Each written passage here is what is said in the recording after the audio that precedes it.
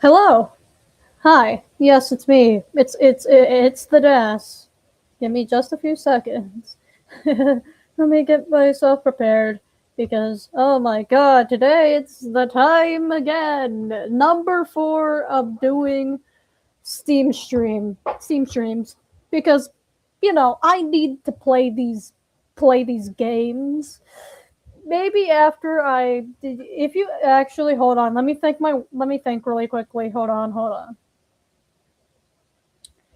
I really want to get play the games that I have here in my Steam library, and sometimes I find new collections of free games that look interesting to me according to art style or something that looks very very interesting. In fact, that I would get invested into it. Yes, invested. Anyways, I also I if you're in like the official server, which I have not released it to to like public, not yet. Not Don't worry, it's not yet, guys. Y'all are not gonna get to my server yet, not yet, unless you know where I am, like in terms of server wise. I apologize for the people for being at everyone, reminding, hey, you should vote on this. What should I do on my Steam stream next? Like I'm at your, like I am. Basically, it feels like I'm choking you to choose an option. I apologize for anyone. I apologize for anyone who's in my official server, and I'm like, vote for something right now. I need a game to play. Yeah, I apologize. I just need something to play, and I can't choose because I'm indecisive as fuck. Okay. Well, anyways, in that Discord server, I asked on that poll, hey, what games should we play next? Um, so most voted was Days Without Incident. Second most voted was Everyday Devil, which is both on that. But they never chose a third option, which that means I was, which means I had to choose an option myself. And since Z.A.T.O was interesting last time, I'm gonna do it again. Z.A.T.O is very interesting, except Z.A.T.O is gonna be the last game we're gonna play because, you know, for yeah, that's sick. Yeah. So give me just a few seconds. I'm gonna quickly install Days Without Incident because yes,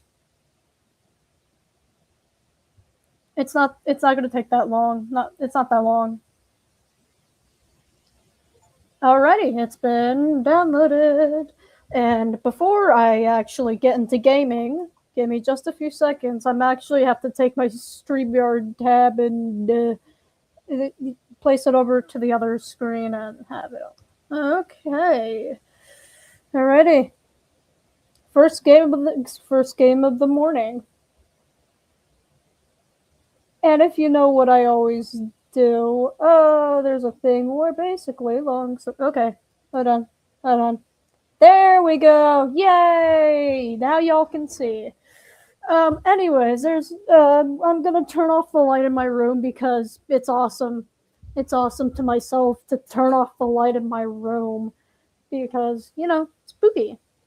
Anyways, I've already turned it off, so while I was talking, so,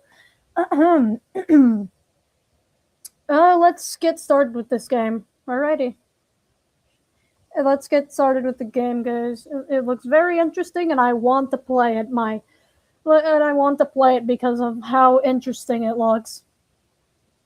All right, uh, let's go. I already drank my morning coffee.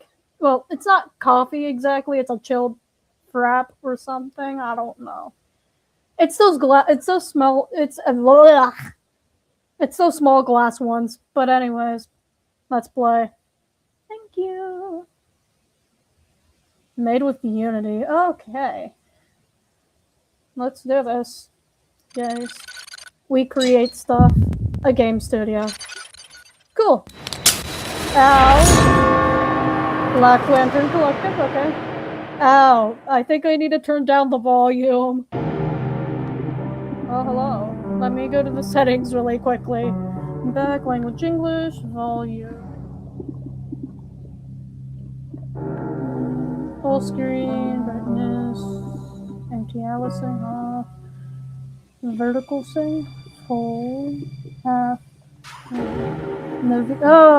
okay. Modify controls. Oh my god. Oh my god.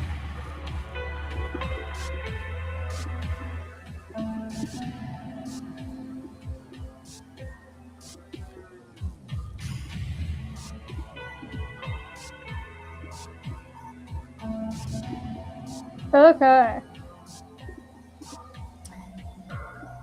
This looks like a very interesting game indeed.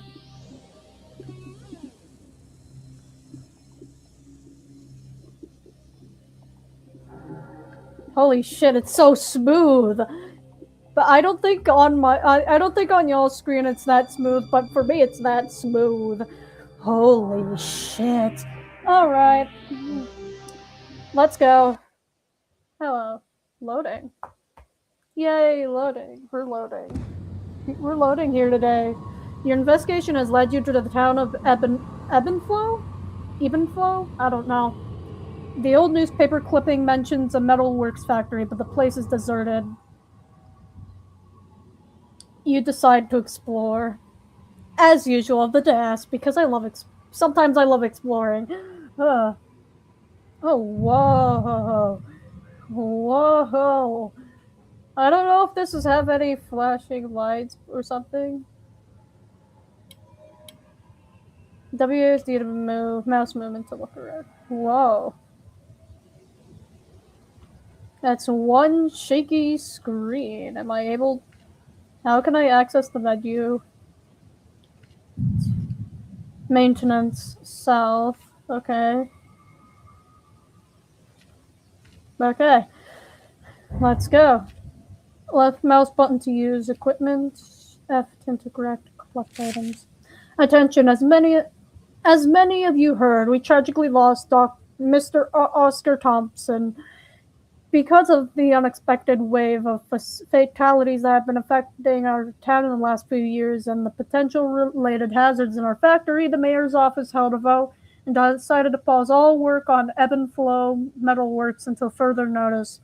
These are strange times indeed, but we give you our word. We are doing what we can to get everybody back to work as soon as possible. Thank you for understanding while we sort this out. Management. Okay. Oh no. Can I collect it? I want to collect it, please. Oh, I guess I can't collect it.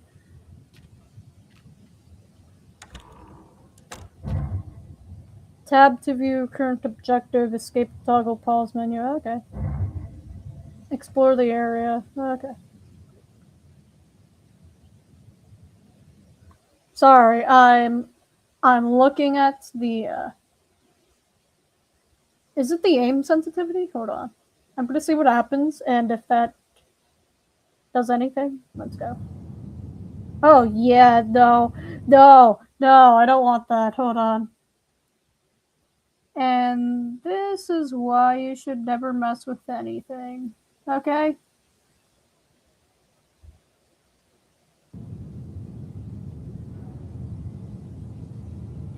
Okay. So let's... Is there anything here? Ooh, note. Sam, as an extra security measure, I was ordered to lock the door leading to the warehouse. I know, your stuff is in there. I got you covered. There's an extra key in the hallway. Go back to the main entrance and check above the small power box beneath the exit sign. Please make sure to lock up after yourself and return the key the right after, Dave. So there's an extra key in the hallway. Go back to the main entrance. Check about the small power box fitting at the exits. Hold on, guys. We're gonna go back. What the hell was that? I saw something. I saw something.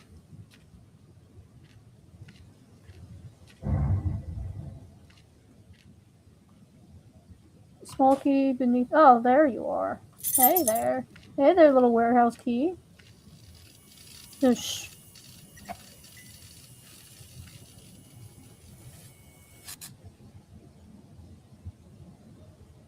Yeah, that isn't good.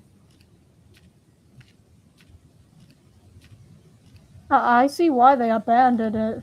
Oh, wait, I didn't see this. Did you not see this place was closed? Okay, so it says, did you not see this place was closed?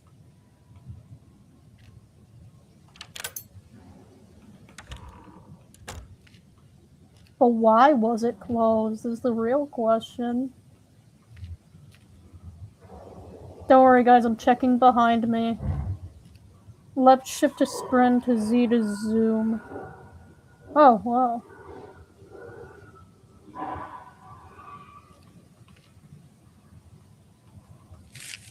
Jesus Christ, dude. Have you heard? Thompson was found dead inside one of the main boilers. No forced entry, but a very strange, misplaced axe was found by the entrance. He probably lost his mind and crawled in there to die like some dog so no one would find him. Wasn't he working on that new barrels contract? At first, no one noticed because of the noise and stench of fuel. We only started asking questions once the water started tasting funny. He's been rotting inside the pipes for days, dude. Should I see a doctor? Maybe. I don't know if you're still alive, but yeah. A mysterious axe was found by the entrance. I don't know if I want to go back to the entrance. Seeing what I saw. Oh my god. What the hell? What are you hoping to uncover here? Oh shit! Holy shit! Oh god! Oh my god, this is scaring me. What the fuck? Okay. You fucking idiot! You trapped me here! There's... What am I hoping to uncover here?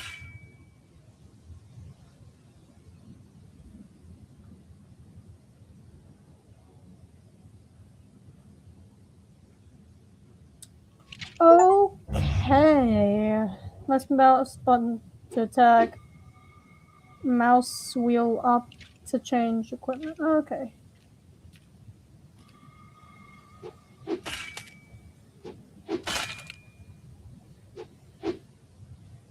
Yes, sir, guys, I missed.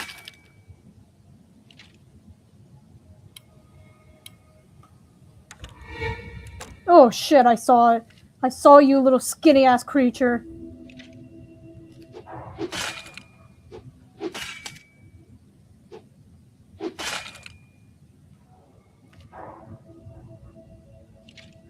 Okay.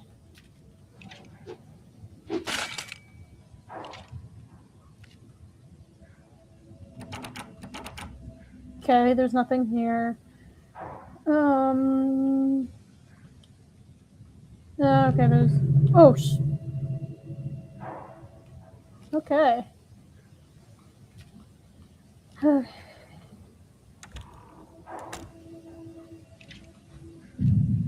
There's a note here. Attention, all staff members are to stay away from the inner areas of the factory and keep clear of all main water pipes. The boiler room incident has led to a large amount of toxic material to spread through the pipe system. Workers who came in contact with the material have been showing signs of severe illness. We're dealing with it, but until it's safe, please use bottled water or use the facilities in the assembly or administrative buildings. Management. Okay, so we're at the maintenance north. And go! Oh, okay.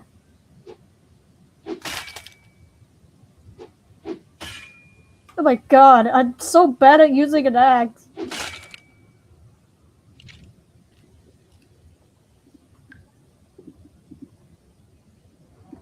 This doesn't look that concerning, I say. Press Q to lean right and lean left to peek over corners.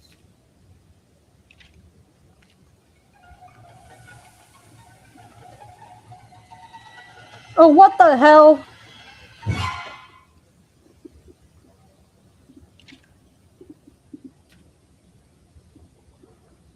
Why is it coming over to me? I'm gonna run. I'm gonna run. Why is it?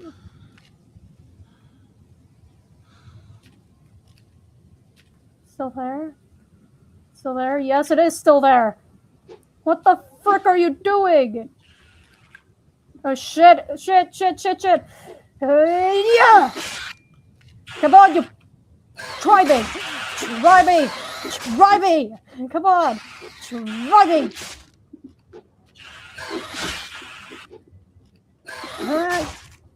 Try me, you shithead!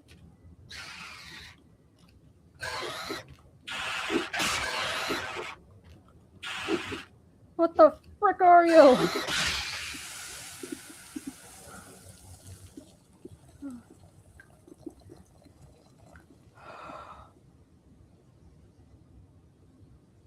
Okay.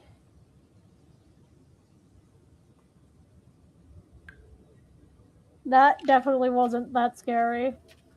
I sure hope nothing bad happened. What is this? I will spread and I will grow, and you won't be the only one who knows. Bars. Anyways, hold on. I won't be the only one who knows. Excuse me. Do you mean yourself as well?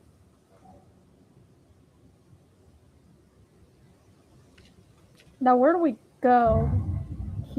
Get to the warehouse. Okay.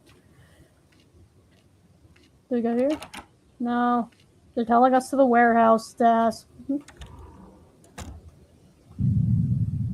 Warehouse control cabin. Keep going. Okay. What's this? Oh, it's a med kit. Ooh. Pretty nifty med kit. Yeah, I use it for myself. Attention, a recent contract has our client shipping and storing some of their property here. You're not assigned to this project. Please keep a safe distance from any shipment or barrels you're not familiar with. On an unrelated note, we have issued the use of first aid kits, which can now be found in abundance. In the event of direct contact with mold or any unknown liquid, all workers are to wash the affected area immediately and use these med kits as needed. Your work is important, so is your health management. Is that one of the things? Where are we?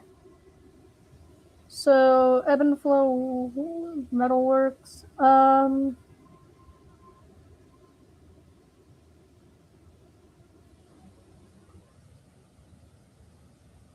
Okay, so we're here. Okay.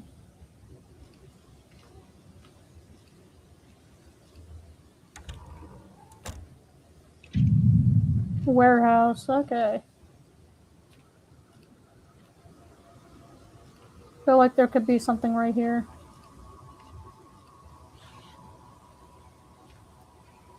I hear another creature. I literally hear another creature. Come on, play. Sorry, I'm just being daft because of this.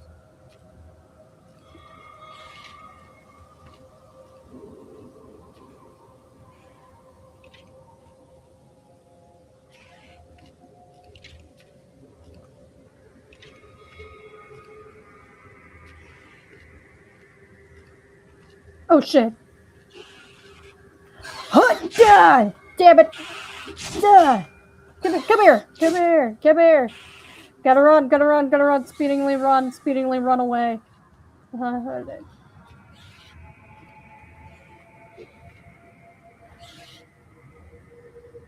Come at me! Come at me! I swear to God, come at me! Oh, there's multiple of them. Hold on. Hut! Oh shit, there's too many attacking of me! Shit!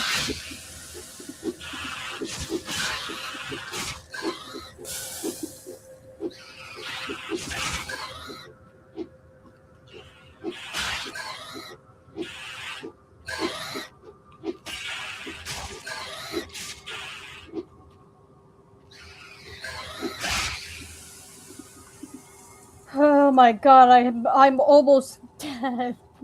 Help? Hello?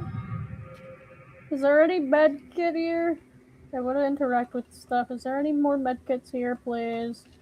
I need some health, and I think I'm gonna die here.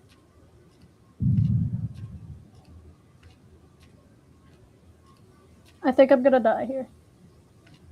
Because I know there's possibly another one. No, okay.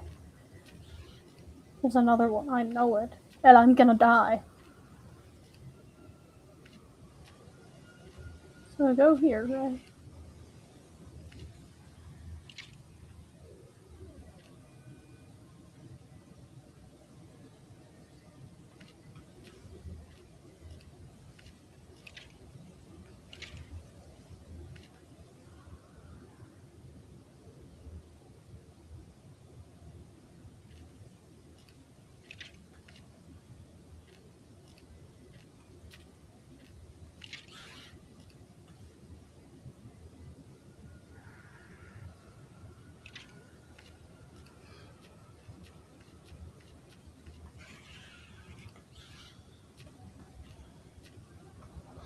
Oh my god, thank you so fucking much.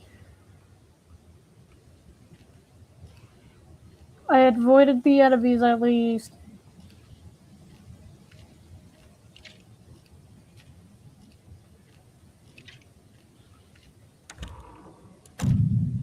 Inner hallway, oh no. Tab to view current objective. Keep exploring. Hell no.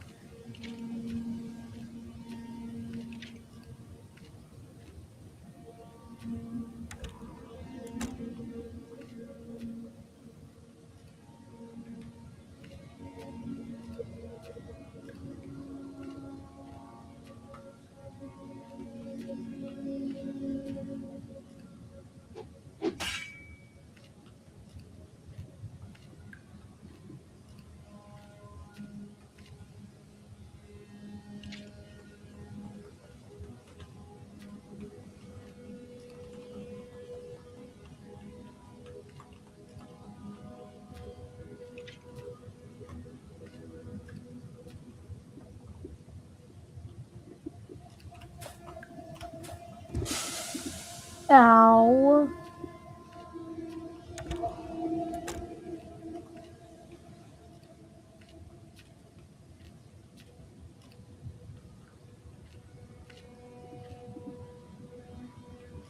Excuse me, hello? Did I just hold on. Because I entered this, oh. This place is mine and all will be in time.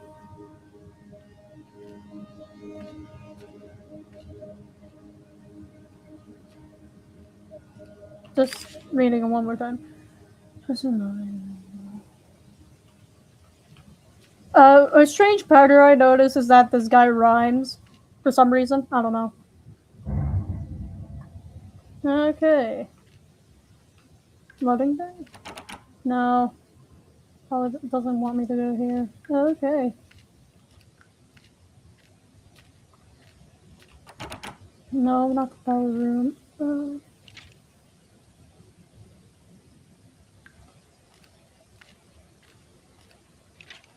For a game like this was pretty well made. Loading bay.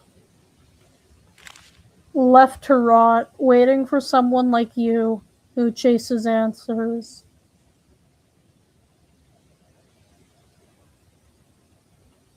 Yes, I do chase answers. Do a funny little dance.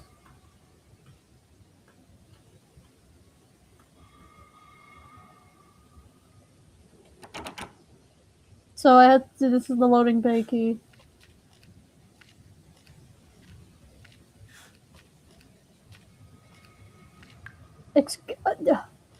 I could have sworn there was a pathway here. You're keeping me held hostage.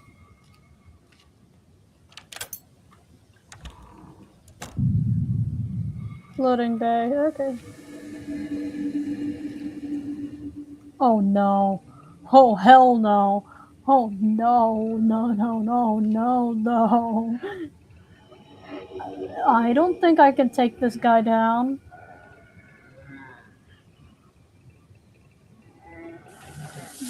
Oh shit, oh no, it sees me.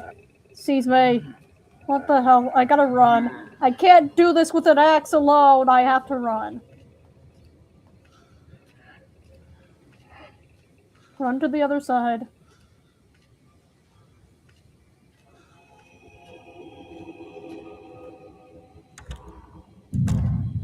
Loading bay. Tab to view current. Cargo checked if lift works. Avoid or fight the creature in the loading bay. Find a stronger weapon. Oh. Ooh.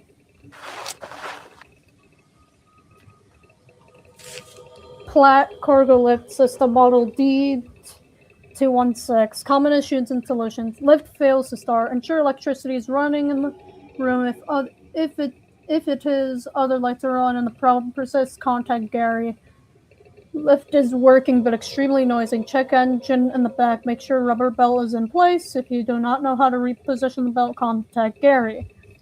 Lift starts but struggles/fails. This is due to insufficient power. Usually the result of one or more burnt fuses. Check the assigned fuse box or in the closest power room. Lift door fails to close. Ensure no objects is blocking the doors.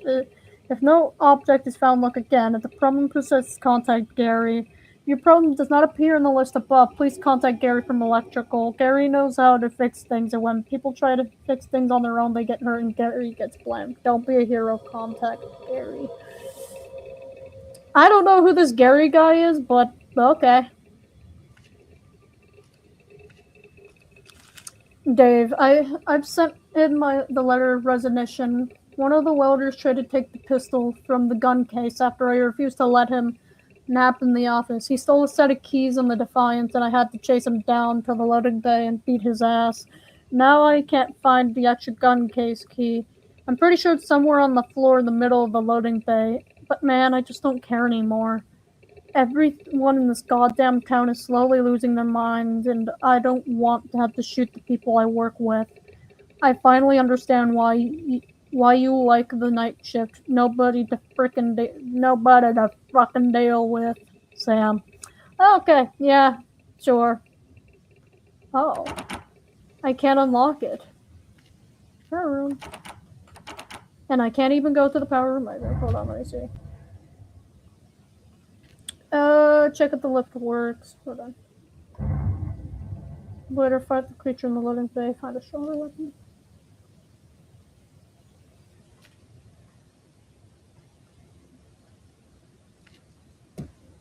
Man, oh man, why do I have to do this?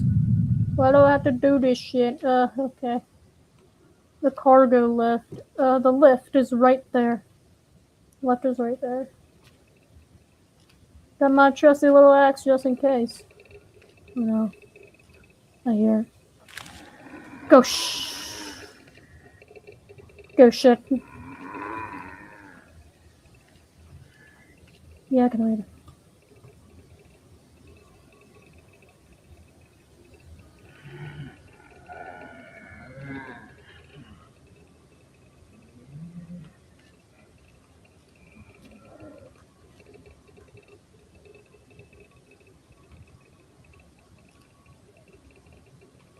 Oh, there's a medkit here. Thank you.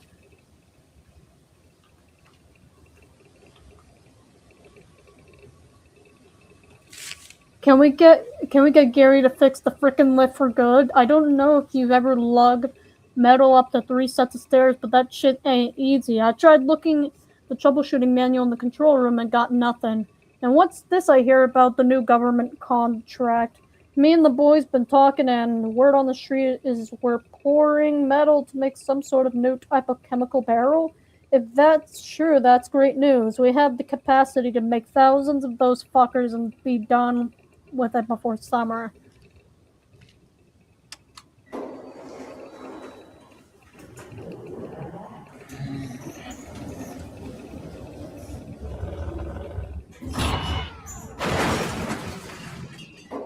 Guys, we might have alerted the monster. Let's go back. Let's go to this little corner here. We might have alerted the monster, and I don't know. So, accordingly, it's in the middle. Find a way to fix the lift. Get to the power room via the inner hallway. Mud creature, avoid or fight it.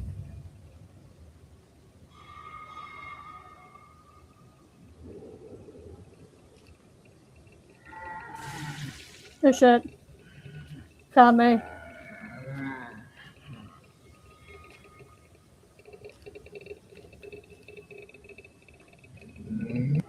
Oh shit. It's there.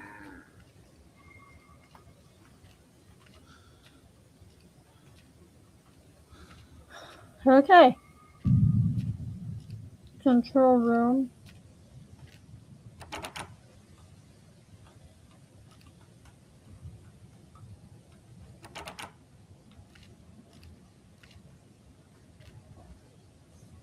Okay.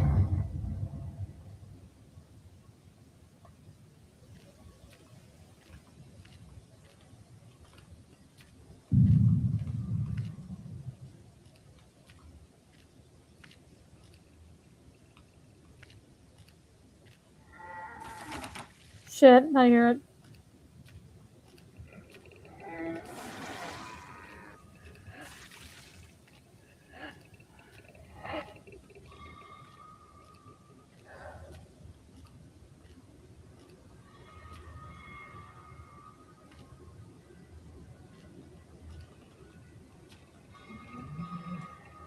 Collect it!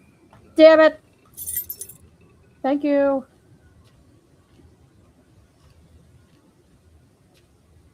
This is the gun case. This connects straight to the gun case.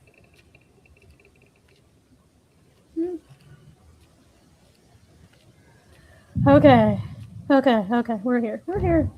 Yay, use the key to unlock the gun case. And now we have a weapon. Unfortunately, it has 0,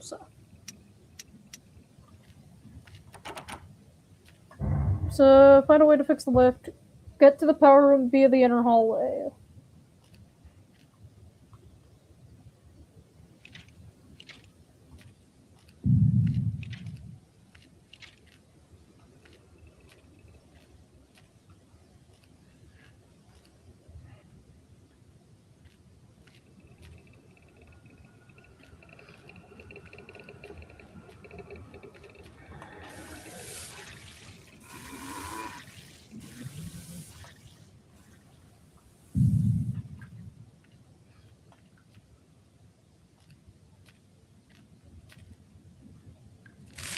Come and get it.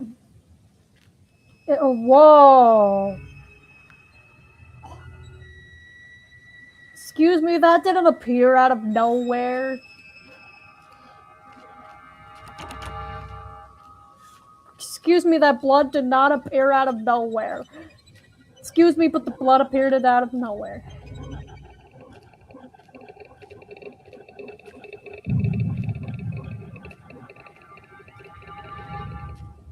Come and get it.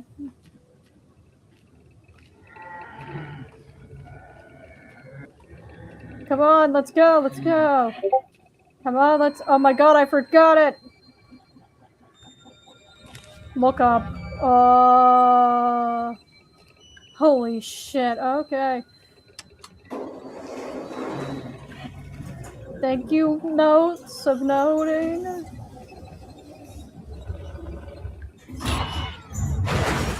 Go and get it.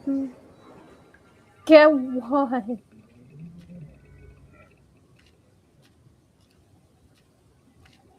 Get what? Don't tell me it's blocked. It's not unblocked.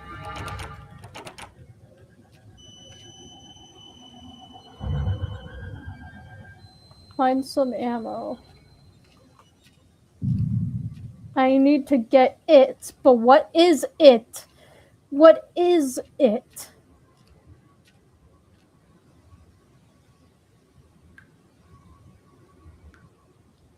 Oh, wait. I know how to do this. Hold on.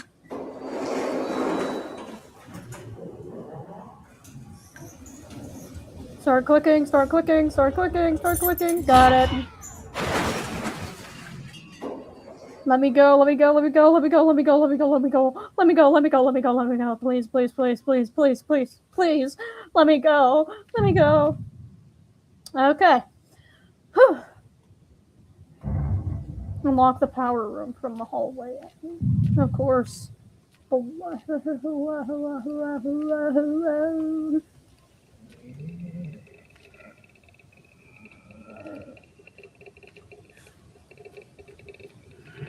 Excuse me, why do I hear it close?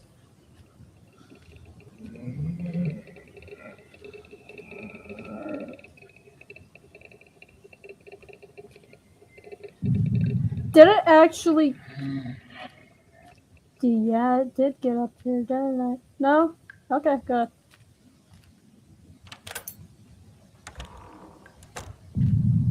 Power room.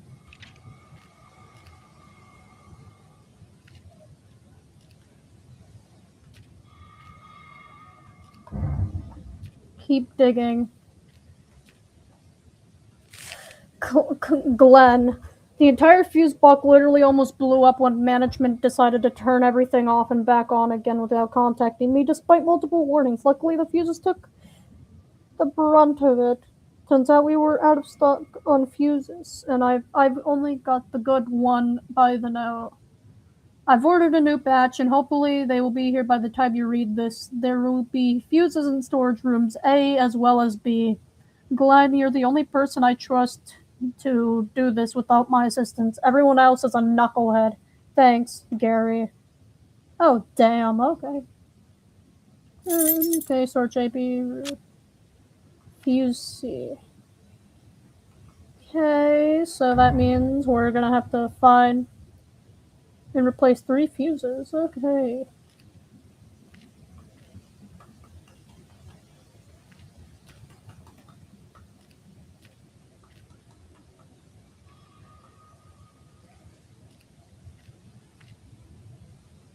Oh, what's this?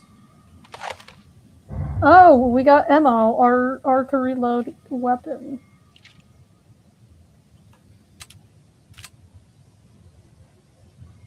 We won't need this right now. But anyways, I'll find the other fuses somewhere.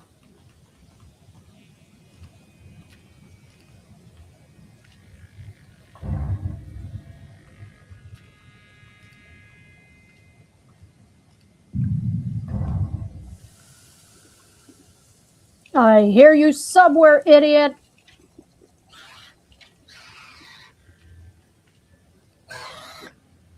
Come here! Come at it! Come at it! Come and get it! Come on! Come on! Oh shit! Oh shit! Oh, actually, holy shit!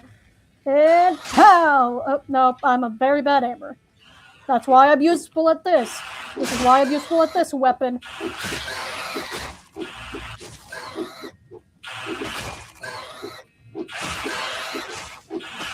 I have to get behind the enemy somehow.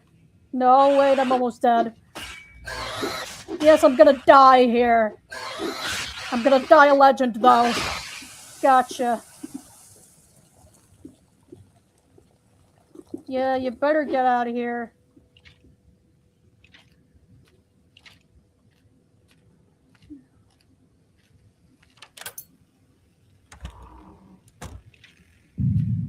Storage B. Please tell me there's a med... Hello? Hi, chair. Can I sit on you? Unless you don't allow that.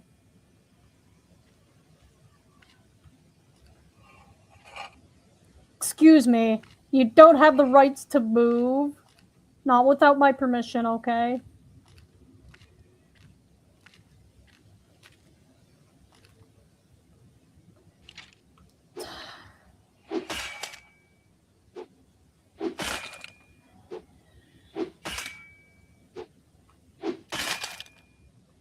Oh my god. Okay, that was an ammo box. Not. That was an ammo box. Where the hell? Oh, I could just do that too, but I didn't mean to do that.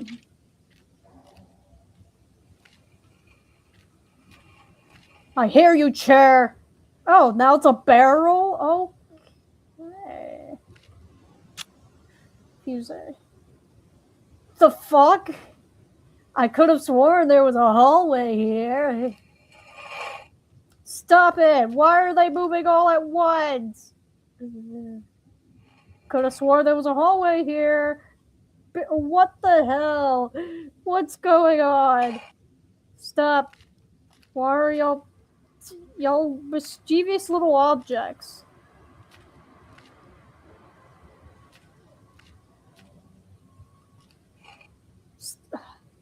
How do you guys get over here? Holy shit.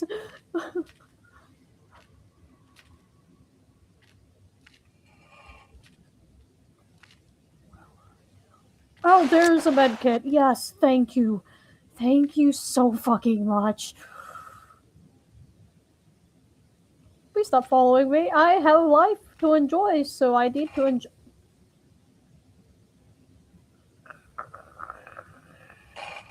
What the hell? Oh my god, everybody's coming. They're my children, apparently. Okay, guys, I gotta go, okay? In our hallway, okay? Oh shit. Where are they? Where is it? Where is it? Where is it? Where is it? Oh.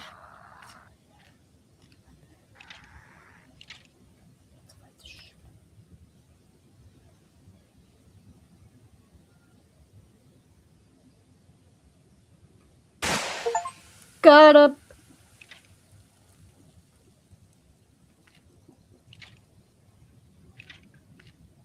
That's how you do it with a gun like this.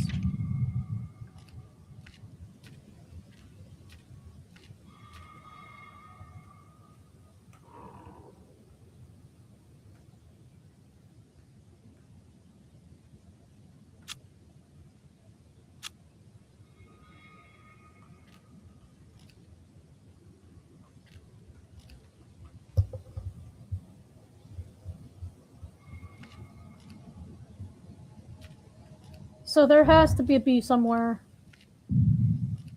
B is somewhere. And I need to find it before I fucking die. Hi, children. It's your friendly neighborhood little, person. Don't mind, I'm searching the rooms.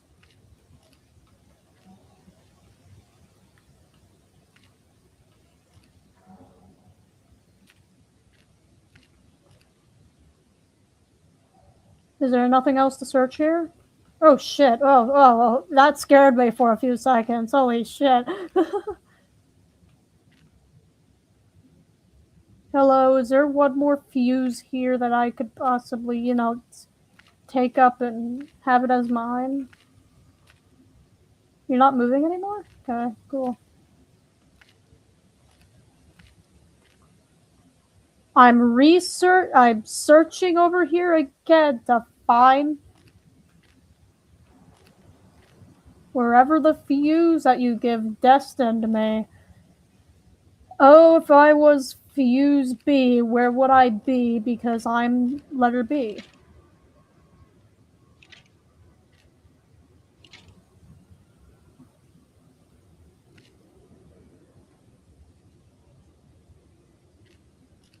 Oh, where would I be? Where would I be? Like, where would I be?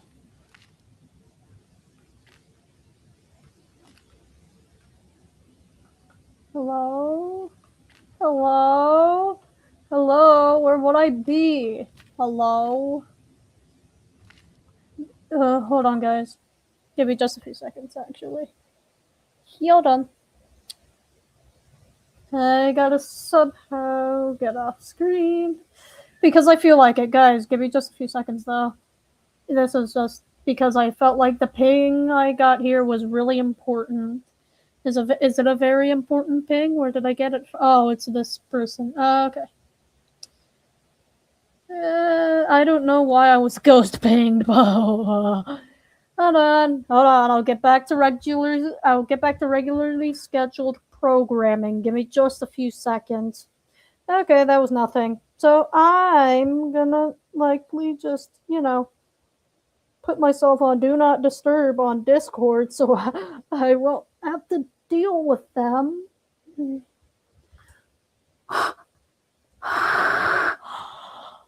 Okay. Sorry, that was me yawning. Those were not demonic screams of the undead. Okay. Give me just a few seconds, guys. Okay. And we're back. Guess who's back? Back again. Back again for another time of finding shit. Can you possibly shine light at me? Wait, there is a storage room A, right? So that means I would possibly have to go down somewhere. Find the storage room A.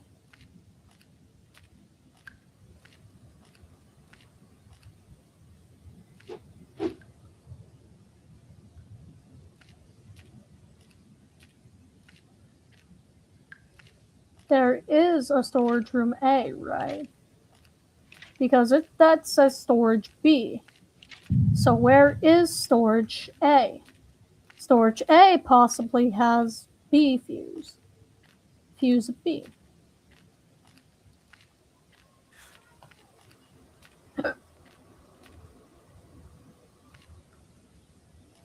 Where could this fuse possibly be?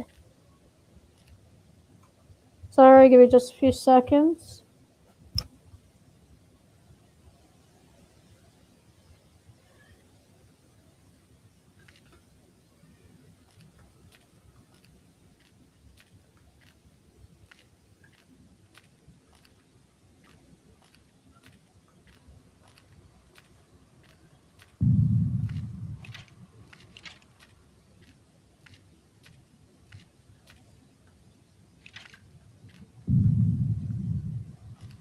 Hello? Hello?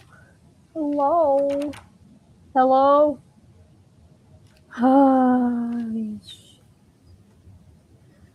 I don't know where Fuse B is. Knucklenuts? Do you all know where possibly it is? Hold on. Load the power rooms. Does that mean I have to go across to go over here? Looks like it. If I have to get to the storage room. Storage B. How can I get to storage? So we're here in the power room, right? So I could possibly go out of... Hold on. So I could possibly go out here, go to here, go through the loading bay, possibly? Yeah, avoid the monster. But the only way to go to storage A is from the cargo lift. Unless we could get here from wherever this secret entrance is and skedaddle over here. Which should work, right? Hello, am I alone with my thoughts? I think I am alone with my thoughts. Okay. So I think I have a decisive little plan. I will get out my axe and I will, go here. Hi, monster. Are you happy to see me or are you disappointed? Shit. Oh, holy shit. I'm not gonna actually. Hey, buddy. Hey, buddy. Buddy. Over here. Look. See where I am? See where I am? Oh, I forgot you can jump. Oh, oh shit. Hold on. I'm gonna start running. I'm gonna start bolting. I'm gonna start bolting it. Let's go. Let's go. Let's go. Okay. Let's go. Let's go. Let's go. Let's go. Let's go. Bolt it.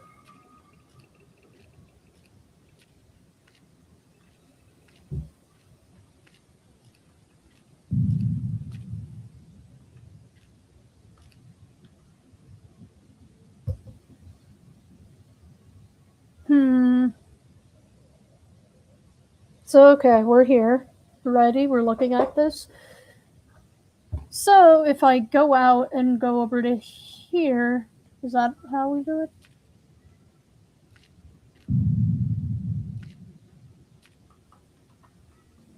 it? Somewhere here.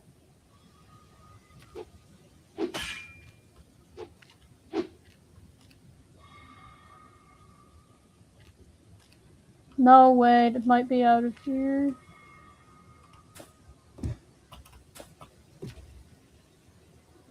Maybe another room.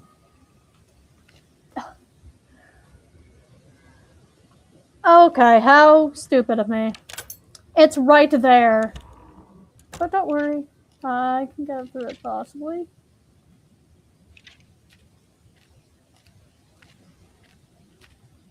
I have my trusty little weapon with me.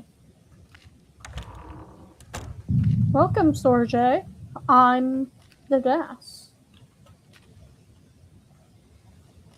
Oh, thank you.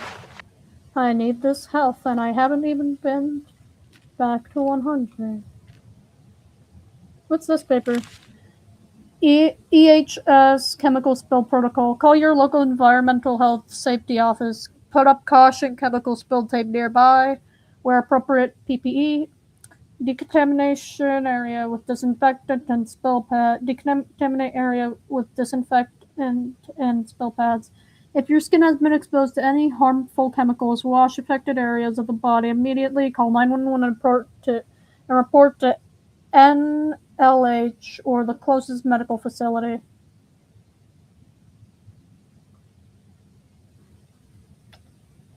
Okay then.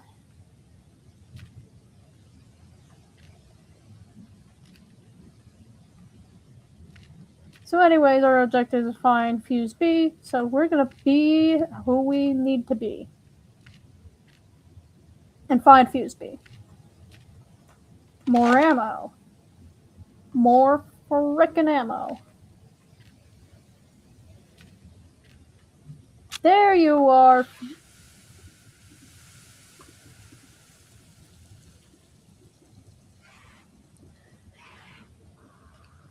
Oh my god, what have I gotten myself into?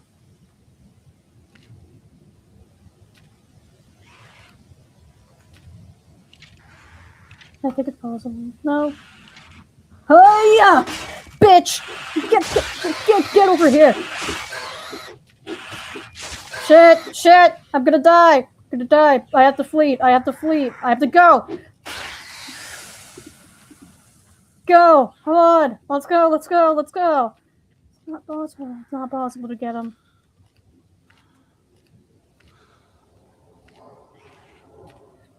What the hell? Why am I going down and then this one? Excuse me, let me get out of here. What's this? Who do I contact about this? It's only been 2 days since we found Oscar's body and looks like pressure is building up in the pipes very fast. That one pipe next to storage room A, and it looks like it's gonna blow, and I'm too scared to pop it. Oscar would have been the one to handle this. Now he's the fucking problem. We need to blow that shit open today unless we want to be resetting the incident counter again.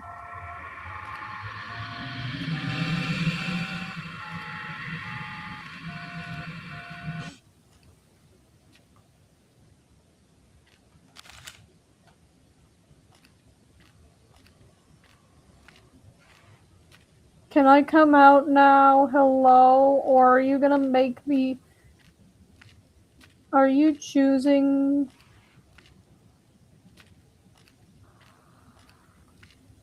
Are you telling me to kill those monsters? Because I can if I have the duty to do so.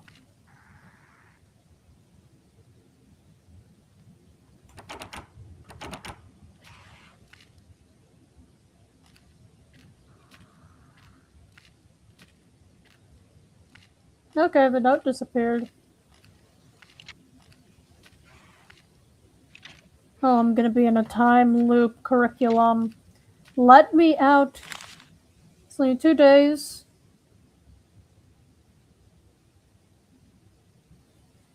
That one pipe next to storage room A.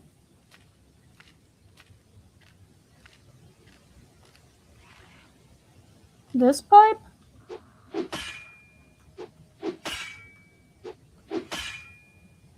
Which pipe? Oh, this pipe.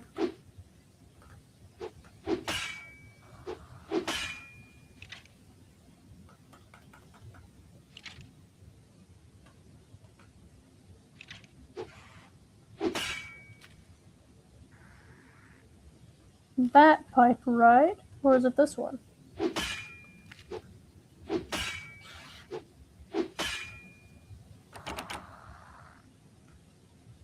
Which pipe is it? Pretty sure it's this one. Don't tell me I have to use my handy dandy little gun. Because if I have to, I have to. Gonna use my handy dandy little gun. And shoot at it.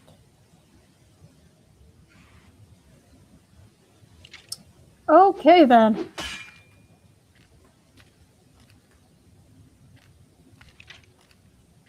Can you, like, let me go, please?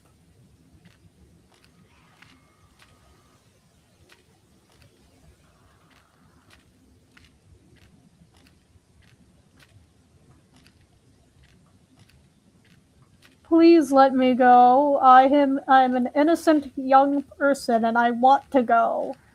Please. Wait, it's 2 days. Oh, okay.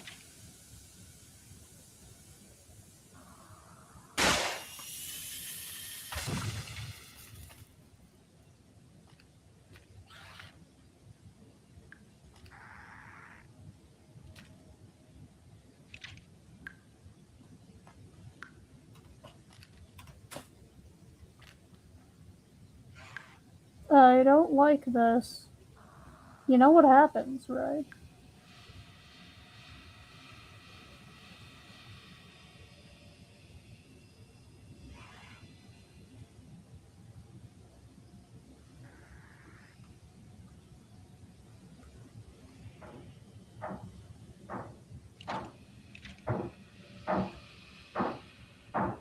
Yeah, I'm like gonna go back. Thank you very much.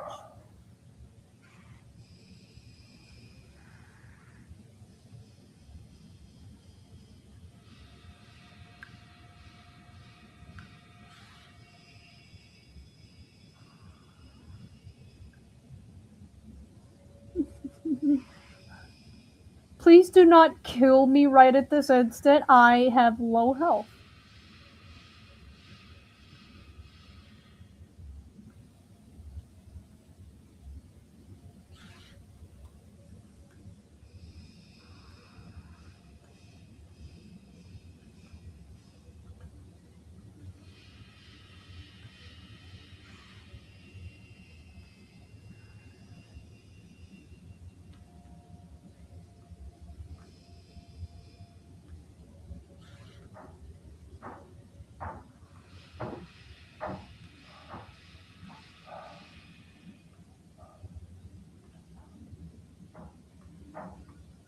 Excuse me, let me back up really quick.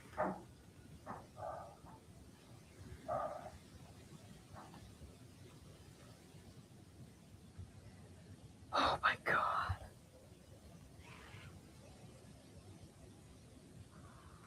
Oh my god.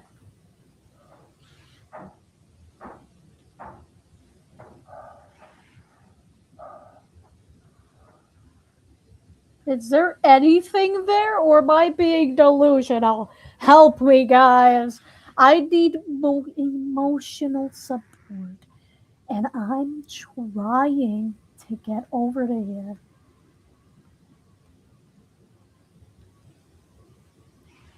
Hello?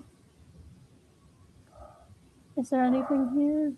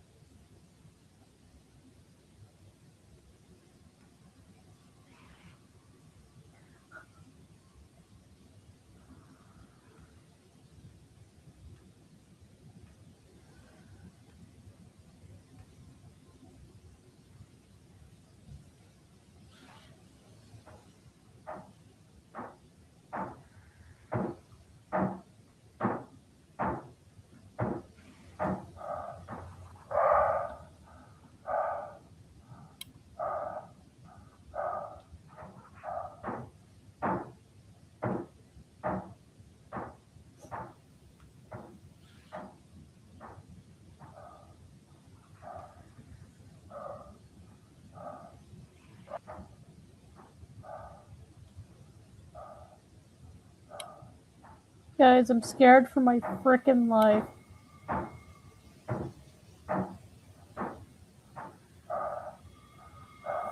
Oh my god, I'm scared for my freaking life.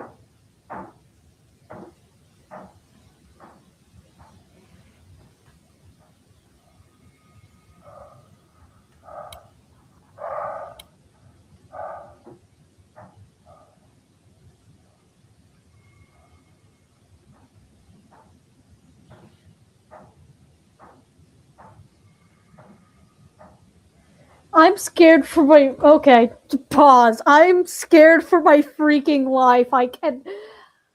I physically cannot get myself out of. Do you all just want me to bolt it and just go? Because. Oh my god. Oh my god. Oh no. I don't like this game. I don't like this game that this game is making me play. I mean, I like this game, but the game that is the game that is making me play this. You get what I mean, right?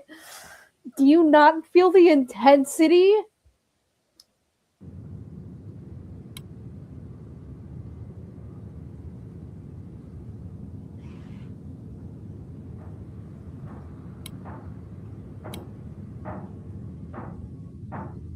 Where the fuck is it? Where the frick is it? I'm coming back. I'm coming back.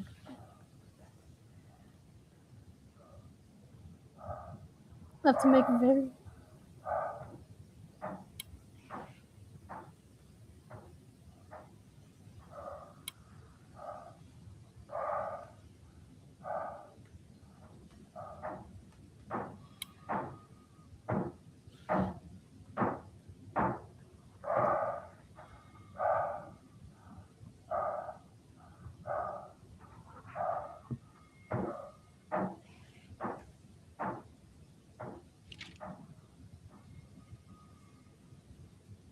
I got my Glock just in case.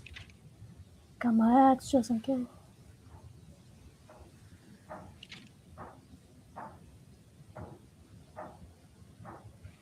It's okay. Yes, it's okay. You're all right.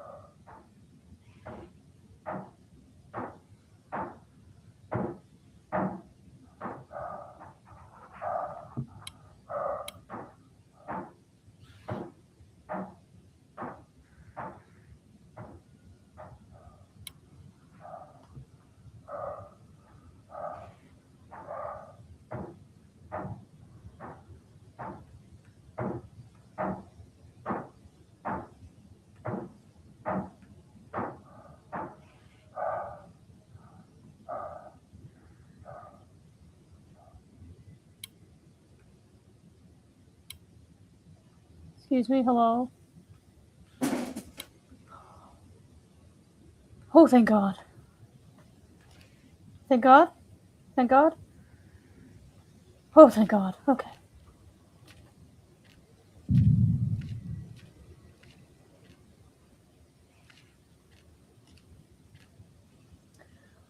Oh my God. Oh my God. Okay, thank God.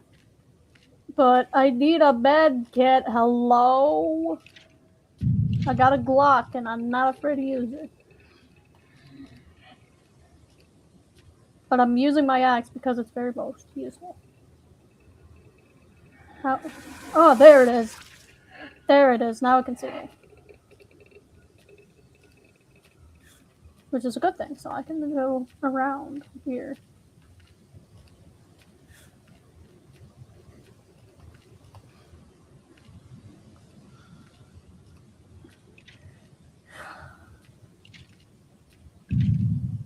I'm very confident, don't worry, I'm okay. I got out there safely, and luckily I put the bill box.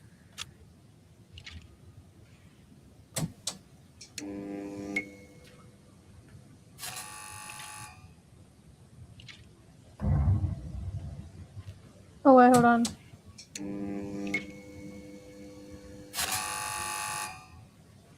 What is going on?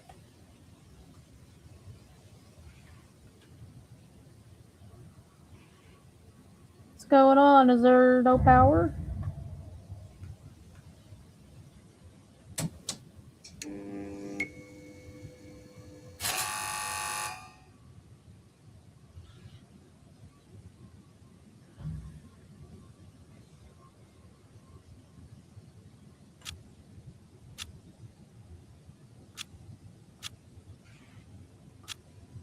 Hold on.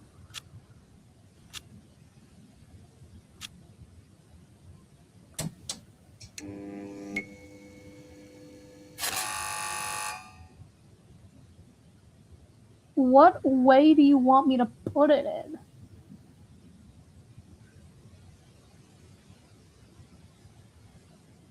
Use placement.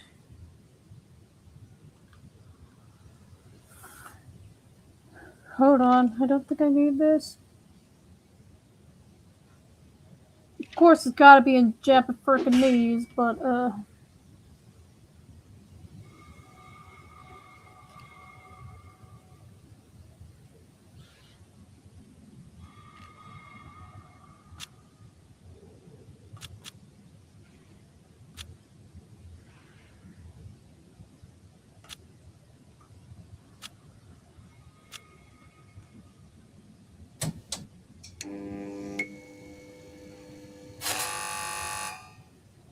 are you saying this one's wrong?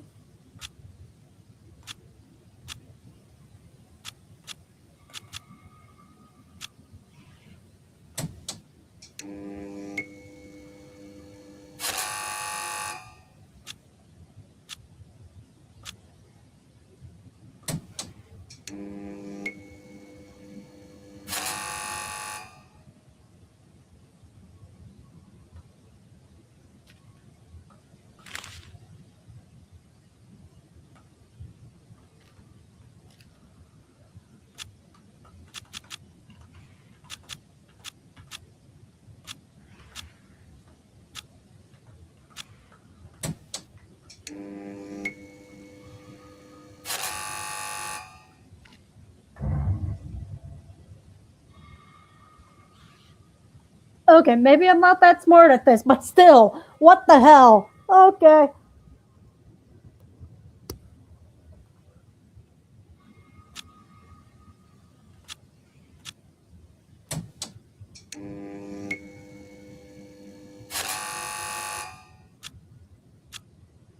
And what order is this? I know it's the ABC order, but what?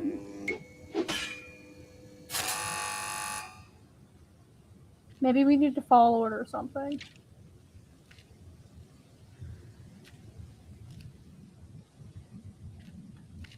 Oh, I see now. Okay. Come here. Come here, all you fuses. You're coming in here. Coming into my hand. You right up here. So you're B. Now we just gotta find where A is. Because A... So that's C. So A is gonna be the bottom one.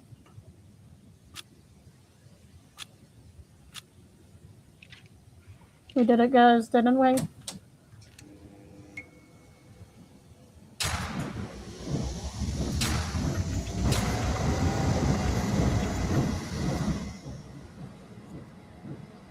Hell yeah! Let me just... Can I close the door, please? No? Cool. Thank you for giving me a fresh breath of air. Excuse me, where the fuck are you? Oh, y'all are there.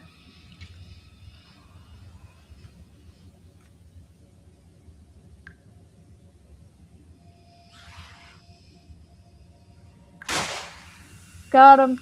That's one. Shit. Reload.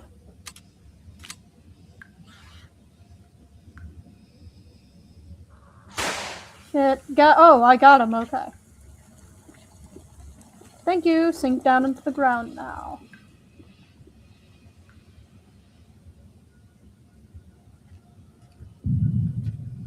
Now that I got the power on, return to the cargo lift.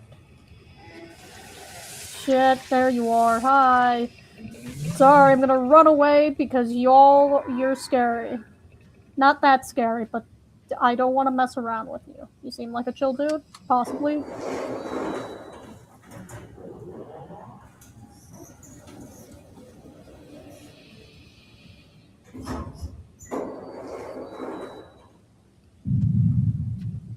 My God, thank you.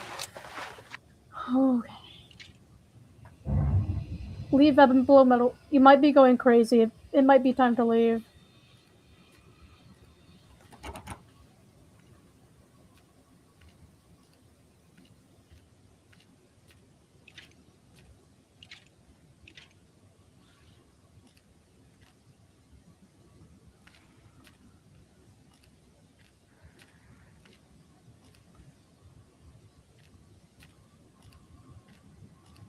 It's time.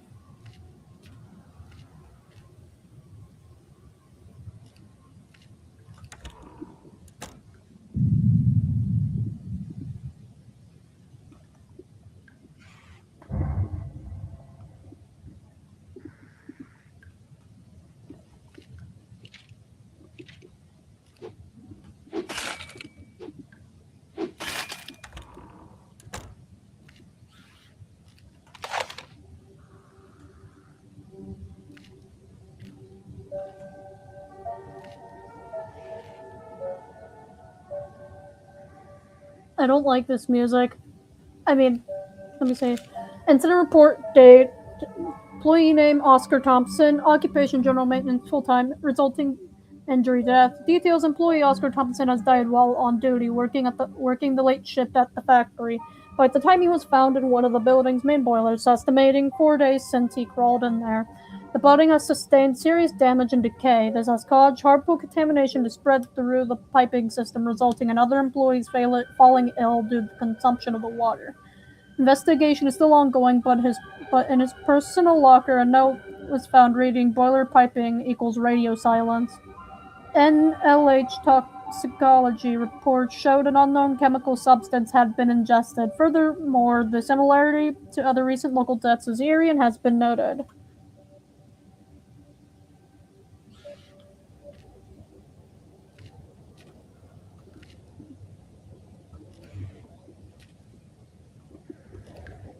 Hello? Wait, hold on. Who the frick are you? Are you the Oscar guy? Hello? Hello, you. Gonna try and leave now, okay? Hope you don't mind me. Excuse me, what?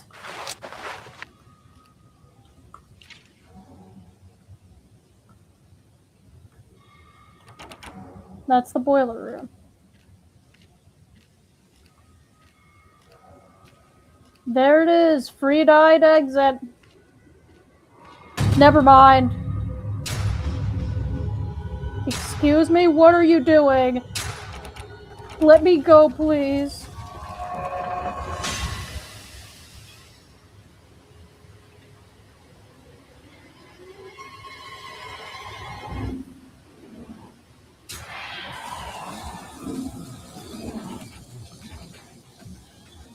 Kill it! Kill it, fucking idiot!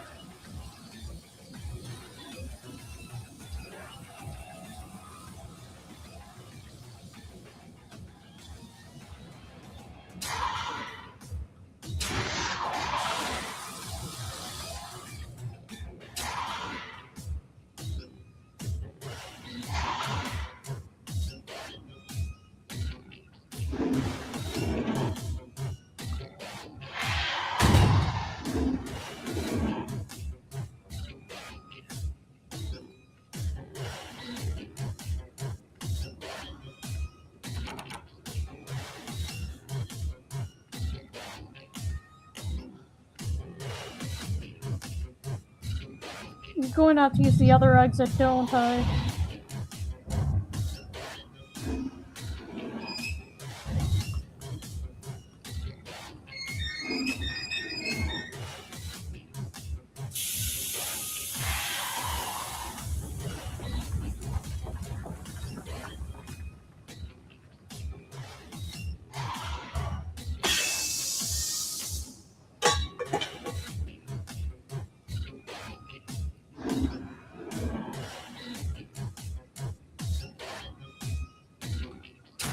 Oh shit! It's behind me! It's behind me! It's behind me! Go hide! Shit! No, I can't! I cannot! I cannot! I can fucking not! I'm going to die! Okay. Grab it. Thank you! Please give me the shit, please!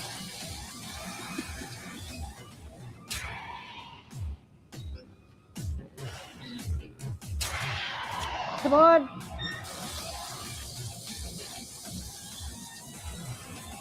Run, run, run, run, run, run, run, run.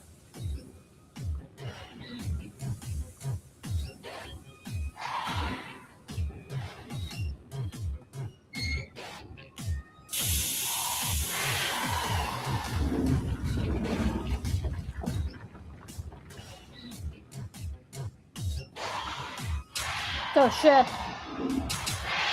Stop! Stop! Stop! I'm gonna die critically ill! Chronically ill! Come on, give me the medkit, medkit, please, please, thank you, thank you, thank you, thank you, oh my god. Oh my god. Okay, okay.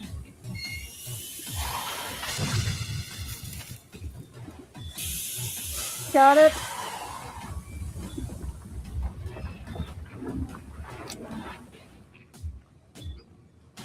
God damn it, damn it, damn it, it's there, it's there, it's there. God damn it, no, it's there. Get me off of your ass! Oh my god. No, I can't. That means I have to... Stop!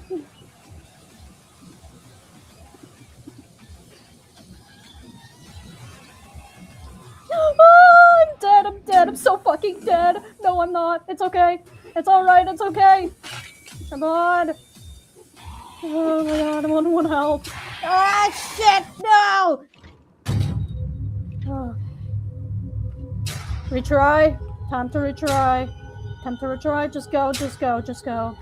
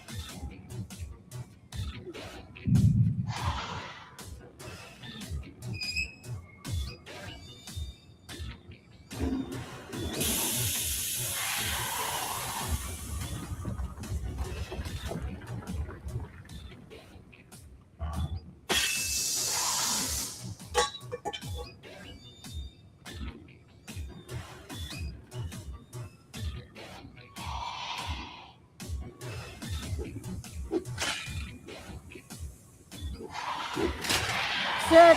It's got me, it's got me, it's got me, it's got me, it's got me, it's got me.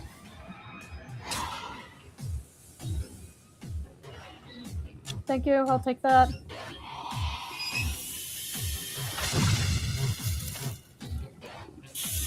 Got it. Get away from me, you idiot!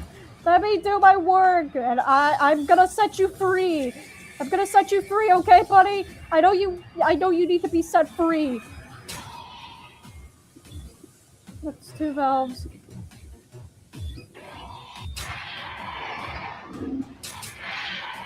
God, fuck. Stop! Stop! Thank you for frying me for some frickin' reason.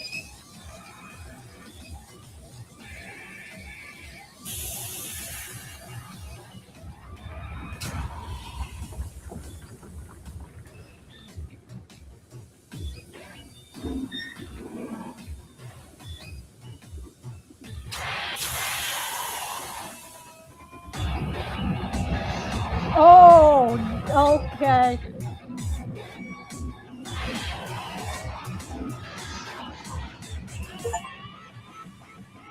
Oh my god. You barely escaped with your life.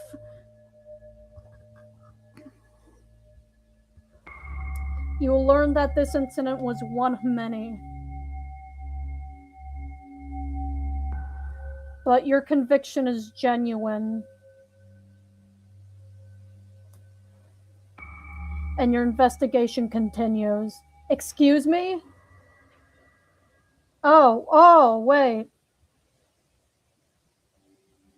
Days without incident. Good job, man. Good job to the people who worked on this shit game because y'all on this game. Good job, we create stuff. Good job. You scared the fucking absolute shit out of me. Okay, well, it's kind of easy to scare a person, but yeah. Thank you for scaring me. Thank you for scaring me.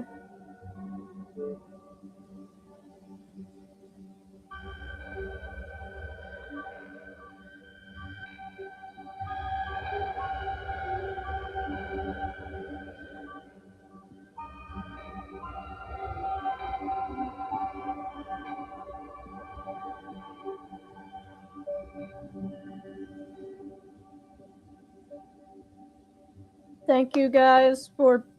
Okay, thank you guys for this game. Oh my god.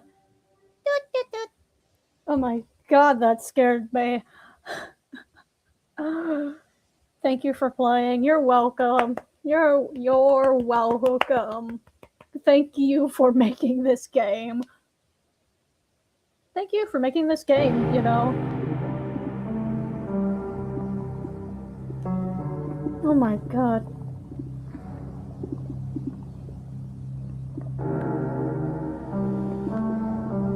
Well, I think this guy turned into well, not the main character, not the main character, not main character.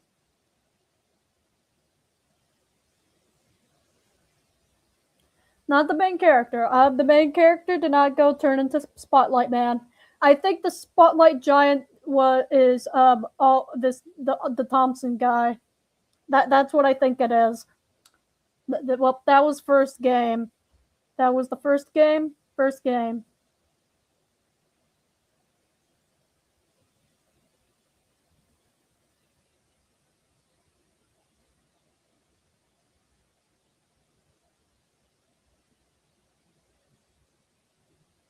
Oh.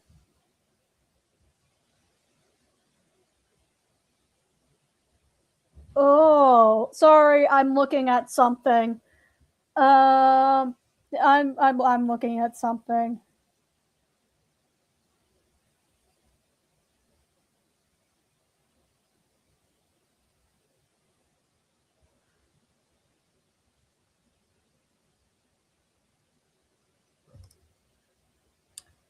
Okay, Sorry, I was looking at something and oh my god, my ear! Why the hell is it doing that? My ears. Why is my ear doing this? Sorry, my ear's being an asshole. Well, anyways, that was the first game. Hooray! Woo! Yay! I don't know why my ear wants to close up. Actually, no, it's earwax. I know. I would know what earwax is because I've experienced the earwax before. Okay, now that I've checked the ping, give me just a few seconds because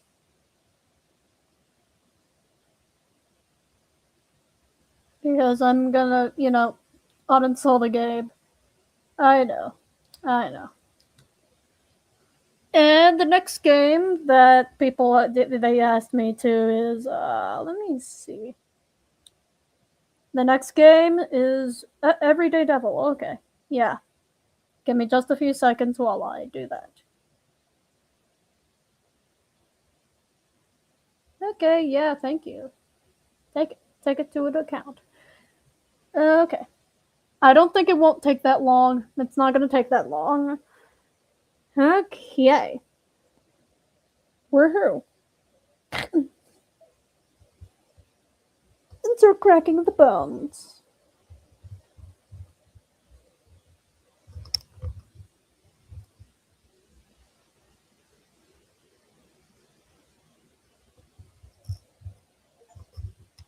And it's been up. It's ready to play, guys. Ready to play, guys. Yeah, well, we're ready to play this game, but before we play the game, I will be right back. Because obviously, I will be right back. Okay, I'll be right back.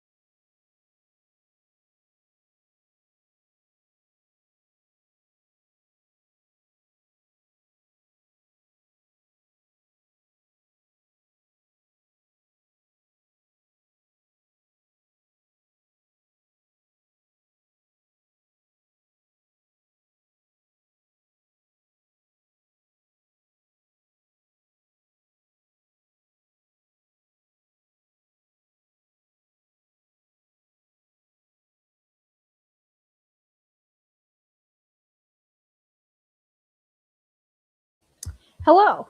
The DAS is back, guys. Hopefully that didn't take so long. Oh my god. Alright. Well, we're here on our next game. It's Everyday Devil. Because this was recommended. Possible. I don't know. Alrighty. Alrighty, guys. Let's get on into the game. Oh memories upon memories upon memories upon memories. Okay. Oh. Shit, no! I didn't see the credits. Hello? Oh, okay. What are you doing? I'm streaming right now. Streaming right now.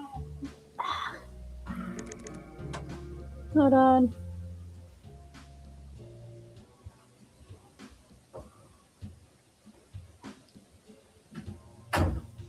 Hold on, I'm trying to figure out how to do this.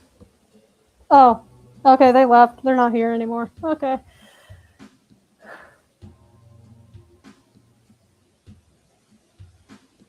Why is it not being a windowed thing? Why is it not being windowed? Hello, I am trying to escape. Maybe not. Wait, F11. That's of course. It's of course F11, but I can't get my frickin' cursor out. Windowed. It can be windowed, right? Be windowed. Yes, it can be windowed, but windowed full screen. What if? Yeah, but can you let my cursor out, please? Thank you very much. Alrighty. Dialogue, text volume, screen effects. I don't know what the screen effects are, but hold on, let me exit really quickly. Exit, please. Hold on, let me go back in here really quickly. Oh, we can watch it again. Don't click. Don't click. Ah, what's a devil to do in this day and age? Looking back at the past, I'm not sure if I learned anything. Was there something to in the first place? May you be my judge, jury, and executioner. Oh.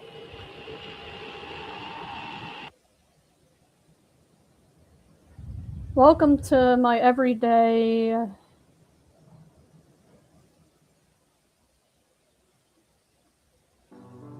Okay. Well, I got to see the intro firsthand. Let me think. Well, before I drink my coffee, they gave me something soda. So I'll drink that first. Possibly. I don't know. Let me quickly check screen resolution 1080. Yeah. Music volume. I think everything's good. Control maps.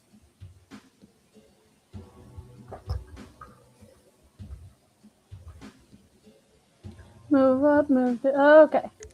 Back. Back. Let's start the game. New game. WASD to... Oh my god. WASD to move, spacebar to interact. Mouse and... to sometimes look. Escape to pause. Okay, so...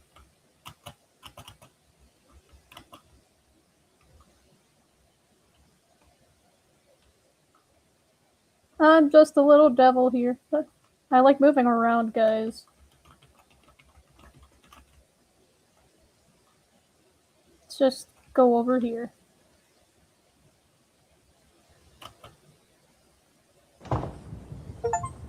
Time is just 3 specters. Oh god, this is...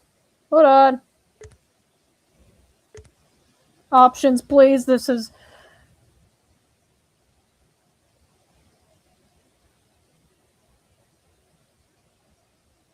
Holy shit, it's so laggy. God damn. Yeah, I can tell, guys. Guys, it's very laggy. To me, trust. Okay.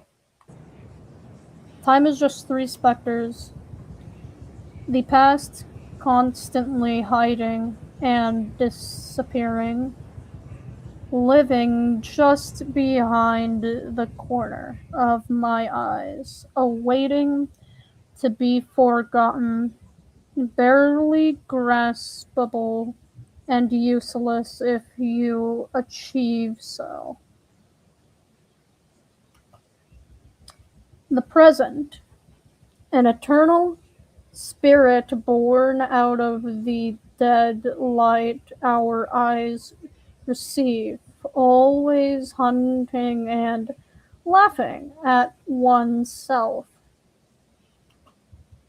The future, invisible, never completely there. Yet the body instinctively reacts to its chilling presence.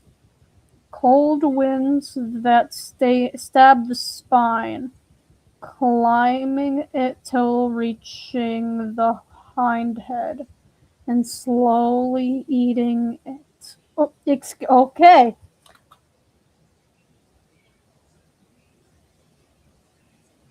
Holy shit. This is why it was getting.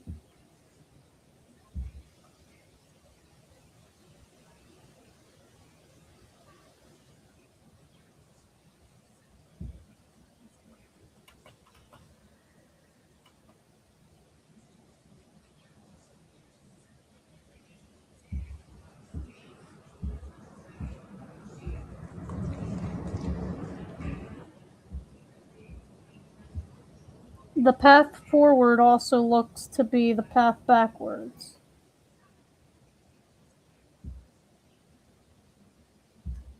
Okay.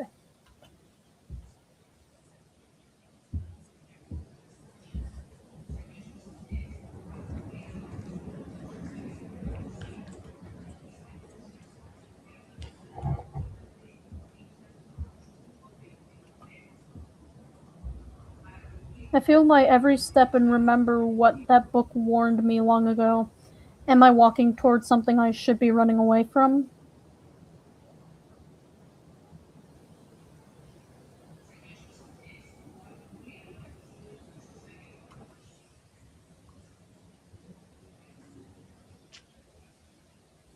Oh, whoa.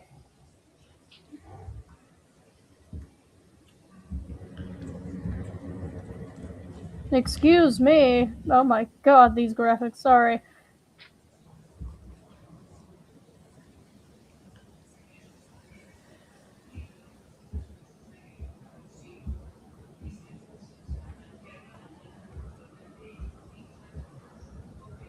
The more I dream, the more reality distorts. A lightless tunnel that extends like a viper's insides.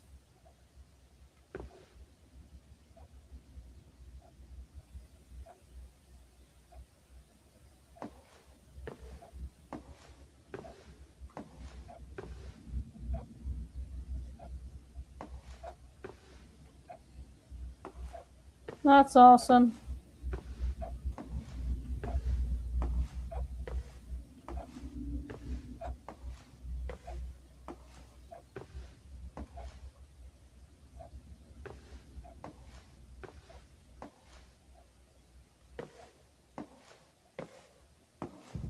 A mansion. The furniture smells of wine, and wine smells of burnt wood, of extinguished fires.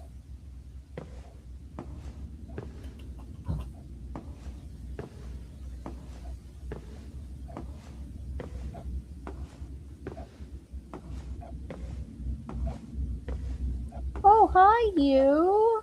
What you doing? Oh, hey, come back. Whoa, excuse me?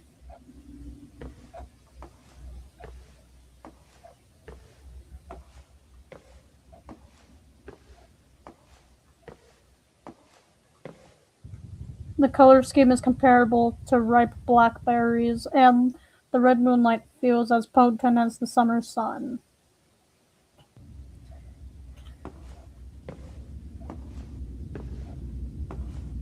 Hi there, eye. And a random thing. Oh my god. Oh.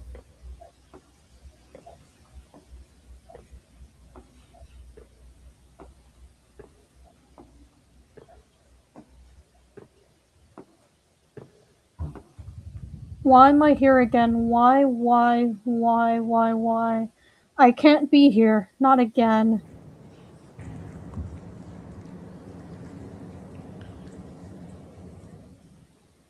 Oh, whoa. Oh, whoa. Hello? So do I just keep walking in this path? One eye, two eyes, three eyes, your million eyes, locked doors, entrances to your dark flesh. What do they hide? What do they inspect about me?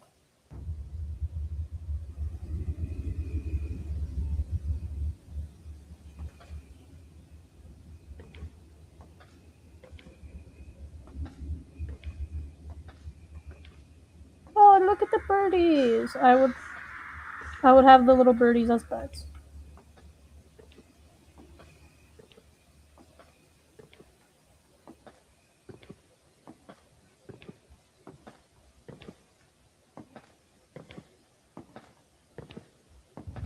The path forwards also looks to be the path backwards. Berry cake heart candy. Can't believe one of my exes is on a snack package. What's next? Niliendor, Stellello, and wheatgrass intestine patties? Look, man, you're gonna buy it or not. Just gonna waste my time and yap about your failed love life. Yep, not as if you have much else to do. Isn't your job to stand there anyways? Whatever happened to good customer service? Whatever happened to good customer service? I'm part-time, not allowed to ring things up usually, but the register guy worked themselves to the limit and exploded. Guts and bits everywhere. A total pain to clean up. Now I'm stuck doing a bunch of stuff I'd rather not until they can ship some new employee in. You should also go full-time, get that fun device installed on you, become one with the corporate machine, and work till you spontaneously combust. Hell no, man. And to your other point, I'm plenty busy with imagining your skull bashed in with a cinder block. Okay. Haha, I could slice through your neck like a tender human cutlet. Okay. It's okay.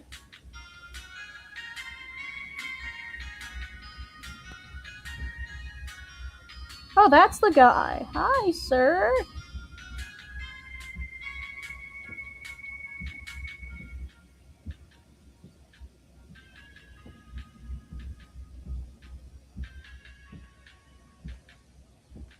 Hi, sir.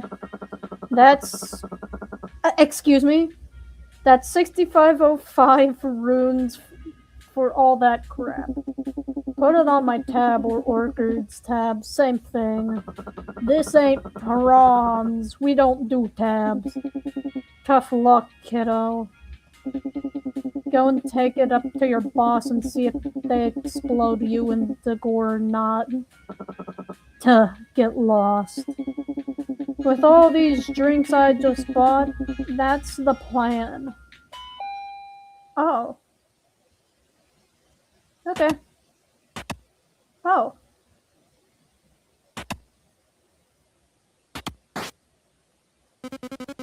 A Tama hatched from the egg.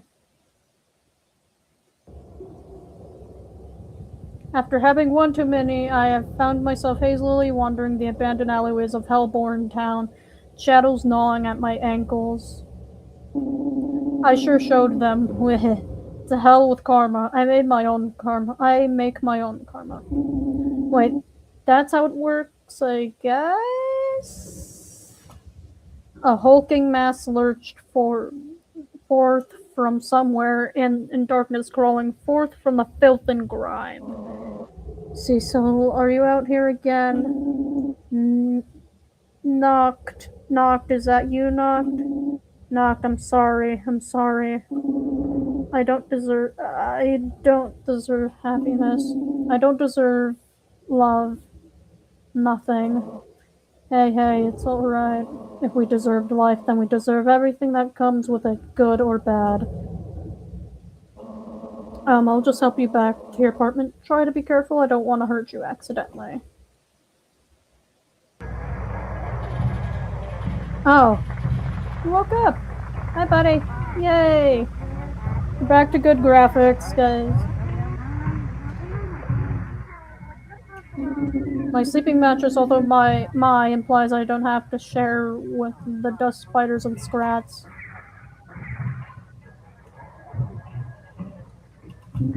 Full of convenience store junk, candied hearts, fried intestines, blood wine, blah blah blah.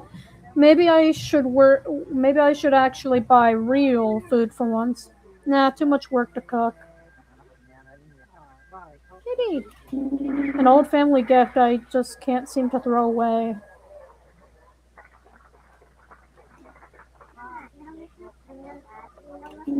Oh, okay.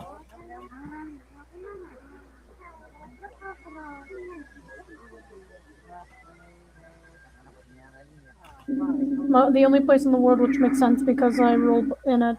By my command, a light breeze flows through the heavy space.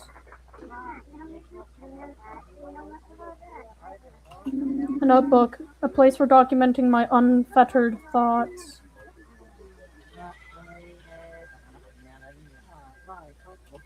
Trash.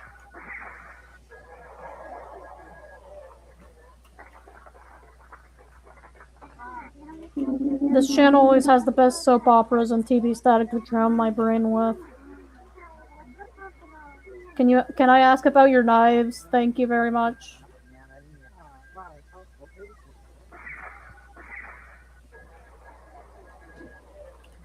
Trash. There is nothing more frightening than a closed door.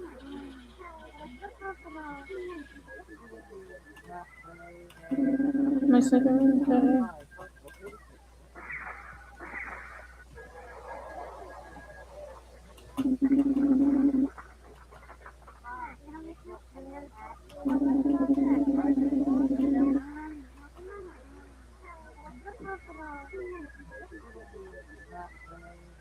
So let's see what I'm supposed to do here.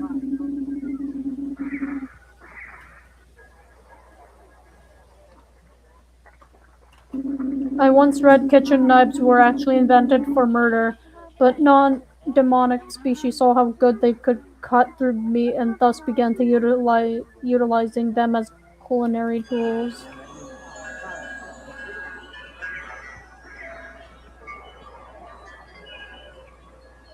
Excuse me, who are you?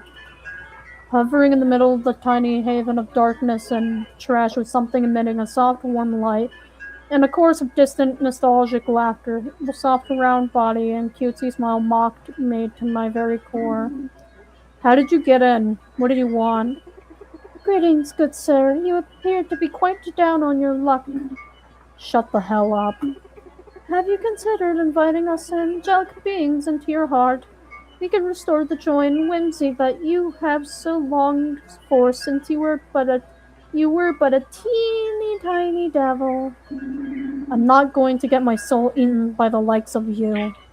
I lash out and strangle the creature before me, the blood, guts, and bones splaying out between my grasp with this comfortable squelch. The ease in which its small body pulls apart makes me want to vomit. So that's your answer. Well, should you change your mind, simply let your heart reach out to the celestial light. Be free of worry, be consumed. Perhaps it would be better use of your soul than this life. It leaps through the opening and drifts into the dark sky, becoming a foggy star and leaving only the soft scent of intoxicating honey. Damn it, I didn't close my windows.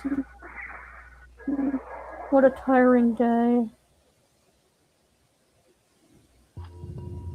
When I left home, I vowed to never suffer, to only enjoy and care about myself. Yet only hollow satisfaction has been constant in my life. Why, in choosing what's safest for me, I gotta resign to the deeper, more profound sensations? A book once said is nasty, brutish, and short. Was it correct? Is life too temperamental to only worry about yourself? Why is that there to know joy without suffering? This dream again, my life to which others me call the library. Here each tomb is carried by the ghost of a memory, flooding me with emotions shaped as words, words laid on a wrinkled paper. Okay, we're back at it with quality.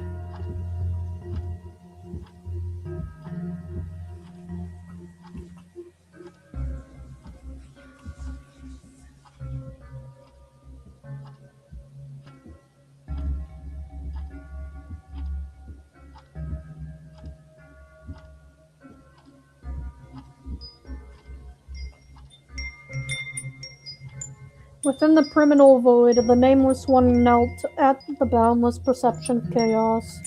From their blood split their spilled to the soul manna the cycle of death and rebirth. From their veins laid forth the structure of stars. From their bones emerged great planets and dust. From their fleeting dreams festered the thread of reality. From their end was born the world.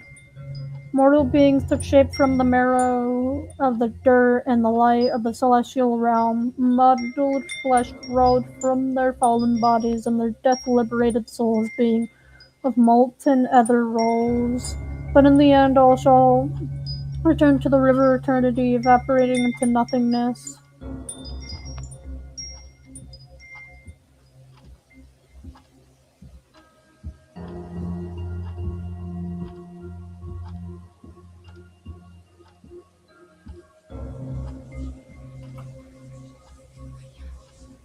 During my childhood, I was fascinated by creatures whose lives were more frail than mine.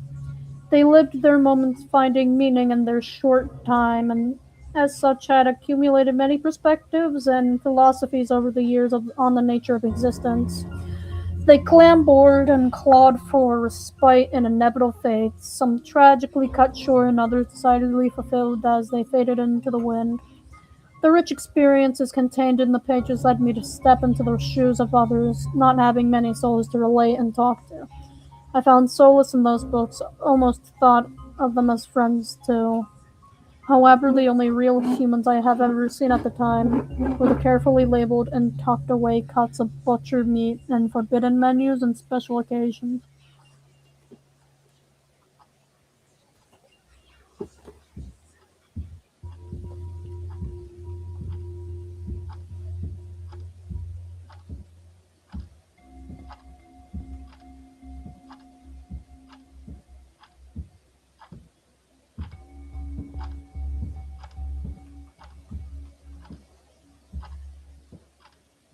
Oh hey, look, that's a little mini me, I think.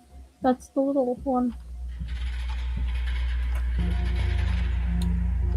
Once, as a kid, I read about a human countess who's murdered hundreds of human girls, freezing their skin, drinking their blood, breathing in the screams.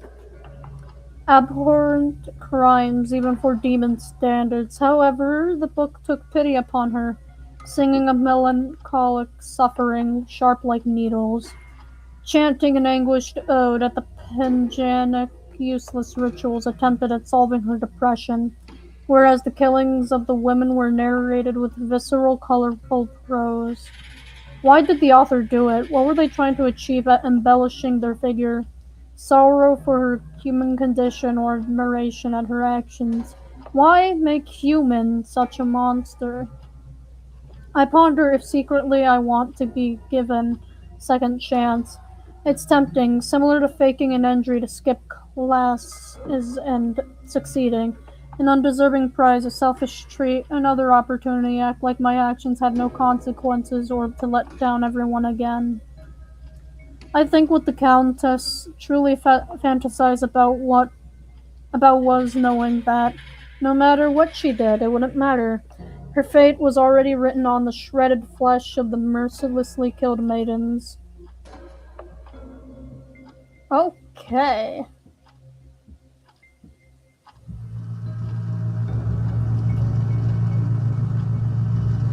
Hopefully this new book I stole, borrowed, bought makes me cried. Update, it made me cry but out of cringe. Lame ass author. I'm glad I didn't pay for it. Okay. Okay.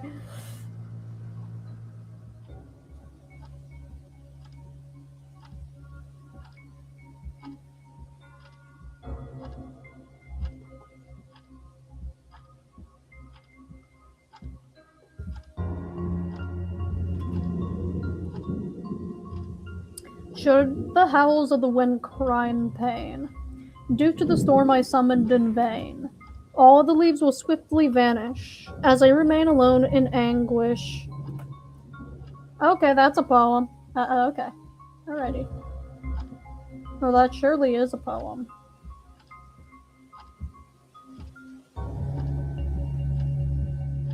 Surely is a poem. Let me go walkie down these stairs really quickly.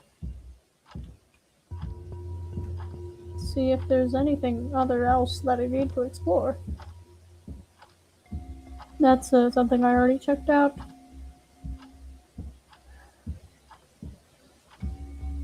Oh, this behind here. Which was through this freaking stairs.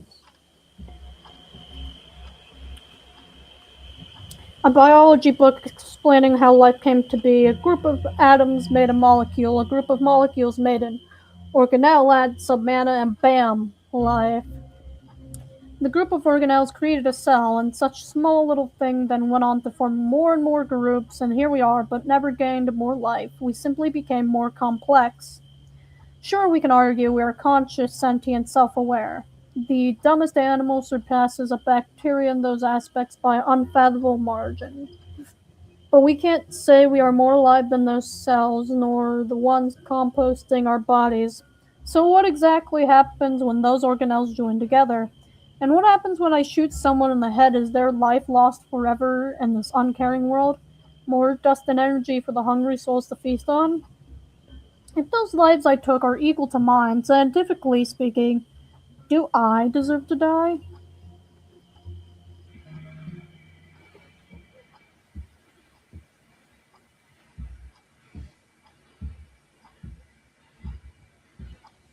Oh. It continues on endlessly until it no longer becomes recognizable, fading into the noise. Every moment feels eternal, and like everything eternal, all moments become redundant. No book is different from the others on the outside, so it must mean they all matter on the same on the inside. They shall become one big pile of ash then. Excuse me, I'm.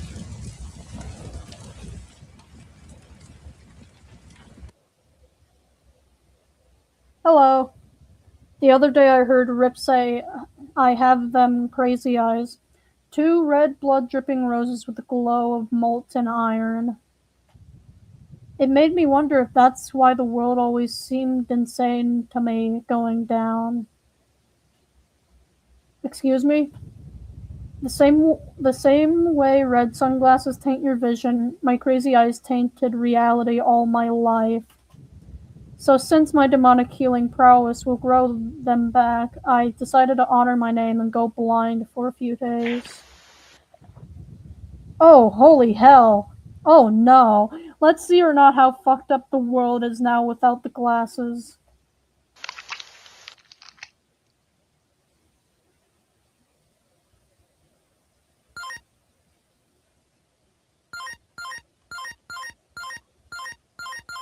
Okay.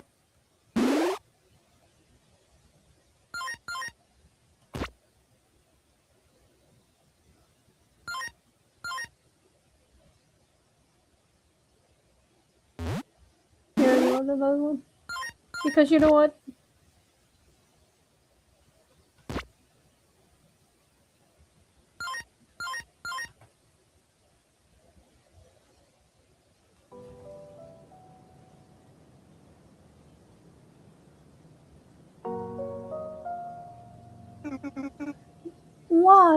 Why?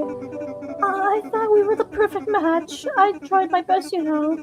The sweet and kind girl and handsome and charismatic bad boy. Even when you went after other girls, you always went back to me. Always, dear, gentle, submissive, perfect girlfriend. It's just how it is, Barry. You're real easy, but so boring. All sugar with no spice, as they say. You're the worst, Cecil. A filthy backstabber, and backstabbers deserve to be stabbed from the front 1,000 times until you are an unrecognizable, pulverized ground meat.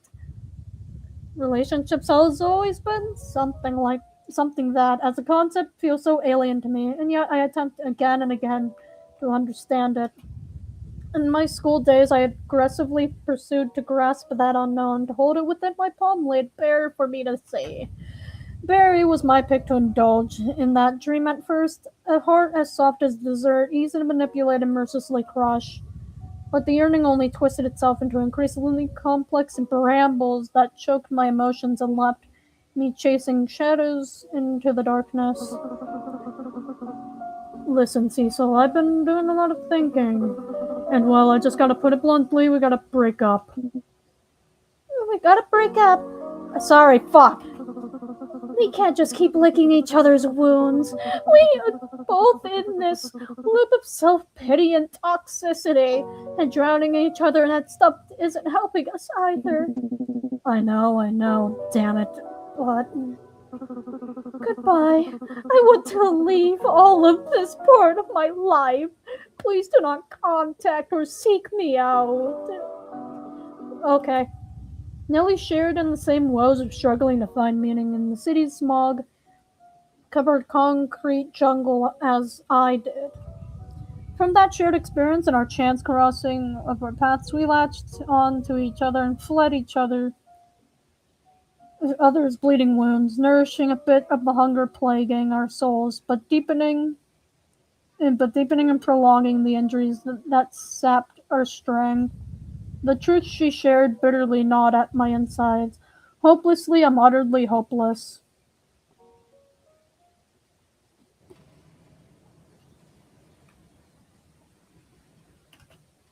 What a terrible showing, just a nonsense of visions bound together by hopelessness. Popcorn, ground flavored, not freshly popped, all yours for the low price of your dignity.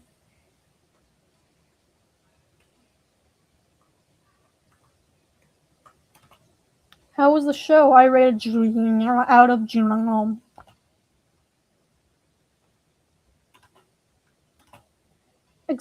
Exquisite wine and food. Ah, I wonder how the main course will turn out. Funerals are always lovely. Oh, what's a devil to do?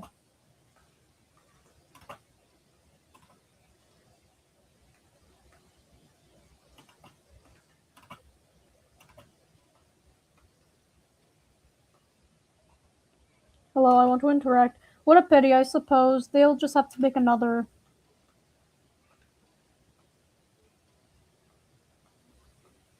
I want to talk to everyone. Let me talk to everyone. Funeral flowers, their scarlet gaze seems to watch every moment.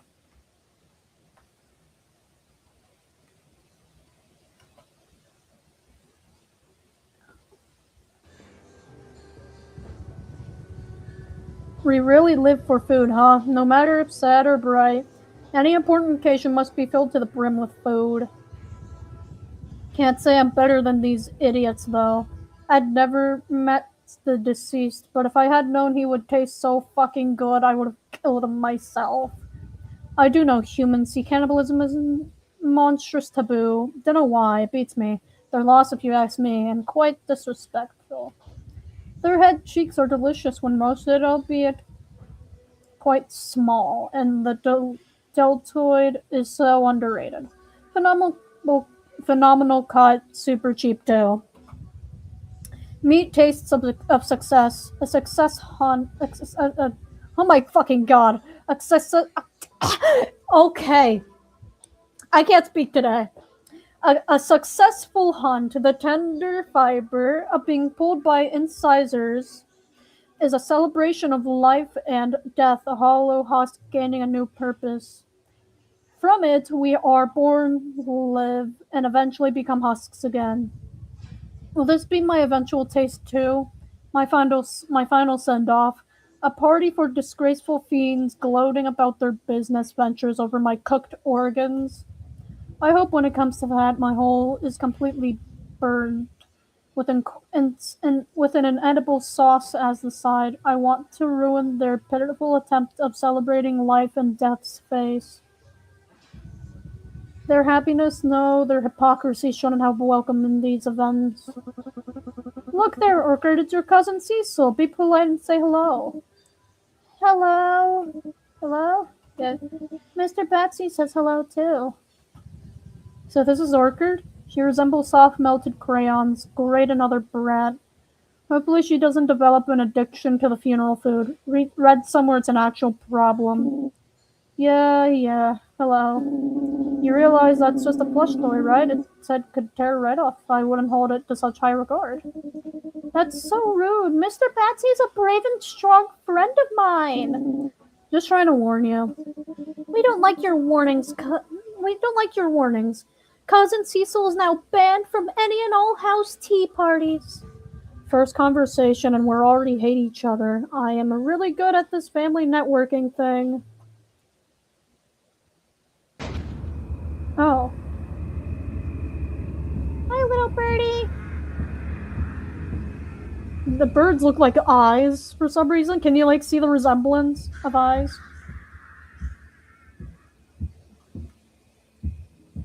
What are you? It's the cat again.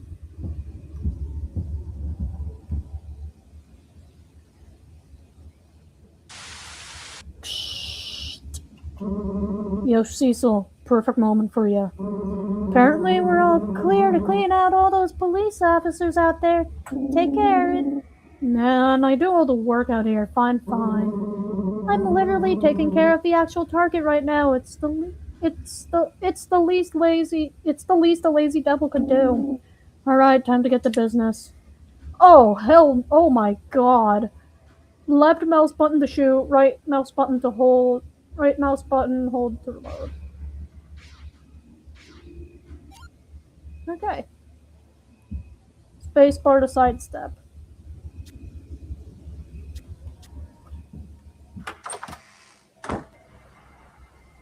Today we kill. Oh shit! You fuck.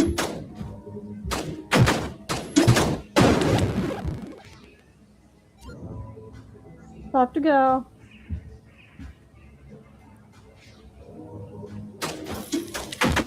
Go! Okay, let's go.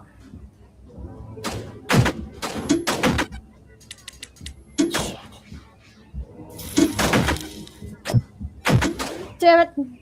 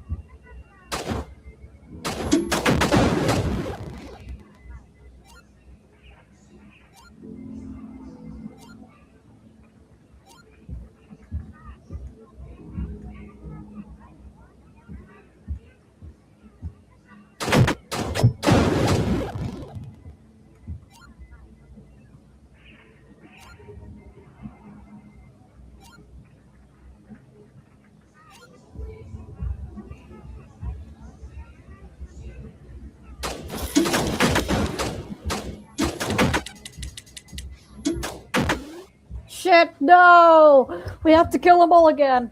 It's okay. It's alright. It's okay. Stand still. Shoot, shoot.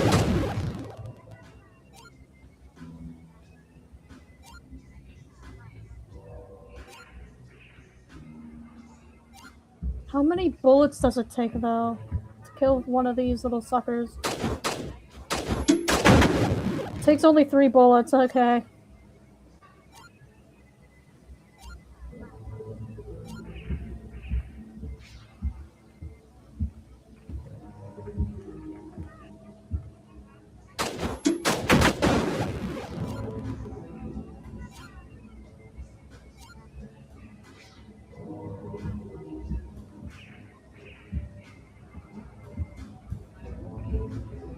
Hey, guys.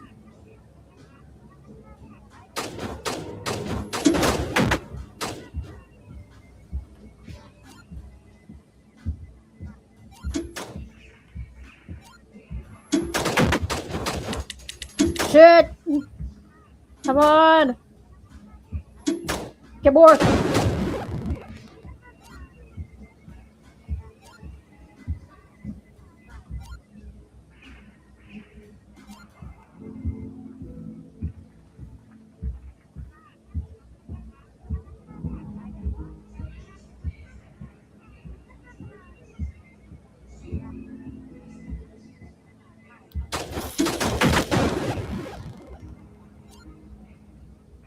There we go.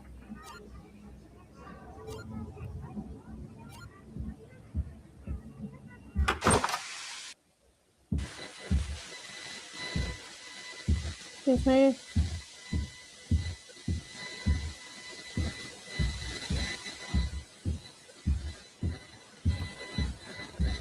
Excuse me, what the hell are they doing? I think I should keep going forward. Oh my god, I'm dying.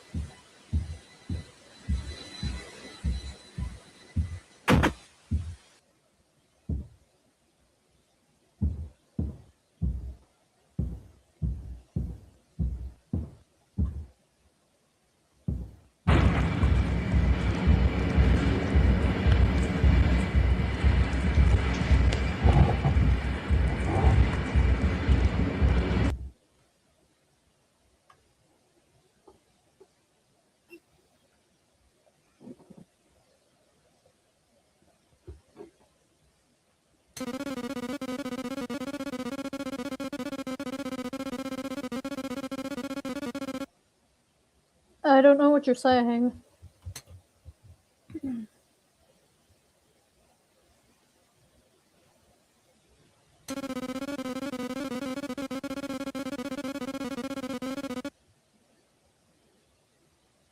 I do not know what this sucker's saying.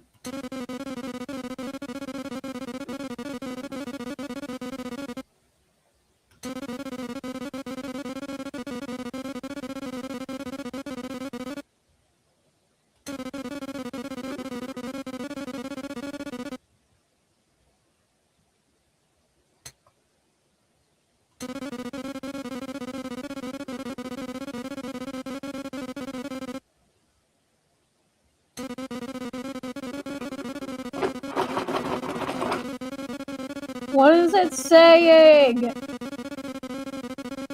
Oh no, it's going off text. Okay, hold on.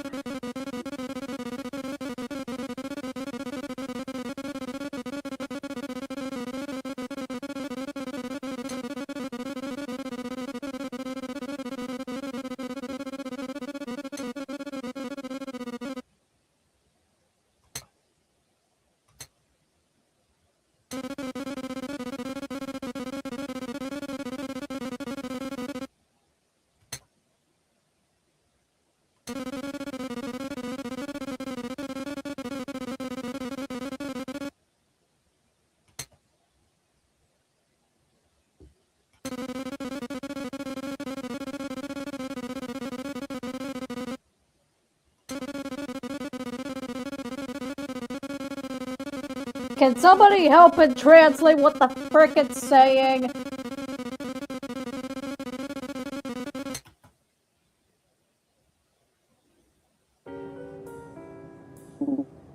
Ugh, damn it. What is it now? My darn angel she died again. This is like the 5th time this month. As expected. Now, can we actually focus on the task ahead? We're on the clock, you know. The angel keychain pet shall surely smite me now. I look forward to that. Our lovely guest is getting rowdy, though, and it's your turn to be a good host. Please let me go. I don't know anymore, I swear. No, we know that's a total lie. We got the footage from our client, you see. Since you won't talk, we're gonna play a nice little game. Yeah, just shut up. I'm not good. I'm not in a good mood right now.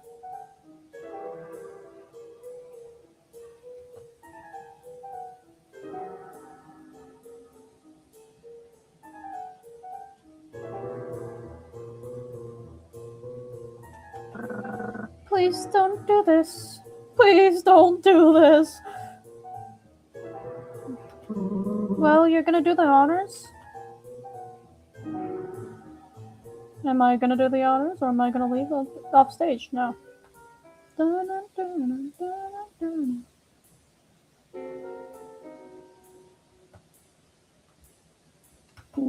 Let's see. Knives, tweezers, scalpels, spoons, pliers, and an M42. So retro.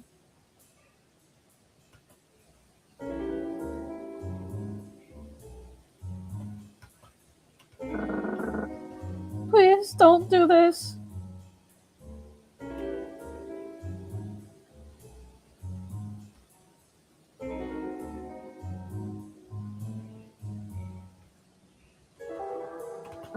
Please don't do this.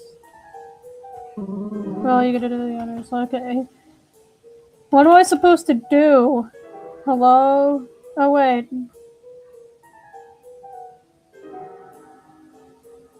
I do and can and will go down.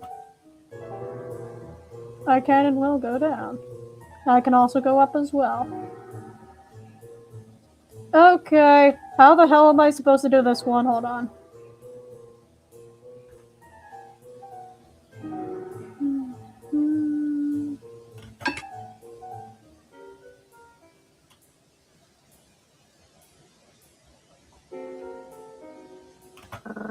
Wait!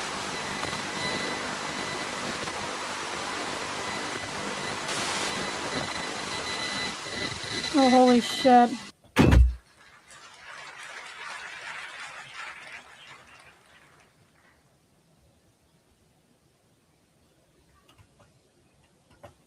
Oh.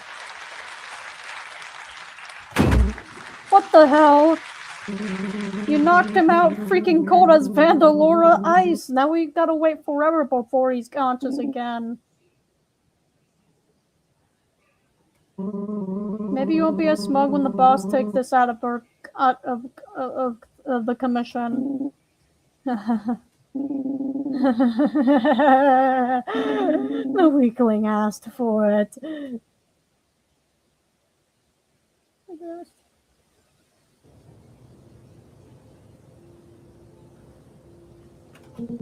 So many study books and the path to being higher. I like reading, but for leisure, not for work.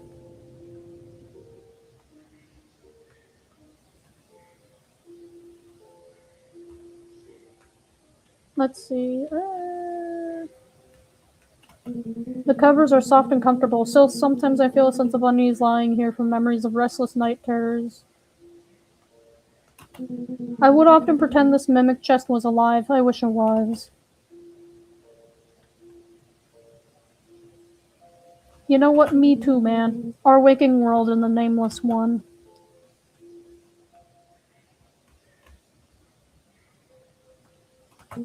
Oh, I think Father wanted to see me. He's waiting for me to study. Waiting in my study. Okay.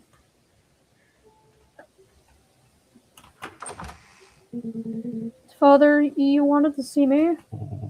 Cecil, I have a gift for you. Come here. This is a creature commonly known as a cat.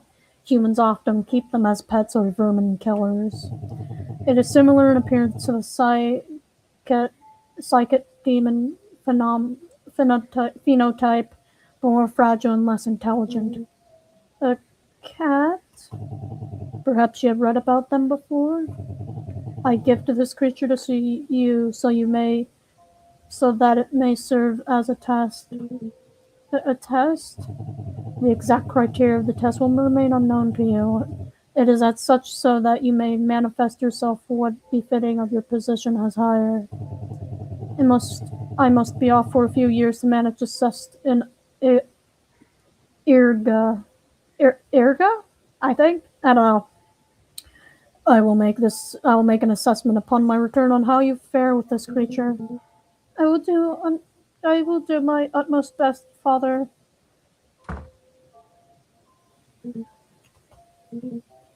Hello there. Don't be scared now, I won't hurt you. Here, I'll open the cage slowly. Whoa!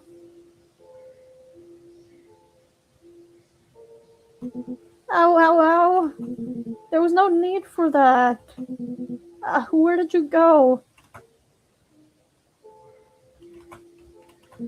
The Philosophy of Humans.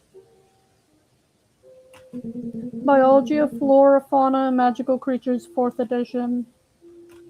I always leave the shelves a mess. A pet carrier. Okay.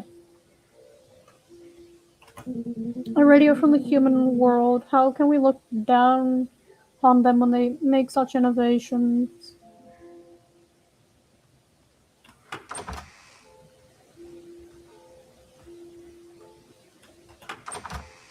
Oh, we can enter here.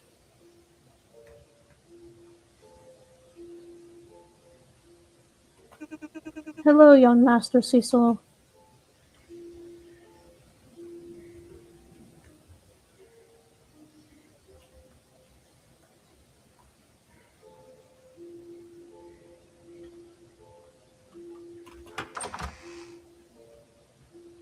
Where did the cat go? Holy shit.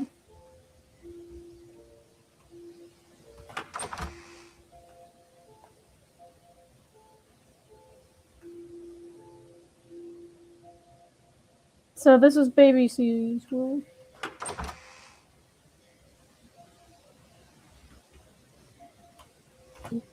A tempest. My favorite room, the centerfold paper and bindings. It is insulated, quietness is perfect. The Bloody Countess. Oh, that's the book we read, right? It's been here since forever, but I still marvel at this creature. Perhaps Father felt the same in adding to its manner.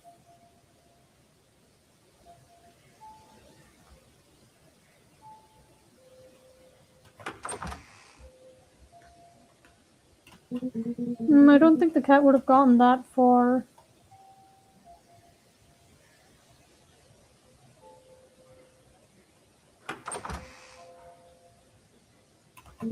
I would often put okay.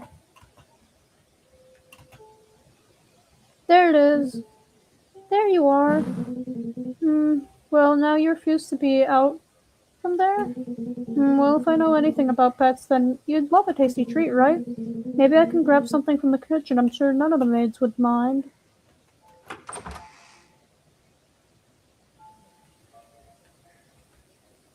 Where's the kitchen? Where in the bloody hell is the kitchen?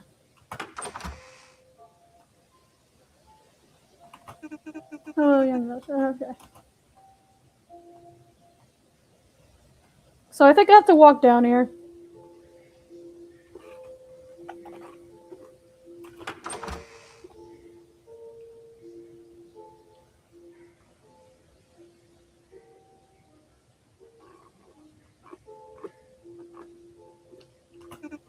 My word, dust builds up in here so quickly.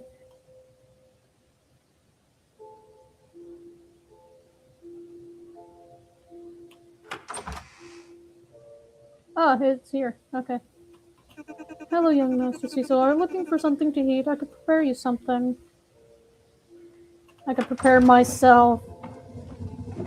Oh. Some say the best flesh is human flesh, but I like all flesh.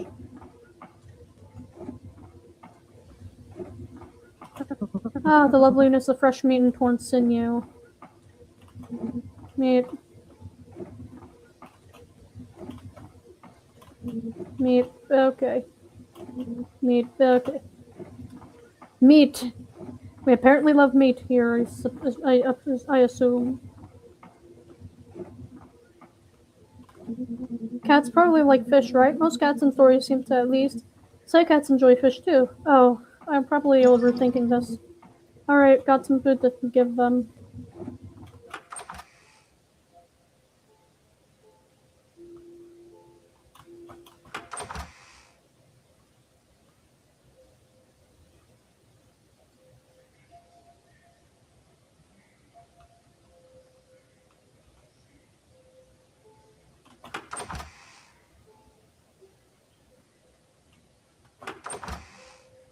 Oh wait, wrong room, wrong room.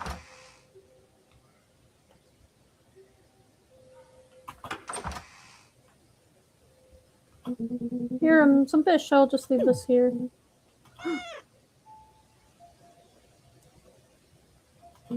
So this is how a cat looks. I should give you a name. Well, I'm not good with names, though. You have dark fur, just like the sky and fog. Maybe smog? No, that sounds silly. Oh, maybe suit? Maybe not. Hey, my tail is not a plaything. Ouch, come on, you're so mean.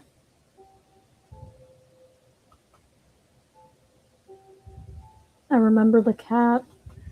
His fur itself was a living contradiction, so dark yet it shone so intensely. Touching him was touching a delicate black gold. Mother is good with fanciful terms. If she's not too busy, I could ask her, maybe. I'll be right back. I remember the cat. His name was Noct, from nocturnal, which comes from the Latin nocturnus, of the night. I had come up with the name Oliveria, first from the olive tree, but Mom suggested Nock. So he became a beast of the night, a starless night, a calm and serene one to rest and relax. I study for hours on end, and it feels like it's still not enough. I wish I could just exist for a bit without thinking, with all this responsibility. You know, Noct, you make the days a little less difficult. I'm glad you're around. It's nice to have a friend other than my books.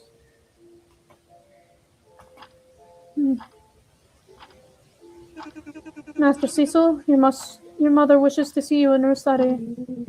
Very well, I shall be there shortly. Yay, the cat follows me.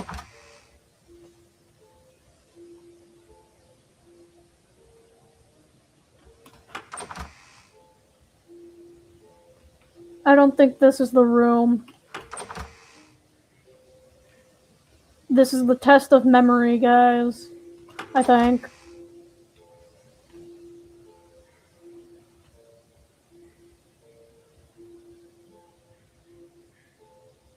No. Right? Is it this way or that way? I don't freaking know. Because I assume they have different studies, right?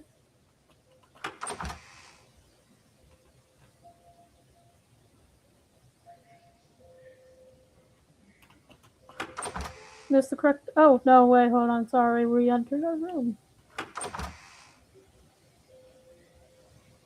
Okay, yeah, so this is the wrong one.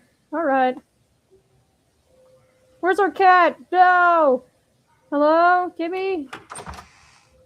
Oh, there you are. Hello.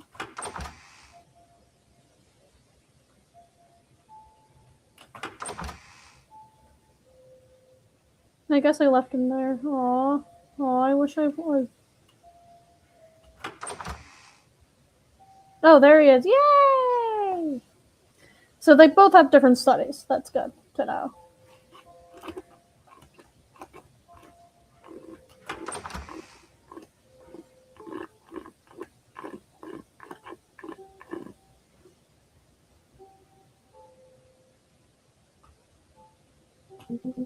Father's private quarters, I shouldn't intrude. Oh, so that's not it. Okay. Mother's private quarters, I shouldn't intrude.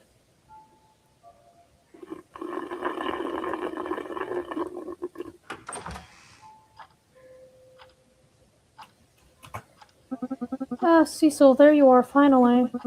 You mustn't keep your mother waiting so long. It is befitting of your position.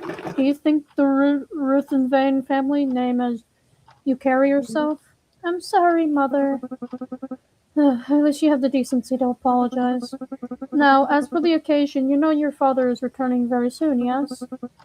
Do try to make yourself presentable.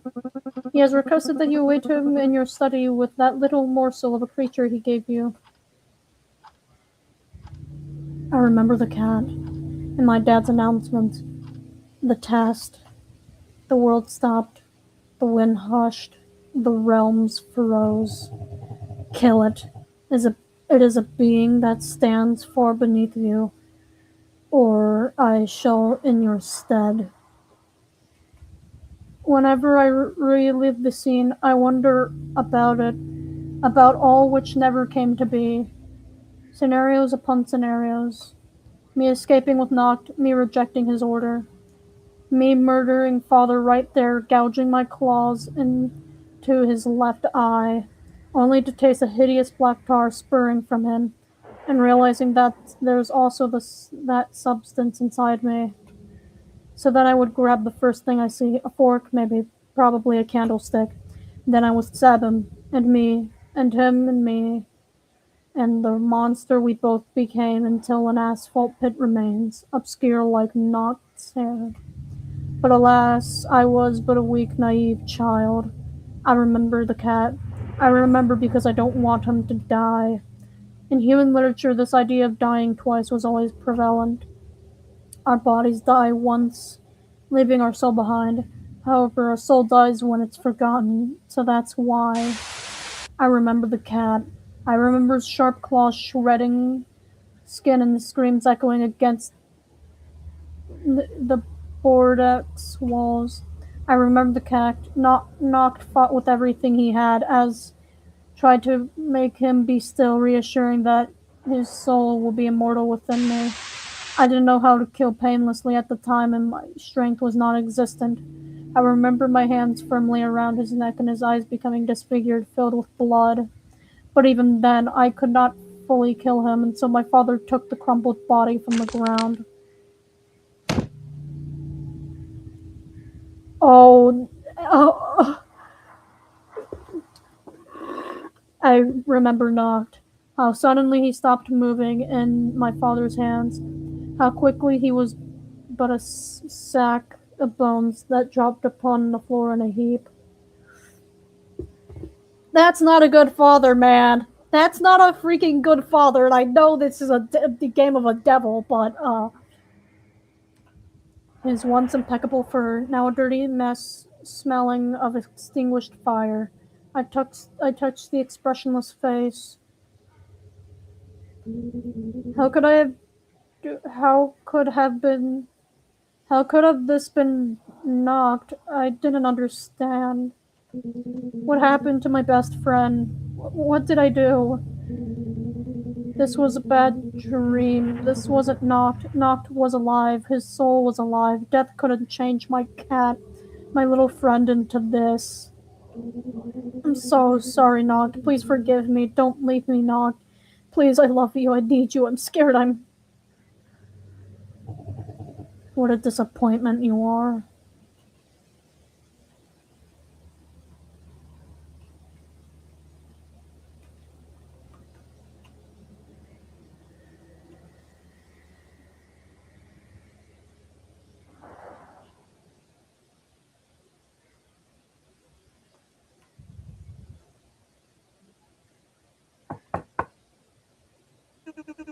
Master Cecil, are you in there? I remember the cat. Sadly, I can't say the name of the maid. When she put her hand on my shoulder, I don't remember what happened next. Only the smell of wine. Oh! I Oh, Cecil, I'm proud, so proud of you. I just know that I blacked out, and when I came back to my senses, my mom was there, hugging me, congratulating me on my first bloodlust and murder.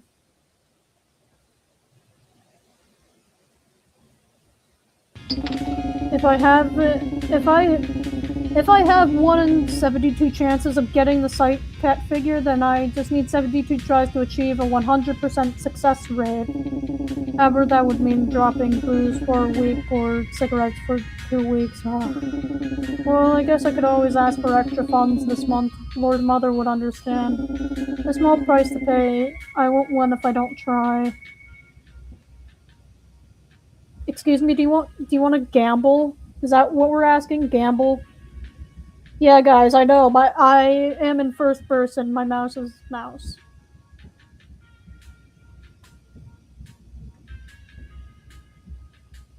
Gachapon machines in the back of the store. Hope you blow all your life savings. Could you go away? I'm trying to stand here. Gachapon machines in the back of the store. Hope you blow out your life savings. Hello? Wait, Gachapon's in the back of the store. Oh, okay, there it is. Yeah, guys, I'm stupid. You got Conpetir. You got Snail Dog.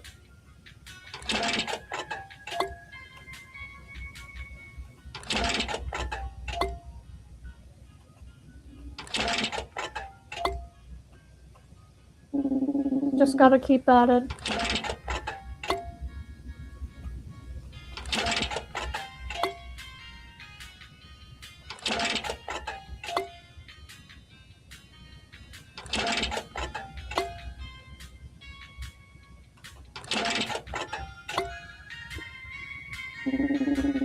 I'm gonna get that psych cat.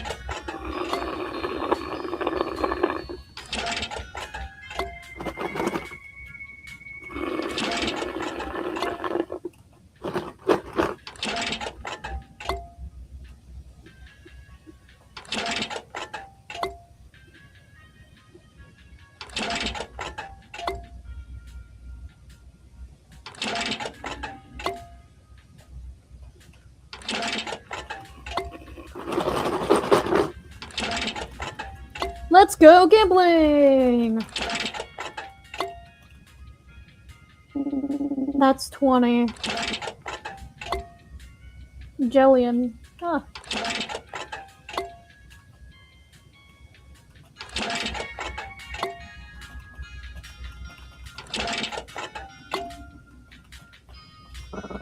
Well, as long as you want to spend more money here, I guess.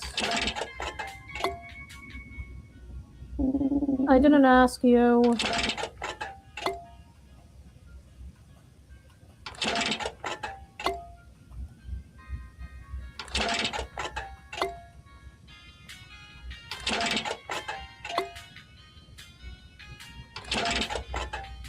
We're gambling, guys. We're gambling.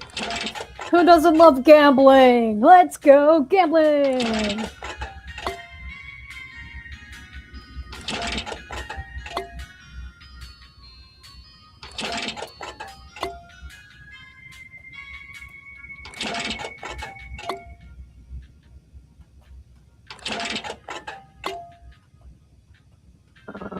You know, I think 1 in 72 chance means there's a 50% chance you'd get it after 36 gotchas, and you still haven't gotten it.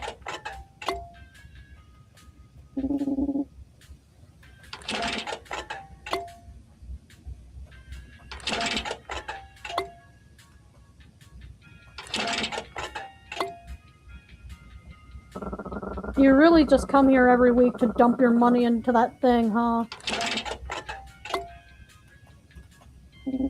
I can quit anytime.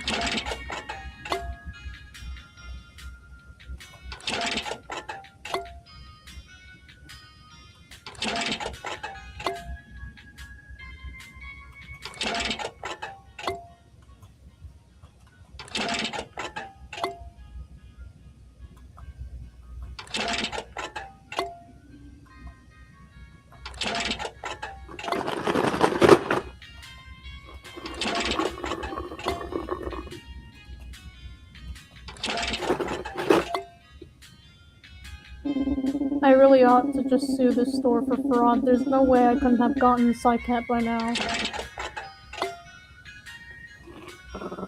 We all know the moment you put yourself in front of law enforcement, it's not gonna end well.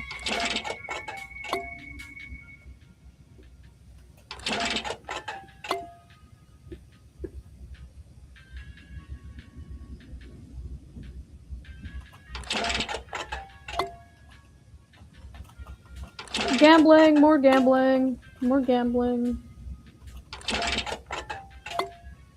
Ooh, we got the Z.A.T. Okay, we got the Z.A.T. After, hell yeah, it only took, what, 560 runes? Totally worth it.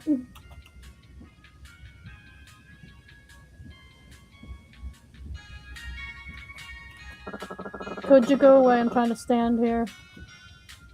Okay.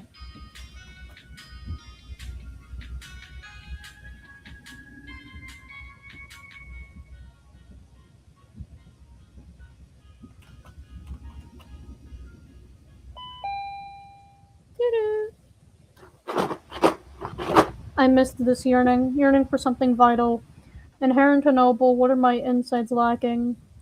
There's an immense cavity, so immense that it has its own gravitational pull.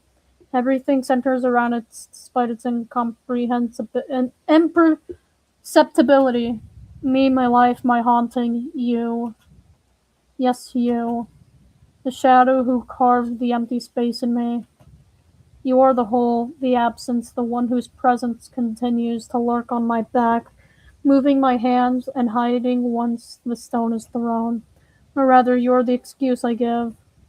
Now that you're no longer here, I've come to realize I have replaced you. And I'm my own I am my own actions, my consequences, my betrayals, and my disappointments. Lying is violence. That's all violence really is at its core. In the mirror, those same piercing red eyes revel in it.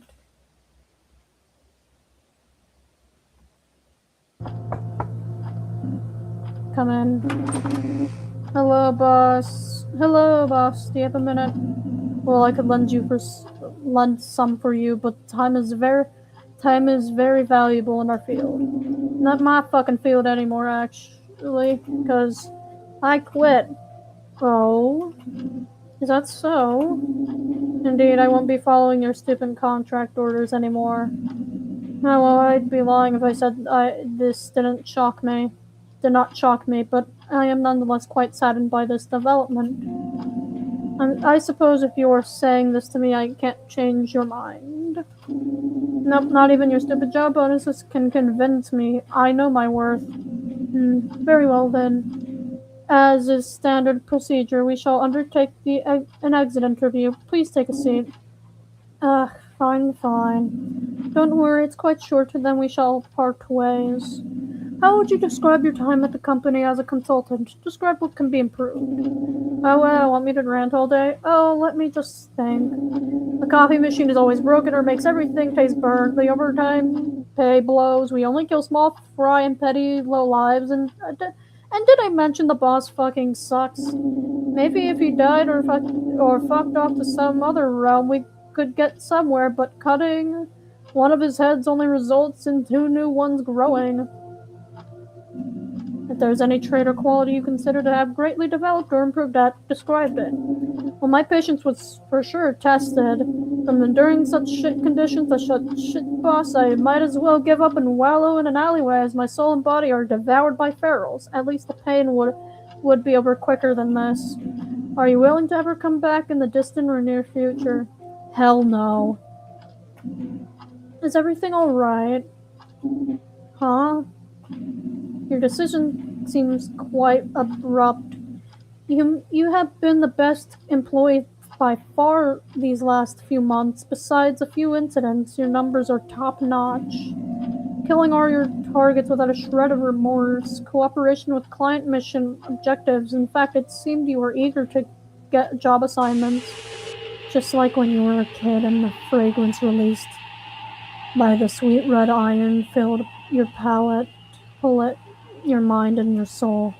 Your soul, an ember, hungry for more fuel to mindlessly add to the pyre, hungry for humans, small creatures, fell beings, anything that you could turn into a corpse. Cecil, I just can't fucking stand you and your fake attitude anymore. Very well. Lastly, what are you planning to do after this? None of your damn business. That'd be all. Farewell, Cecil. Best of luck in whatever path you choose going forward from here. Bye, asshole.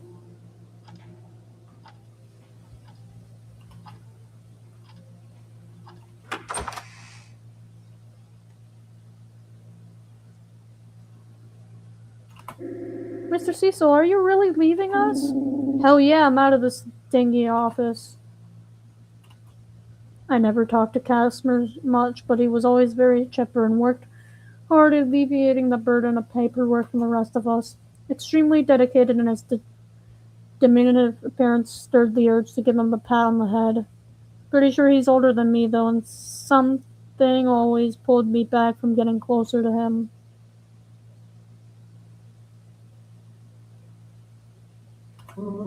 Good riddance. I always knew you were too much of a wuss for this line of work. Oh, fuck off. My partner in crime, Tephra. Her horrid strength and claws could slice through those metallic police exoskeletons like they were thawed butter. Though she was far from a brute, those eyes were always calm, always calculating. We'd sling insults at each other all day, and I'd always end up losing the game of keep your temper. Even now her gaze looks right through me, laying my vulnerabilities bare. Despite myself, I could not help but feel the taste of bittersweet well up in my throat. Why did I care about this job at all? Why did I care about these people who constantly judge me, spit in my face, and don't give a crap about me, what happens to me? They'll keep on with their happy little lives while I wallow and drown in the mud. To hell with them all. To hell with this. I hope they all die. Die.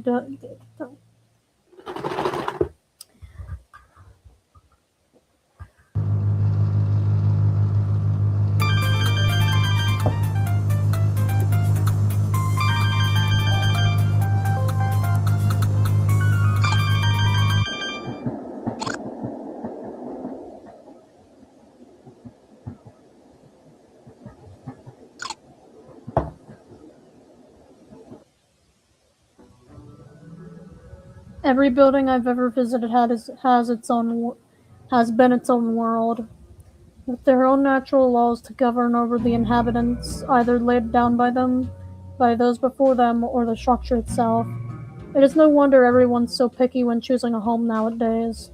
Oh, but who am I to complain? I may settle down for any place whose rent is low enough, whose bed is clean enough, but I know it's temporary. Sooner than later I'll leave, or be kicked out, or thrown out the window, harvested for parts. Whatever, point is, they all suck. They aren't the house of my dreams. My dream house is reminiscent of the first human building I read about in a story. A prison, not quite finite, but not quite dead, riddled with stairs, oppressive walls and hidden contraptions. No organic or asymmetrical object stood out, no decoration or color dared to appear, and no windows have ever been built, since those at the prison shan't ever leave it. What they did, it mattered not. Their sins, their past, gone. Their every moment it had been reduced to their new home. But the protagonist comes in an interesting conclusion, and in the book, with no windows, no signs of the outside, she realizes they weren't being monitored. Thus she went on a killing spree, staining the concrete with dark red mere moments before the shape-shifting walls consumed the corpses. In the end, the girl was alone at the prison. There was no one left to perceive her. Only the incessant roaring of the machinery engulfing her thoughts. That would be my dream house.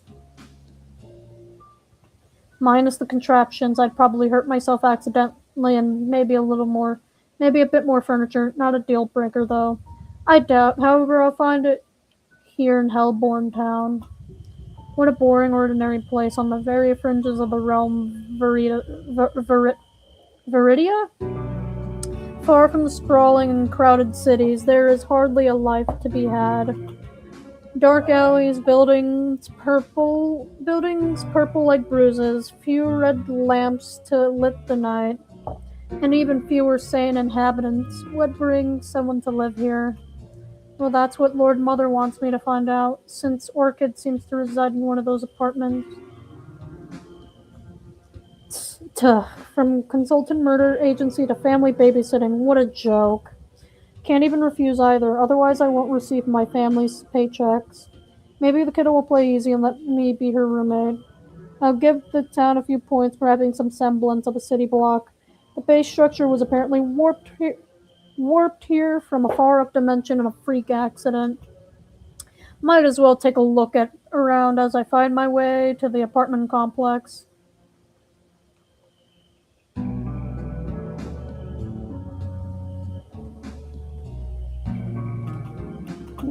Didn't think there'd be bubble tea shop here. My go-to order? Blood bobo with eye jelly.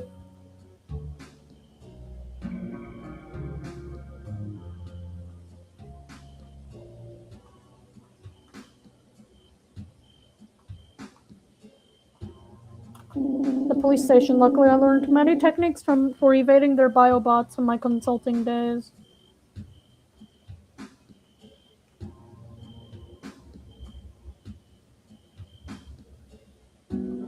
Oh, there's the location. But I want to check out the other locations first before anything else. Ooh, a bar. The perfect place to drown sorrows publicly. Make sure the rumors of hearsay whisper my woes.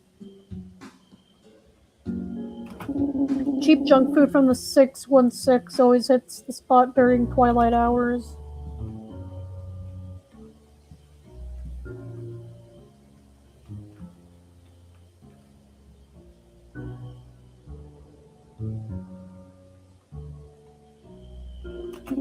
A laundromat with half-broken machines and smelling of dry lint, probably crawling with dust spiders and other vermin. I make my way to the oversized concrete block, laying near giant piles of rubble. Apartment Block B is loudly painted on its side, coldly declaring a place of residence. Let's see, apartment 402. Here it is. On my way. Hello. Oh, it's you. Venom-tipped knives with every word, pointing straight at all my vitals. Hey, Orchid. So I just got out of my job and Lord Mother told me to. The door slams closed unceremoniously. I didn't even finish what I was going to say. Guess the roommate plan is a no-go. Well, I'm not sure what else I expected. Time for some apartment hunting.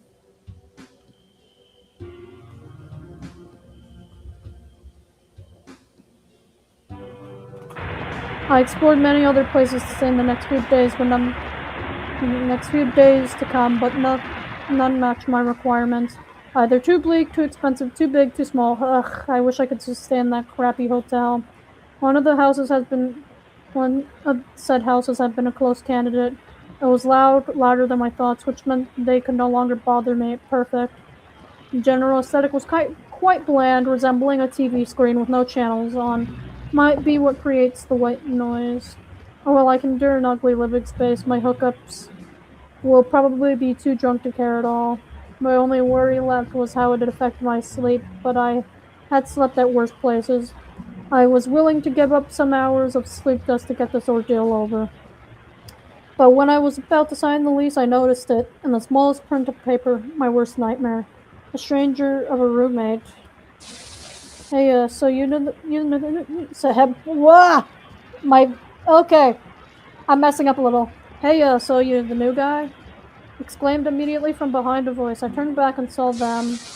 Gosh, I can't wait to get to know you better. You seem like a fellow connoisseur at puzzles too. You'll be greatly enjoying my collection then. They couldn't finish the sentence as I already dropped the pen and started running, hoping to never experience such a horrific thing.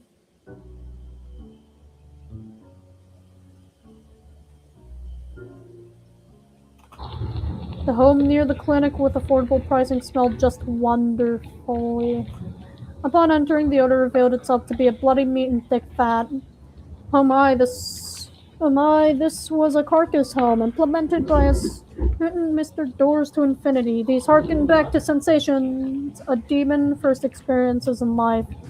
Using advanced interdimensional technology, he had devised a way to create entire structures with animal matter only. His original plan was to utilize elements such as keratin and bones, but the devil market demand houses and rooms fully composed of fibrous muscles built along with strips of easy to cook lipids. But as quickly as they rose in popularity, they fell down into irrelevancy. Their mass-producing costs exceeded in any reasonable pricing, and on top of that, after a few days, the meat would rot if not careful, developing a heinous stench. Even those who endure the smell and high prices would quickly find the roof collapsing. Turns out biting and nibbling your house walls ain't wise if you want to last. But some had remained standing as proven in front of me. Oh, what a sight to behold. The marveling was magnificent, with some of the columns being made out of ribs and bone marrow. These were also delicious elements of the body turned into furniture. The bed was carved brains, and the sofa had ribbons of viscera as its pelt. It was perfect. I had found the perfect home. A mansion for me to live in this boring town, for me and me alone. I walked a few steps, letting the place surround me, and I felt at peace. So I already decided to rent it. I reclined on an armchair, composed of veins and arteries, until I quickly got up, feeling my clothes wet, stained with the same red as the carcass home. Then I looked down at my shoes, redder somehow. That's when I realized why this place was so cheap, and why the landlord had a dry cleaner down the street. Never mind then.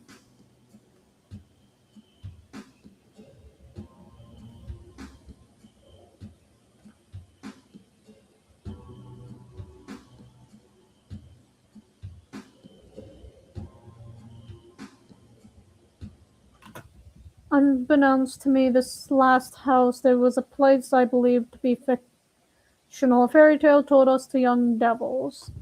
Hell. But not the hell I've been warned about. There were no torture contraptions, no fellow sinners screaming along me.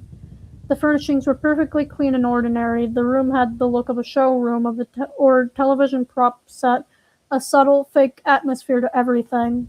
That was the first giveaway. An immense, dreadful sensation traveled through my bones, akin to caterpillars slowly munching and growing inside of me. I closed my eyes, trying to calm myself down. It's just a stupid apartment floor with a stupid lamp, a stupid sofa, stupid wall paint, and stupid pricing. Wait, why am I still seeing everything? I opened my eyes again, quickly discovering there was no difference. Was I dreaming? Had I suddenly died? My immediate instinct was to run, but behind me there was no door anymore. I may have spent the next 3 minutes or 3 hours panicking and trying to leave that abode most foul and capable pertaining to this reality. Eventually I realized my attempts were futile. I was trapped. I chose to then inspect the nature of my cell. Inspecting the stupid sofa, the stupid sofa, the stupid lamp, the stupid me, the stupid walls, the stupid sofa, the stupid pocket change, my stupid eyes, the stupid. And when I observed their intricate details, I came to quickly regret it. Embedded in everything, no matter the object, there were faces. Frozen, hollow, observing, all but comprehending not. Set of bricks or fabric the room had been built upon their smiles. Fake smiles. Though their eyeless expressions, I sensed a true poignant feeling behind each. They were trying to hide it. The stagnant faces not alive were lying at nothing. Or was the facade directed at me? I squinted my eyelids trying to figure out their intention and got closer. That's when the realization came in. The faces were me, and I had been surrounded by my reflection all the time. Oh fuck, no! And to top it all off, the mouths began moving, showing the same teeth as I. Their voices mimic pebbles and ice hitting against the roof, scratches against paint walls, against skin. Was this how I sounded? The incomprehensibility, incessant clutter of violence of no purpose, raspy and spraying toxins akin to a cobra? I covered my ears, closed my eyes again, and cursed to all realms I wouldn't let some stupid whispering apartment doom me, judge me. I hadn't come so far, endured everyone's stupid dis- discernment to rot in this seedy town. The more the agonizing noise increased, a cancer growing, replacing my heart and its beating, the more I was attuned to the hellish melody despite my best attempts. Until, dissipating my thoughts, it was gone completely. As I waited for the other shoe to drop, I opened my eyes again and saw myself in front of a violet wooden door, with an eye carved on it, awaiting to be entered. There is nothing more frightening than a closed door, said a human once. But why? Mere fear of unknown. Mere fear of the unknown, probably. We create our worst nightmares, our own traps, everything beyond our vision is possible, likely to occur. But for me, there's something else. A temptation. You want the door to unlock, to reveal its secrets. What scares us is what draws us to. Sometimes it is what we crave for. How many stories are about achieving your life goal and ending up purposeless? What I can assure, regardless, is that with my trembling hand twisting the doorknob, I wish both to get out and to be entrapped forever. Inside it looked abandoned, all remains undistinguishable, inedible, bloated, and dark. There was an immense shapeless corpse at a corner, indistinguishable organs piled into one mound. Reminded me of a child playing with slime, sticking to random toy parts on it, except the toys were conglor, I'm okay. I can't English, guys, but I'm learning new words. Except the toys were conglomerate, conglomerations of big eyes, big mouths, and it moved. It was moving. As the carrion took shape and became alive, its crowd of eyes pierced me with a gaze I have hoped to never receive again. It screamed fear, but not any fear, primal fear, directed at me as if my image alone invoked fright deeper than death. As it, as if I was woe, distress and misery incarnate, as if the weight of my mistakes was written on my face. It was him. He had come for me. I had been the demise behind the closed door once, and now he was mine. Knocked. The word left my lips, a reaction rather than a thought. Out decision, I mumbled again for the first time in decades. Meanwhile, knocked came closer and closer. An ocean of tendrils crawled the wooden planks with visible difficulty. My head spun frantically. I was remembering the cat. That was it, right? His soul had been alive all this time, and now he has acquired a new body. I stared at the million eyes again. Fear was there, yes, but confusion accompanied it, not fear. I had misread him. Wow, what an idiot I was. Such stupidity elected in me. And a laughter, one I can imagine, led to more confusion for the creature. My confidence regained, I headed towards the exit. However, something stopped. The monstrosity had extended one of its limbs and reached my heel. A viscerous muscle coated fully of slime, the image of land squid popped in my mind. Then, with only one mouth, it spoke. It spoke. Help. Help me. Help. Haha, my bad. Got the wrong apartment. Sorry for barging in. And I'll just be on my way now. Please, help me. Don't leave. I'm so cold. Please, I don't want to die. I don't know what happened. I swear. Please, please. The thing suddenly was yelling frantically. Finding its voice, the squid alarm refused to let go. Okay, just What's up? Alright, at least I'll hear you out. No guarantees, though. I'm damn near broke and pretty much homeless at the moment, working on fixing that. But hey, I guess we'll be neighbors soon enough. Do I. Do you know me? Huh? Are you famous or something? I'm afraid I don't have any wraith friends. Maybe you're confusing me for another plain blonde guy? I just thought you said my name, so. Wait, knocked? Is that your.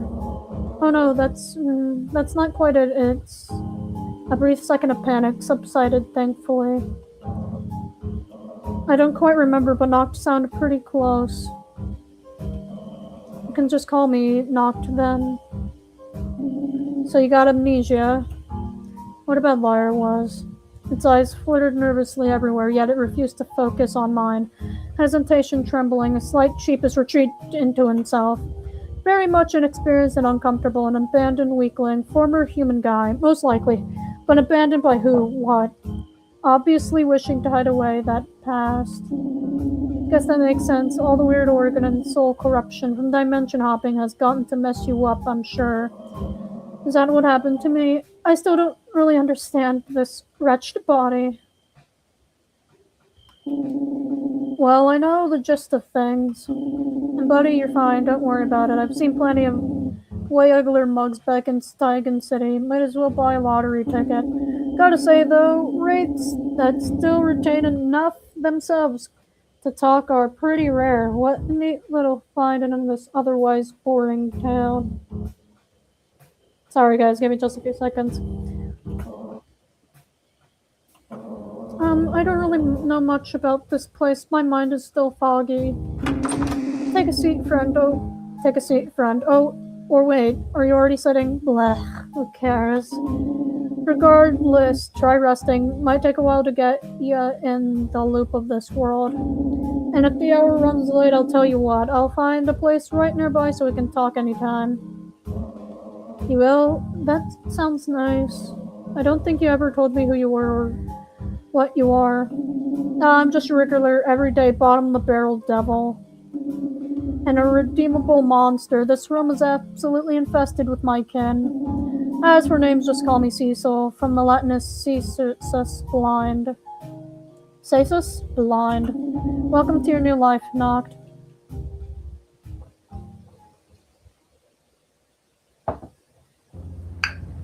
Someone once said that loving someone is letting them go. Bullshit. I don't want to let you go. I want whole ownership of you, and for you to have it of me.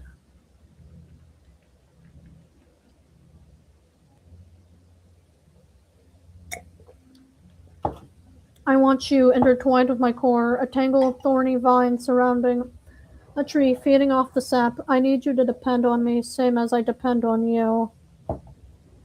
Isn't that true love, to not care about the world, about my person or you?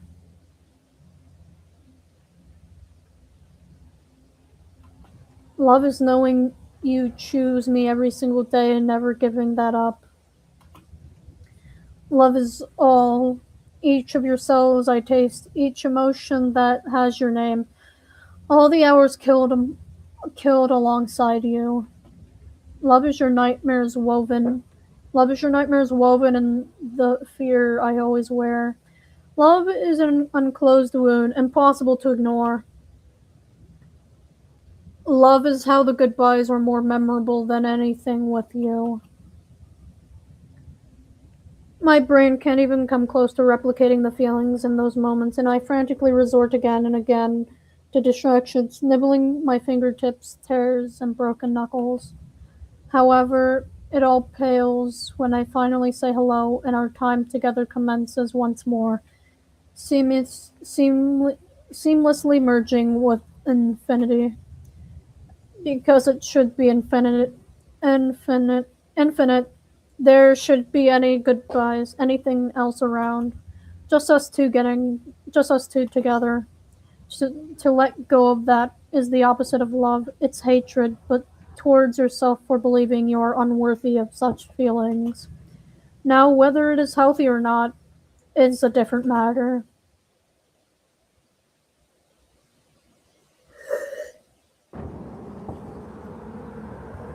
Excuse me, are you gonna jump off the building? Please do not. Oh, wait, someone's here. Hold on. Hey, fancy seeing you out here, Orchid. I don't remember inviting you to talk to me. Haha, good joke, good joke. What are you doing out here, Cecil? Just enjoying the view up, up, uh, up above it all. I could ask you the same question. Just pondering, I guess. I find this place best to ponder. It's the only place you can see the sky in Hellborn Town, after all.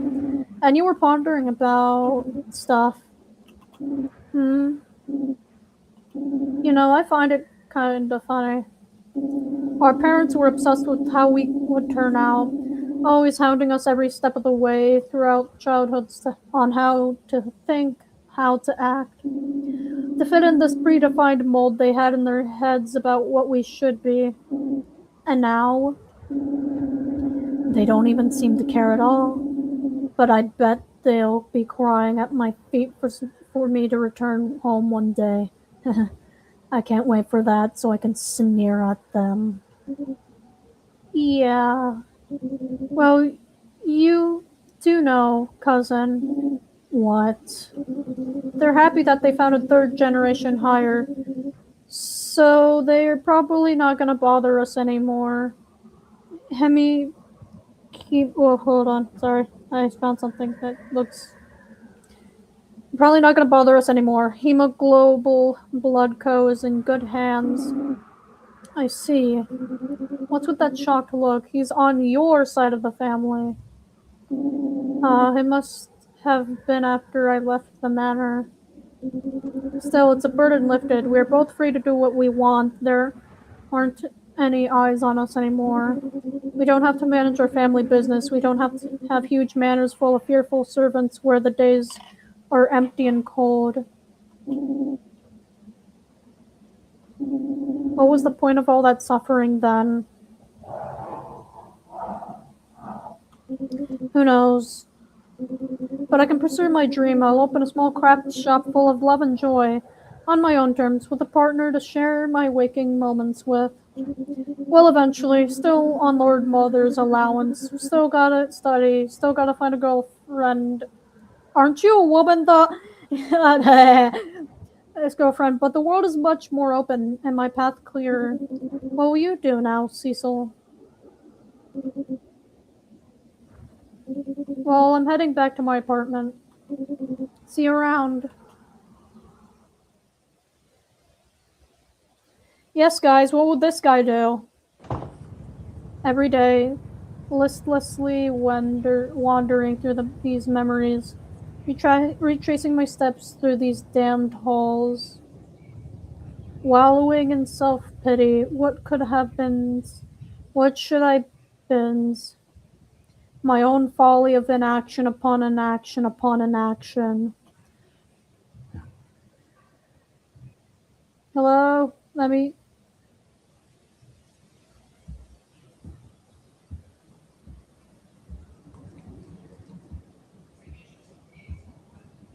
The path forward is the path backwards, a death spiral of my own making.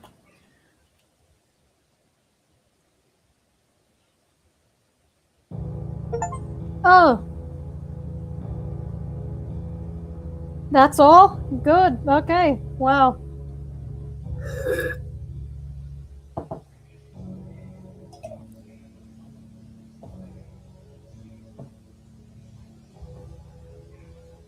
Alrighty.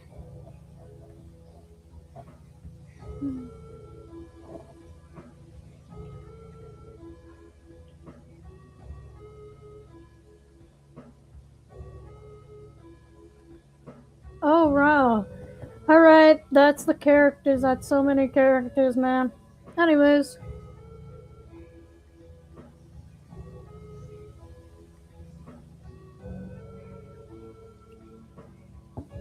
Goodbye, goodbye, goodbye.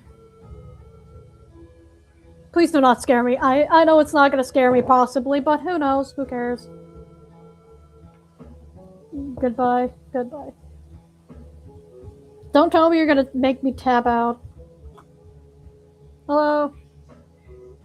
Oh. Oh my god, I can move! Yo. I can move. I can move.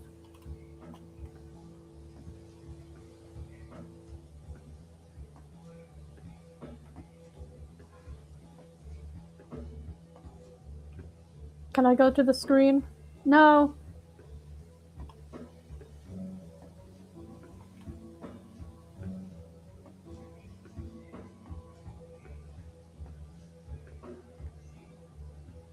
Every day to have whole. Oh my god.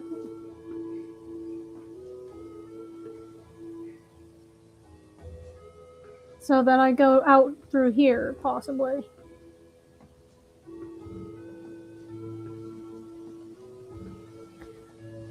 Don't hire me to stare at you. I'm scared. Oh.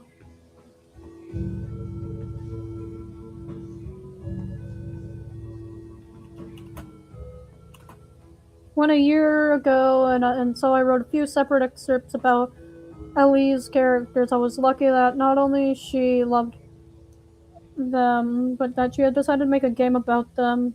Oh, later she asked me for extra help as a co-writer, and I couldn't say no. It's been a pleasure to participate in such a project. I'll always be thank her for it. As for you, the gamer behind the screen, hi! Thank you, thank you for playing it, Dill. No matter the type of devil you are, I hope life smiles upon you every day from now on. I'm just a person. I'm just a person. I'm just a person, a silly little one. Even though my character's yes, my character's a fallen angel. Even though this channel's called Dark Angel, Sarita, I'm technically this character's. I hereby claim this character as a fallen angel somehow. Thank you for seeing it all through the end. You walked alongside this short and silly experience until it reached its destination. Yeah, you're welcome. You gave it your time, your energy, and I appreciate it. And I gave it its live stream. Yeah. I'm not good at saying things or writing things. Claus is better at that. Well, goodbye and take care. Hold on, I'll go to the mall. Hey, it's you, guy. Hey, you sir. You're not gonna talk? Hi. Hi. No, I can't talk to you? God damn it. Okay. Can I talk to you? Hello, sir. Can I talk? No.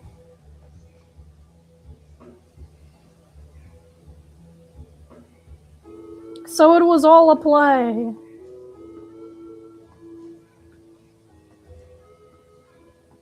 Let me go to one of the exit doors. Thank you. Oh, yeah. Yes,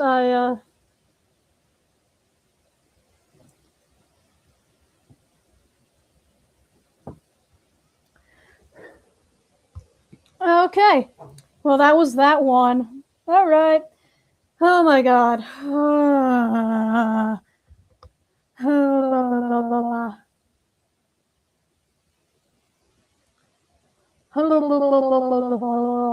I know I'm lying, but I'm lying for a reason.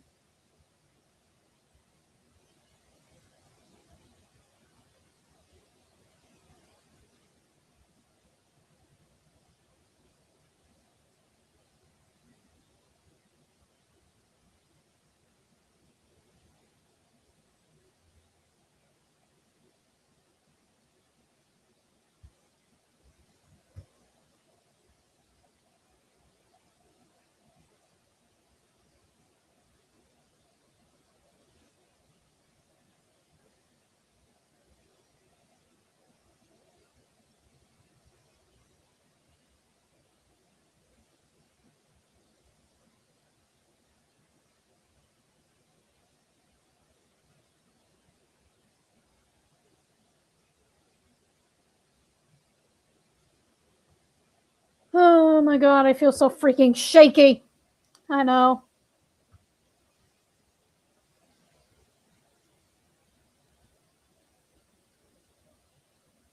And for this one, we're gonna play another game. Woo! Last game of the season. Last game for this thing. And of course, I have to play a game. Well, no, not really. Let me install this sucker again. And I mean it again. But before I play this, go through another episode of this one, before I go through another one of this one, I'm going to another episode of Z.A.T.O. I'm going to be right back. So this is your good time to freaking go to the restroom. Okay.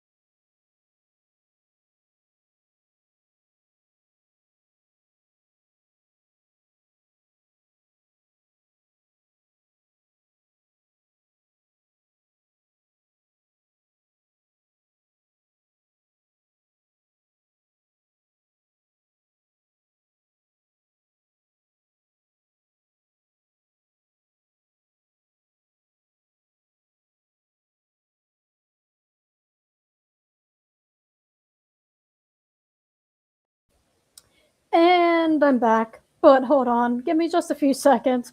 I know I'm back, but I'm gonna check something. It's just because I'm a little idiot. Okay. Okay. Wait. It's not Sunday. It's Saturday.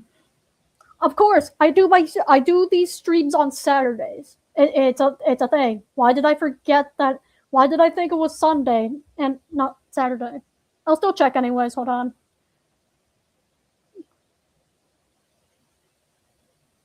No, that was last. That was last week.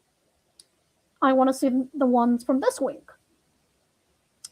Okay, well, I can't see that. Let me see if there's anything else I have to look at. AKA whatever shit shenanigans.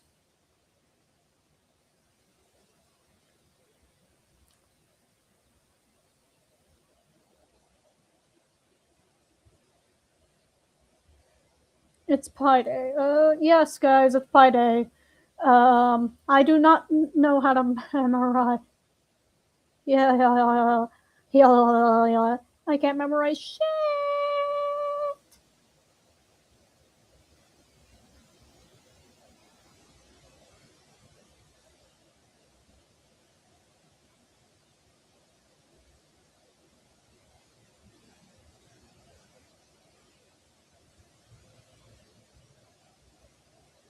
Okay. Anyways, here we have it. We're gonna do another. We're gonna do another. We're doing another episode of this one, so we're gonna have to continue off from where we left off. Hello. I'm gonna load. That was last time. Inside of the. Okay. Time to get comfy. Inside of the Z.A.T.O cafe is warm. It looked that way whenever I walked past its huge glass windows. The whole interior is basked in golden light. I did feel tempted to enter a couple of times. But whenever I saw my classmates there and I realized they'd see me sitting at the table all alone, I just kept walking. You've really never been here before? Mm-hmm. Whoa. Well, there's a first time for everything. You gotta try their bird's milk souffle. Souffle. So good. Alright. I think my mom brought something home from this cafe a couple of times. Eclairs, Medovik, some other sweets. I don't remember much, but they must have been good. I always buy my own treats at the store. They're cheap and tasty. Yeah, cheaper than these for sure. Oh, you got something else? I like I like Kortishka more. Well, why didn't you recommend it then? They've only have one left. Seriously? Hey, don't misunderstand. You just look like a bird's milk kind of person, you know? What's that supposed to mean? Yeah, what is that supposed to mean? Don't worry about it. Just take a bite. Do you like it? It's wonderful. See? Marina is drinking coffee. I'm also drinking coffee. She seems like a nice girl. I'm also drinking coffee, man, but it's not really coffee, it's frap. At the first, I thought she was trying to mess with me or play with some sort of prank, but now it doesn't seem so. I thought she'd want to talk outside her school. No way, it's cold as hell. Let's go somewhere comfy. So she said. I glance around. I suppose it's pretty comfy. It is pretty comfy. Most of the customers seem to be other school kids, though the adults are probably at work. We sat at a table in the very corner, nestled just behind the window panes and a good distance away from everyone else. I looked back at my teacup. I wonder what Ira would order here. Right. Marina? So you know how I met Ira yesterday? Did you see us? She chews and shakes her head. Nope. Then she told me about it. Huh? So, yesterday, as far as I know, I'm the last person to have seen her. You met Ira. When exactly? I'm not sure. Around 8 in the evening, I think. Yeah, that lines up. She rang my intercom at 1:30. She came to your house? Yes. She asked me to come out and her voice sounded distressed. I invited her to come inside, but she refused. No, please just come down. I need to talk. So I ran down, and... Oh! Aw! She looked so shaken. I've never seen her like that before. Not in a long time, at least. Yes, she looked rough when I saw her, too. Right? I tried to calm her down, but she kept sobbing. I can't. You were right. I shouldn't have, I think. I don't know. I don't think I can help it anymore. I don't want to go. I don't want to go. It's okay. It's okay. You won't go. Ira, you won't go. No, I know. There's no more time left. That's, that's it. I'm out, Marina. Don't say that. We can fix this. You can still... No. I can't. Nobody can't. I can't even write anymore. I can't write anything. Ira. I held her while she stood there weeping. I kept saying the same stuff. She kept saying the same stuff. I didn't know what to do. Then she said, she saw me just now, before I came here. Huh? That freaking weirdo. Asya, she saw me like this. She saw me. Oh, weirdo. Her words, not mine. She laughs. Don't take it personally. You know how Ira is. But I'm gonna take it personally. I'm joking.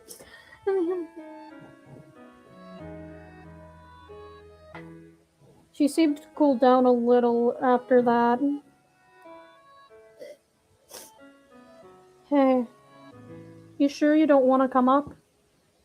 You can stay over at our place if you don't feel right. It's fine. I'm okay. I'll be going then. Wait, come on, just like that?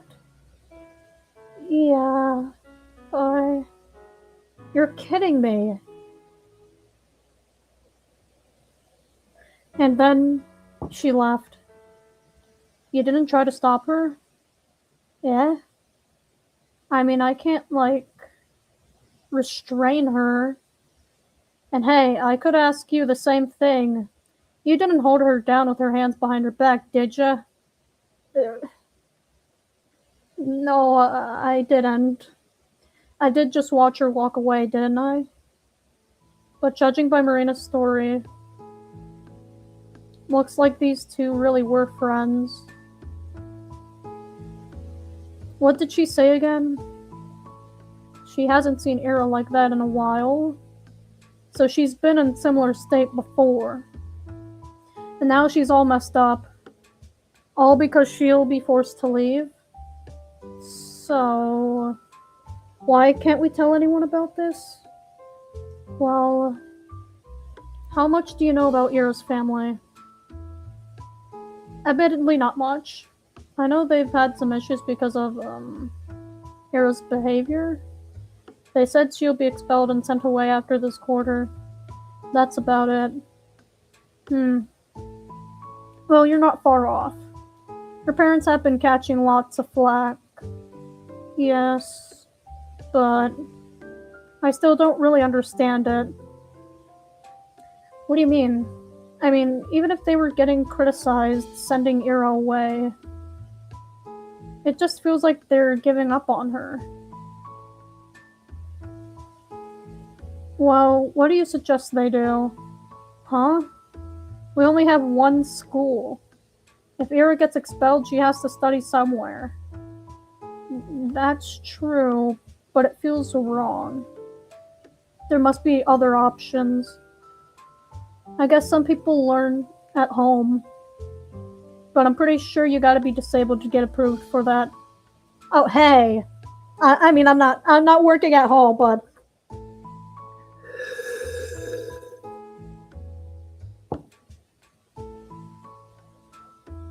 And who's gonna teach her? Her dad works at the institute, her mom's a nurse. No one has time for that.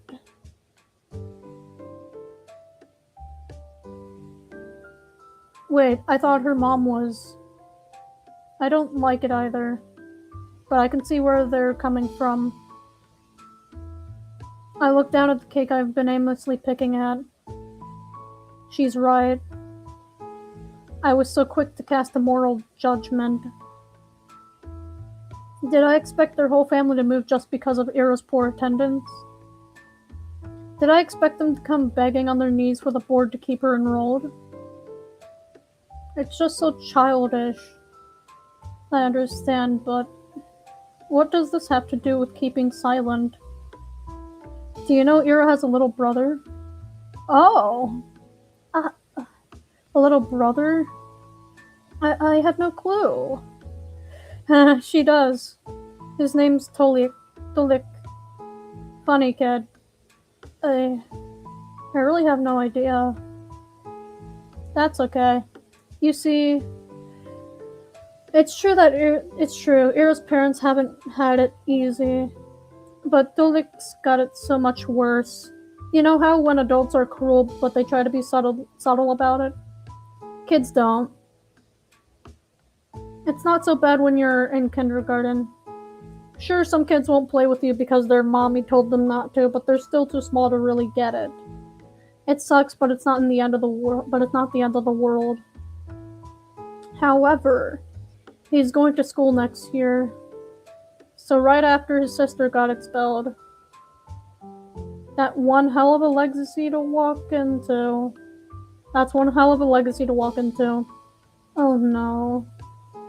No pressure, right? At least nobody will expect too much from him. Don't say that. Sorry, bad joke. But my point is, everyone knows that it's gonna get worse. I can imagine. Yeah. So on the top of all that, give me just a few seconds, guys. I think it's coming up. Hold on. There it is. Goddamn. Yep, Sneasel. So on top of all that, picture how people will react if they found out his sister was unstable. Ira's already prone to anger. You've seen it yourself, right? Now imagine adding hysterics to the mix. Sobbing, panicking, acting strange. Not a great look. Well, that's a bit crude. I wouldn't call what Ira did hysterics. I wouldn't either. But you know how they're going to paint this. Word spreads fast. You say anything to the teachers or police, the next day everyone in town will know. That's why I don't think it will help anyone at Asia. But maybe it could give them a clue? What clue? Well, if anyone should give a testimony, it's me. I saw her last, right? Oh, right. That makes sense. Well, I told them I saw Ira from our apartment window around that time. You know, without the part where I came down to talk. But I don't know how helpful that'll be. See, she seemed to go in the direction of her house after we met. But I didn't exactly follow her home. So not much of a pointer. At least they know she didn't leave the city. Border control can tell them that much. Right. This sure is a pickle. I've had my doubts about reporting from the start. And now Marinas has solidified them one by one. Tolik, this really could harm Ira's little brother. But if that's the case, are we really supposed to sit back and do nothing? I don't like the idea of that. There's one more thing I wanted to clear up. One burning question Marina must know the answer to. Oh, by the way, You seem to be a good friend of Ira's. Maybe you know something about this? Haha, good friend is generous. Eh? I mean, I guess I am. Just don't tell Ira that she'll break out in hives. Oh no. Really? Yep. She said my jokes get on her nerves. Can you believe that? Yeah, I believe that. What? Mean? Sorry. I'm used to the abuse. Wait, that gives me an idea. Huh? Let's climb her roof and yell some crap like, oh, best friends forever. Okay. That girl will come back just to choke us. Wow. That's so smart. Ain't it? But the roofs are slippery this time of year. Oh, boo. We'll tie a rope around you then. Why me? You seem lighter. That's it? Don't worry. I'll hold you real steady. I have strong center of gravity. So, like, doing the screaming then... Exactly. Oh, no. I'm not good at that. Don't worry. I'll just pretend to lose grip on the rope, you shriek your lungs out. I refuse! How long has it been since I last chatted with someone like this? It feels like forever. Marina, huh? You keep talking and I don't feel uncomfortable. Not one bit. Really, I haven't felt so carefree speaking to a person in a while. Should conversations be this easy? It feels like I'm cheating. Especially considering the circumstances. Just yesterday we both saw Ira agitated and crying her eyes out. Today we learned she never came back home. It's supposed to be terrifying. But for some reason, it's as if both of us are certain we'll never see her again. As if there's no way things will not turn out okay. They have to. Oh, what the hell? Huh? Crap. Why now? Oh my god, this guy! Okay. So they finally let you in, huh, Shubina? This place has really gone downhill. Hey, Vivek. Marina. Huh? These two know each other? Look at you getting a replacement already. Can't blame ya. But come on, Shubina of all people. He looks at me. No offense. You're keeping tabs all on my friends? How flattening. Asya, he's in love. Yeah, in your dreams. It's just funny how you always gotta have someone like that around. Someone like that? Marina menacingly lifts her coffee cup. You want this on your pants? Ooh, scary. You want to get banned from your single hangout spot? I won't. It'll just be a happy little accident. With your aim? Look who's talking. Asya, this guy could have aimed for the toilet till he was 11. Oh, damn! Okay. Damn. Oh, damn. Okay.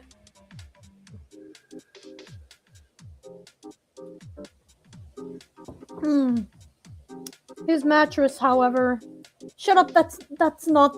Garrett makes sure none of his buddies heard that. He glances back at us, trying to look unbothered. Why am I even talking to you? Okay. Good question. Wasn't she your best friend or something? Huh? Jeez, why does everyone keep saying that? I mean, maybe I'm wrong. You seem to be having a snazzy time without her around. Having a good laugh and all. And you were joking about it too. Huh? In class, you laughed when they declared Arrow was missing. Well, she ain't my friend, is she? That bitch attacked me. That's not the point. You don't think she's really missing? I don't give a damn. And you don't really seem to either. Why should anyone? You're exhausting. Don't worry, the feeling's mutual. Well, whatever. I just came in to check if it's really Shubina over here. Thought I was hallucinating for a second. So what, they let you out in public now? Must be a big day for ya. Having fun? She was before you showed up. One, not talking to you. Two, learn to take a joke. Whatever. My boys are waiting for me. Xia, ladies. Enjoy your evening. Why, thank you. With a sneering grin, Garen strolls back to his friend group. What the heck was that?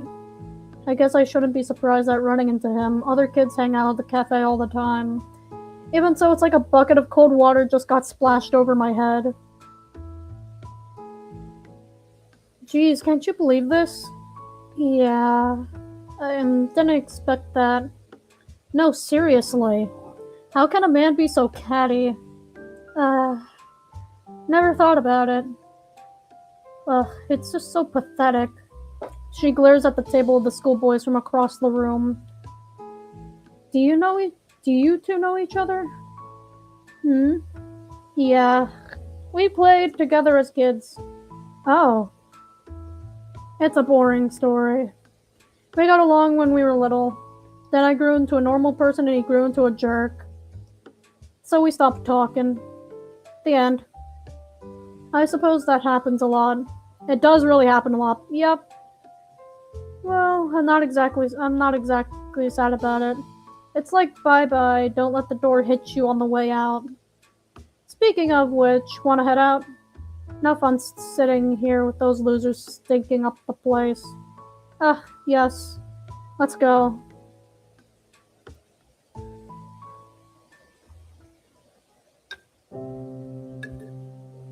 The cold immediately stings our noses as we stepped outside. The sky is just as dark as it was when English. Okay. The sky is just as dark as we went in an hour ago. It's a deep violet, one of my favorites. Marina huffs and grumpily pulls up her scarf. Man, I wish we had more cafeterias or something. Oh, there's the pub. The pub. I guess we could get in. I've been told I look mature for my age. Is she seriously considering it? Also, who told you that? If you want to sit somewhere, we can go to the, library? I realized how lame of a suggestion that was halfway through the sentence. Gah. And here I thought I was doing alright. Library? Huh? Never thought of that. Well, it's rather nice if you want to, be at peace for a bit. Whoa. At peace? Peace and quiet's important, yeah. Self-reflection. Meditation. Contemplation. Like Buddha and stuff. Yeah. I hear you. I get it. Buddha? Sounds great. I'll try it sometime. Thanks. You're welcome? I think I'll go home for today, though. Yes, that's alright. I was thinking the same. Cool then. It was nice talking to you, Essia. Sorry about the whole Vedic thing. Oh. No, don't worry. It's not your fault. He just came up to us, so... Nah, I kinda made it all worse. That guy just drives me up the wall. Yeah, that's fair. Guess Ir and I have that in common. Did she really throw a freaking chair at him? Yes. She did. Hey. I'm sure she's fine. You are? Yeah. This probably sounds silly, but it's like I believe in her. No way she would just go and disappear like that. Uh, I think I get what you mean. Ira's really tough. Exactly. She's not going down that easy, yeah? Yeah. Yeah. Well, I'll be going then. See you around, Asuka. Bye-bye. See you. Marina energetically waves her mitten at me and runs off down the road. I wave back before going on my own way. I shoot a parting glance at the cafe. There's the table occupied by Garen's friends, and ours is... Huh? I never paid attention to it, but the table we sat at is half obscured if you look at it from the outside. At this angle, only Marina's back would be visible to passers-by. Passers-by. If she usually sits there, then Ira might have sat at this cafe as well. It would make sense with Garen's comment too. Replacement. She must have only gone there with Marina dragged her in. And they sat in that same spot that made Ira invisible to anyone on the outside. I wonder if that was intentional. I should ask Marina about it, and also about what kinds of sweets Ira liked, and whether she preferred coffee or tea. Okay. I can't wait for Ira to come back.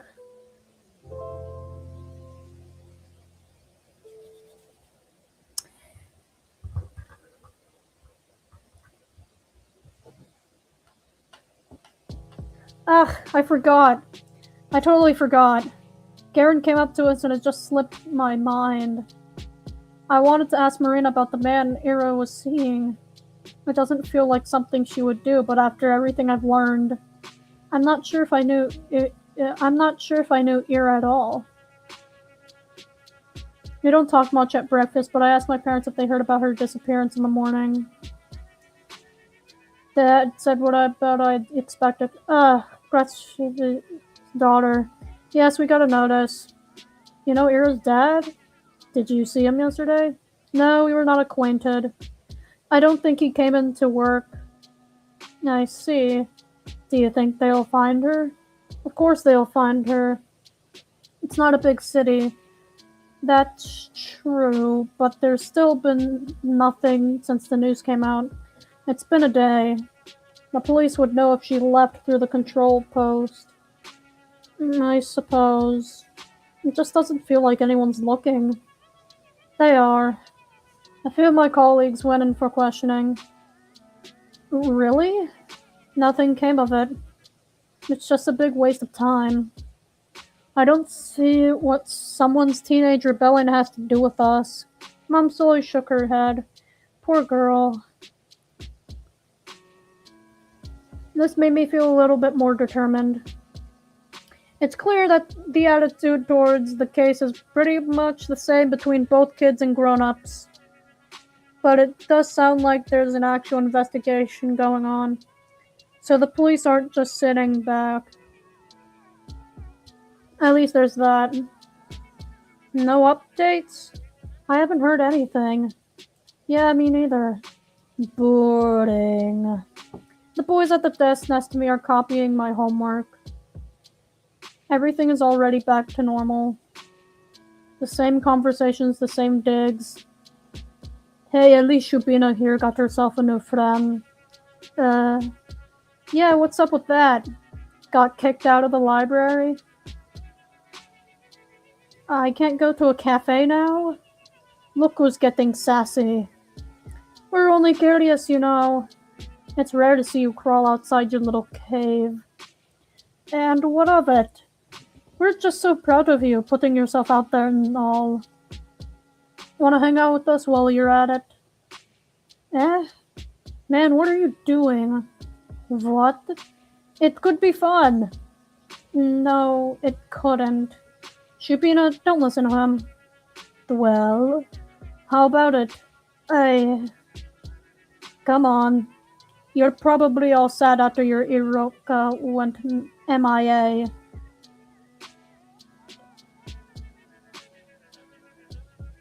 You gotta cheer up a little.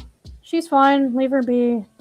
We can all go to the movies or something, How's that sound? I don't... Geez, he's just messing with ya. Vaden, drop it already. Dude, don't ruin it. She was about to agree. You're such an asshole. I wasn't going to. I sigh. It's always gonna be like this now, huh? Ira might come back soon, but once she's transferred, that's all I'll have to look forward to every day. Don't they get tired of this? It's all the same jokes. Although, it won't get any better if you keep doing this. It'll only get worse. Worse, huh? I'm trying to imagine what that'd be like. She talked about it as if I were being bullied, but that's not really the case, is it? We've all seen Scarecrow. We know what actually bullying looks like. Nobody's hurting me or destroying my clothes. The worst I have to deal with is some tasteless jabs. If anything, I ought to grow a thicker skin. I imagine she meant the boys would get more cruel, but would they really? Don't guys riff on each other all the time? They always call each other names and laugh about it, right? It's just the way their friendship works. So it's not fair to assume they're trying to make me feel bad. And if they aren't really trying to be mean, what reason would they have to be more cruel? All things considered, they've been treating me rather politely. I mean, I've never been called a dumbass or an asshole. So, I know it was a joke, but speaking hypothetically, would it really be so bad if I went somewhere with them? They may be a bit rude, but I'm also, well, I'm kind of a wuss. So, no. What are you thinking? Huh? Did you forget? What? Did you forget the last time they caught you all alone? Uh-oh. That was a prank. That time No. It was my fault. I just overreacted. I always do. You will overreact again. It will happen again. But Garen wasn't with them. It wouldn't happen now. It wouldn't be the same. That's right. He'll make it worse. Sorry. You're right. I understand. Who was the voice? Asya. Ah, Marina. Hi. Marina runs to me across the hallway. I feel a little better right away. Hey, got home safe yesterday? Isn't it obvious? Yes, thanks. You? Almost died. What? Okay, so there's this hopscotch on the way to my house. She slipped. Can't you believe that? They didn't even sand it. That's a hazard. A deadly hazard. Unforgivable. That's what I'm saying. I told my bro to file a complaint, but he just blew me off. Imagine that. That's so terribly rude. I'm basically crippled and he doesn't even care. Oh no. Is it that bad? My butt hurts. Ugh. Get well soon. We chat about dumb things like that for a minute or two. I still can't wrap my mind around how natural it feels. It's so much fun, but I can't shake off the feeling that we're trying to Oh my god, I can't speak! I can't shake up the feeling that we're trying to stave off a question nobody wants to hear the answer to. Marina has been nice enough to set an easygoing atmosphere. It's only natural that I should be the one to ruin it. By the way, have you heard anything from Mira yet? If Marina were a dog, her ears would droop. No. You? No. We never had each other's contacts. I see. Should have figured. I doubt she'd call me even if she had my number. Marina was the person Ira went to. If she did get in touch with anyone, it would have to be her. Her or... Ah, actually, I wanted to ask you about something. Oh, what is it? I look around. The hall is rather crowded, more than I would like. Oh no. I see, I was gonna ask the question, guys. No. No. No. Sorry, I'm stretching.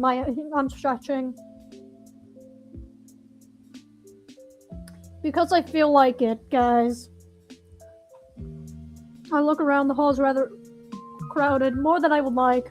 I'm not sure if it's a good place to discuss this. Rena seems to understand what's on my mind. Hey, how about we talk about it after school? You don't have any plans, right?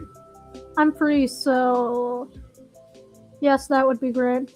Sweet. I got 5 lessons, so meet me right after. Alright. Later then. I gotta get back to my friends. Okay, see you. She returns to the group of girls on the other side of the hallway. Sabrina is pretty popular. Well, duh. She's a real outgoing person. Seems like the type that can get along with just about anybody. I'm just not used to the people like that paying any attention to me. It doesn't feel real. As if it's breaking some sort of unspoken rule. As if yet another way the universe has allowed me to cheat.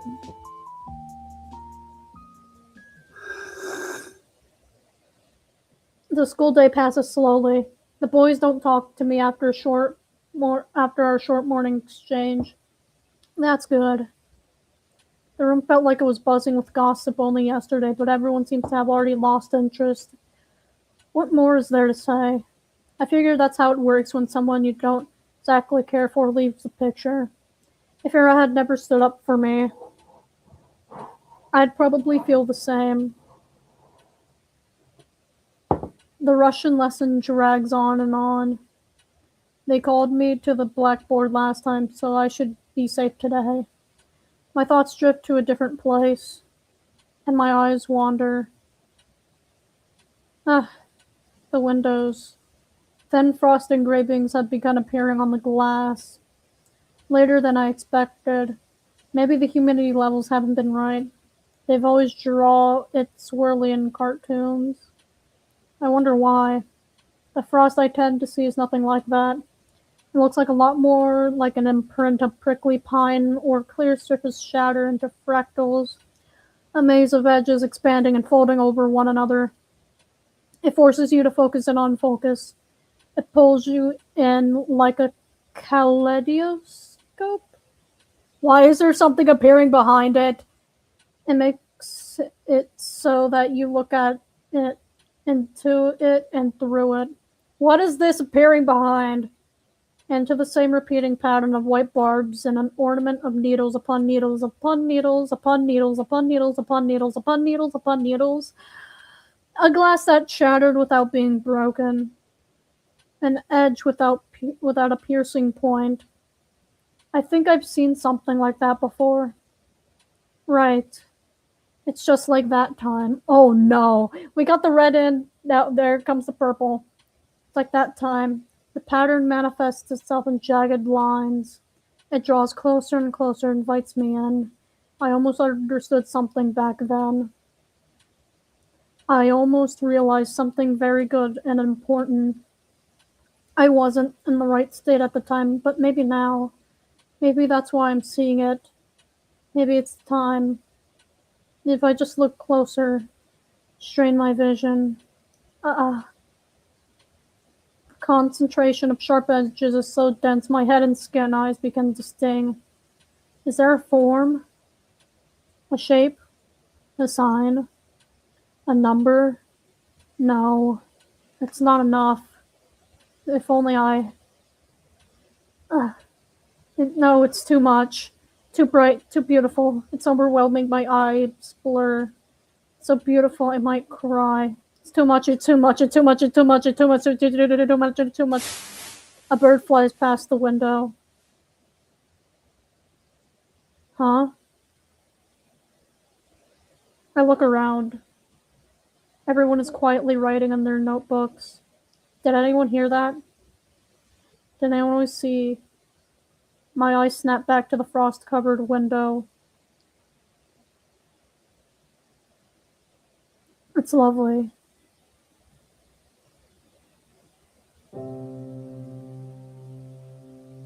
The snow is falling lightly on the yard. The long gray clouds glide placidly across the tundra. I stand by the main entrance and wait for Marina's shop. She should be free at the same time I am, so why isn't she here yet? It's been a couple minutes.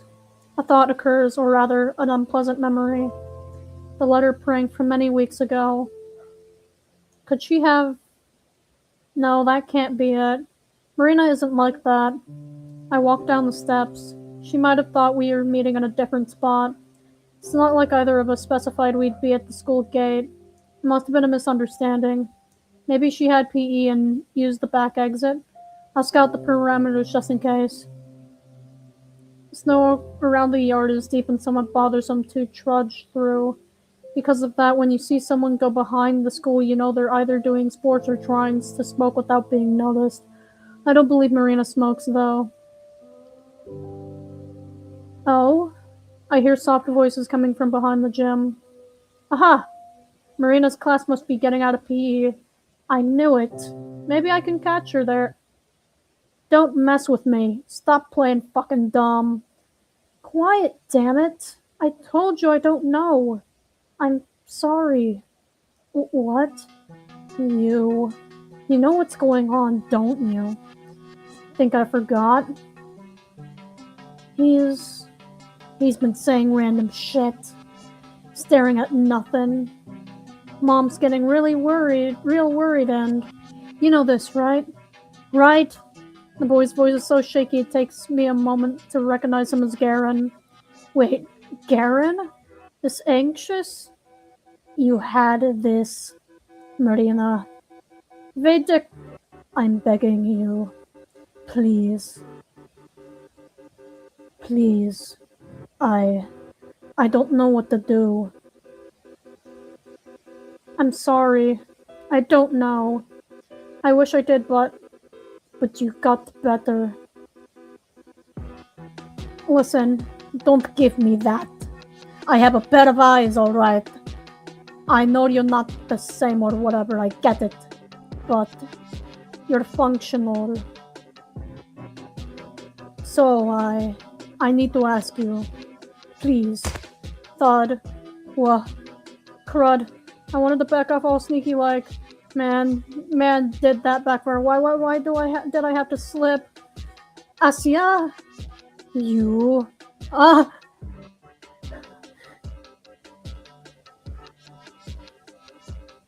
Before I know it, Garen pulls me up by the front of my coat.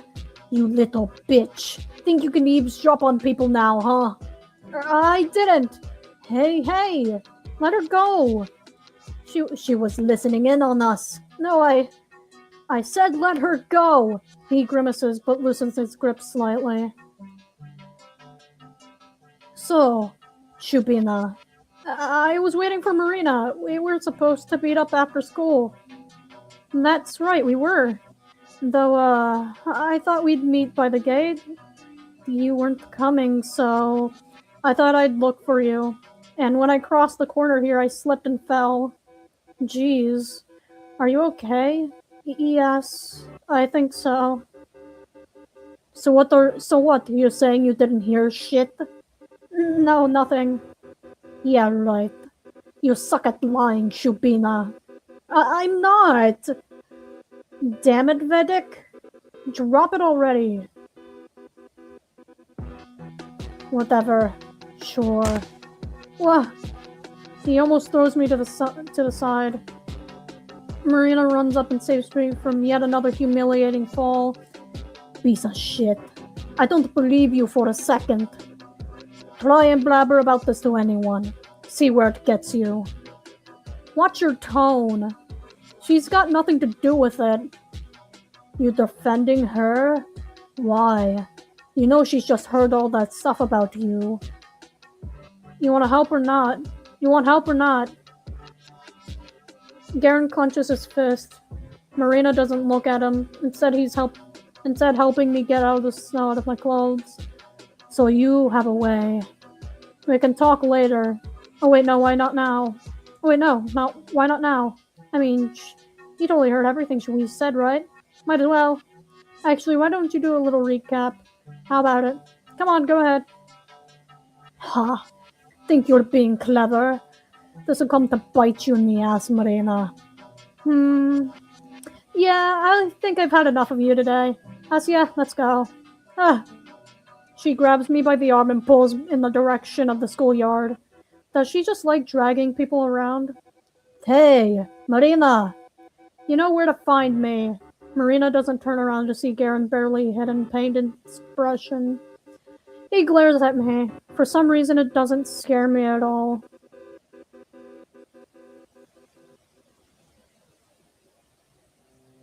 Before long, we're out on the street. Marina runs her hand across her face with a frustrated moan. Ah, what a mess. Sorry you got dragged into that, Eskia. Ah, no, I'm alright. I should be the one apologizing. Man, I knew I should have brushed him off. That jerk came up to me and said he needed to ask something real quick. Really? Mm-hmm. I thought, well, if it's only for a minute, worst mistake of my life. I'm sorry. Maybe if I came faster. Ah, cut it out. That's what I get for entertaining him. So, uh, how much did you actually hear? Huh? I. It's like I told you, I didn't catch anything, I just slipped. Really? You can be honest, I won't bite. No, I'm serious. I only heard some muffled voices. I didn't know it was you. Okay, that's cool then. So, is everything fine? He was in a really bad mood. No kidding. Been a while since I last saw this guy so cranky. I'm all good though. If you say so, please be safe. Ha, tell that to Vedek. That squirt better watch out. She proudly slaps her bicep. I've been to the gym. I've held weights, 10-kilo deadlift. That bum doesn't know who he's messing with. Whoa. I'll let him know. Marina's voice sounds so carefree. Does she really believe me? If Garen's right about one thing, it's that I'm just no good at lying. But you know what? That doesn't matter. Marina would be happiest if I forgot it. Marina would be happiest if I forgot about it all. So that's what I will do. And then my lie will circle back to being true. Bet you didn't think of that, huh? Anyways, I'm hungry as hell. You wanna grab a bite? We can go hang out the Zivotchka again. Yugoshka's nice, but I don't have that much allowance left. Ooh, I hear ya. Wait, don't tell me I made you empty your pockets yesterday. I didn't know you were running short. No, don't worry. I'm glad we went. I've been looking for an excuse to eat there anyways. We could get something from the store this time if you don't mind. Sure thing. I was just thinking, wow, it's perfect walking weather. It really is. We leisurely make our way down to the street, chatting about this and that. Turns out Marina goes to the cafe several times a week with different people. Classmate A on Monday, classmate B and C on Wednesday, classmate D and E and F on Friday, and so on. Sounds fun in theory, but I'd probably die if I have to live like that. It's not that bad. If I really don't want to go, I don't. Still, it must cost you quite a lot. I guess. I get plenty of allowance, so it's whatever. Oh, I see. That's nice, then. It's good when parents are so understanding. Though I wasn't really talking about money. Huh. I wouldn't know I live with my big brother. He doesn't care as long as I don't bother him. And I don't bother him as long as I have cash. It's like we have a contract. Oh, wow. That's pretty cool. You think? Yes. I mean, it sounds fun living with your sibling. And you get to eat treats at the cafe all the time. Not all the time. You think that I'm some sort of sugar addict? So that's where you get all that energy. Now listen here, I'm joking. No, I'm serious though. I don't just stuff my face there every day. We go to the movies pretty often. You know, at the community center. You could tag along sometime if you want. Uh, um, you mean it? Of course. The more the merrier. Though I don't know when we'll get any new films over here. Oh, I heard they're bringing in an American flick next week. We have to go. Really? I'd love to. Then it's settled.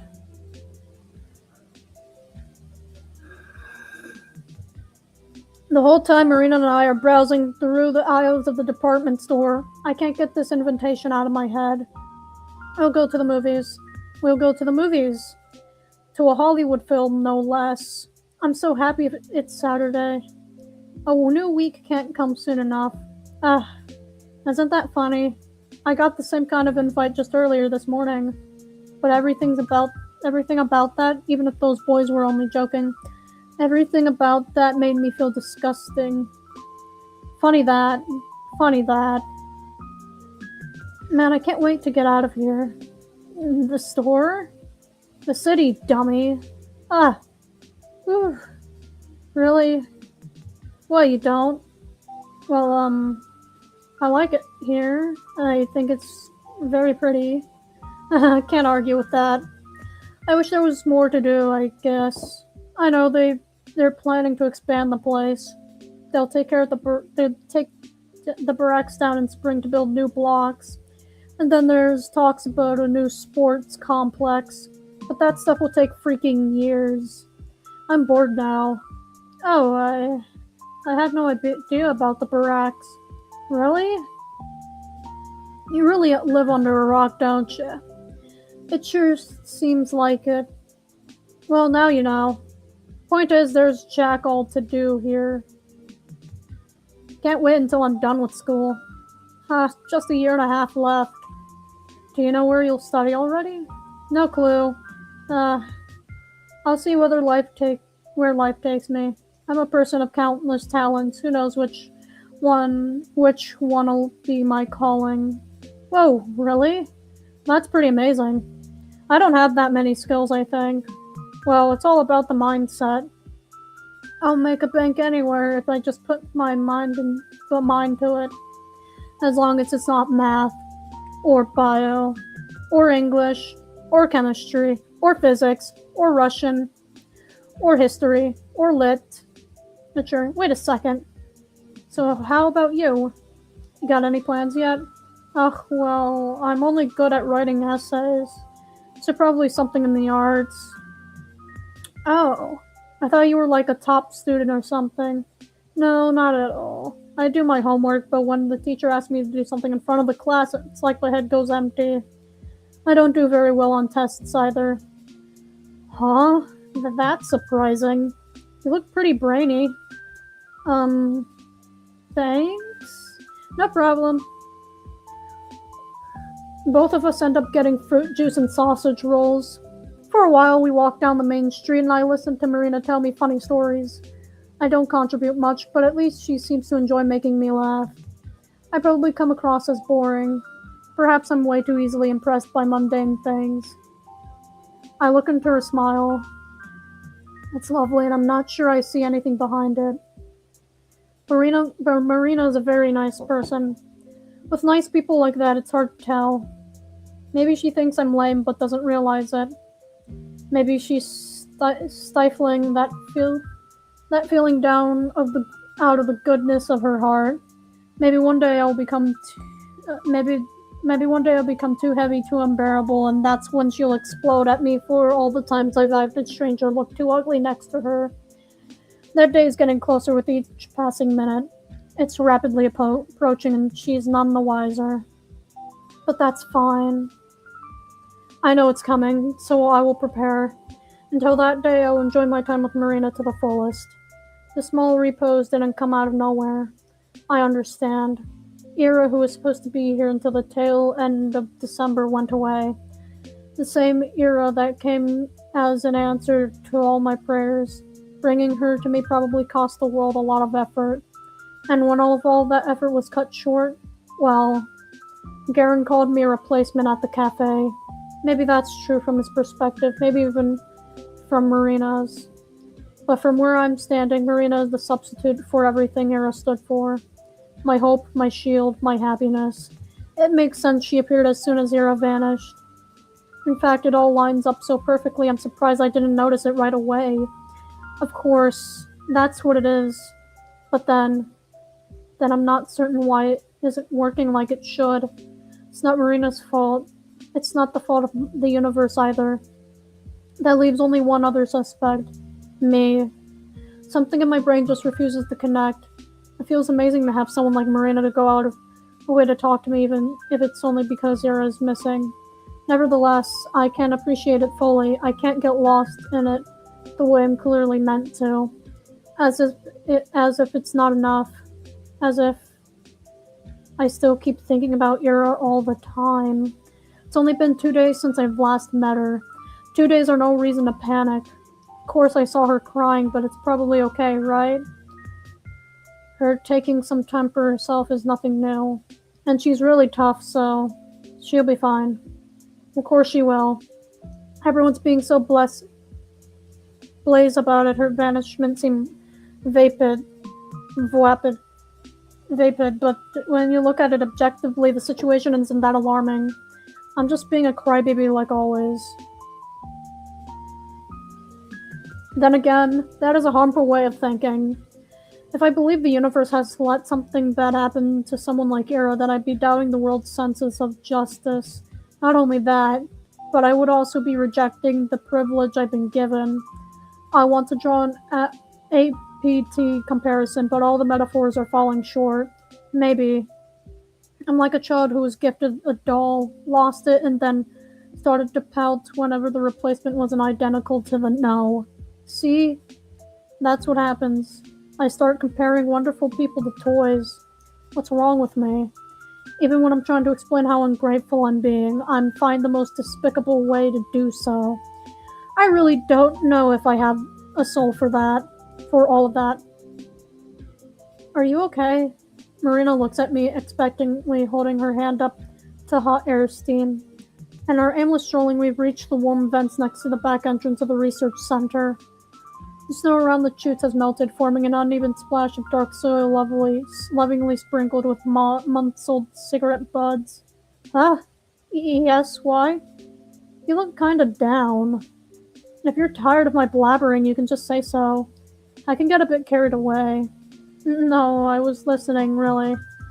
Yeah. I just figured you're too polite to tell me to shut up.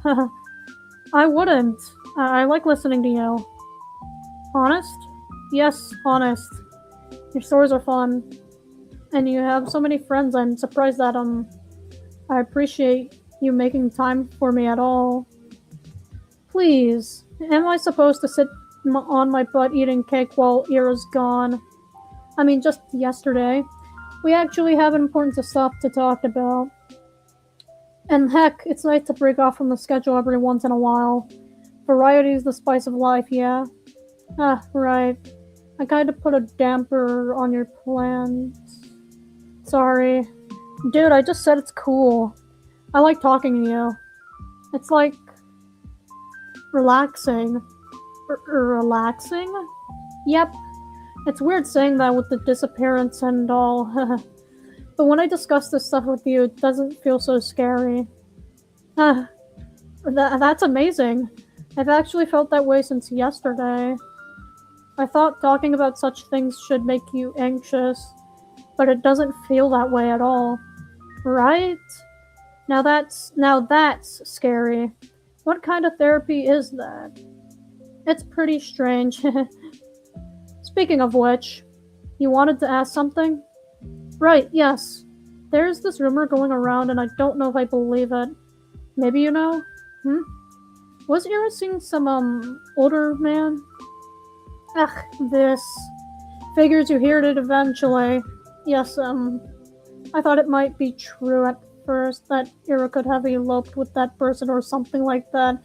But you never mentioned any of the sort, so it's probably just gossip. Elope? Ew. Ew. Why? I thought it sounded quite romantic. Romantic? The guy's like 35! Well, love has no age, right? Yuck. Don't go around saying stuff like that, it's dangerous. My face goes red. Did I really say something that embarrassing? Okay, well, I don't usually say anything when others bring this up. Like, if somebody asks me about it, I go, man, I've never seen her do anything like that. What a load of crap. But you? I think you'll understand. Give me just a few seconds, guys. I'm getting ready. I'm bracing myself. I'm bracing myself for impact. Let's do this, guys. I'm bracing myself for impact.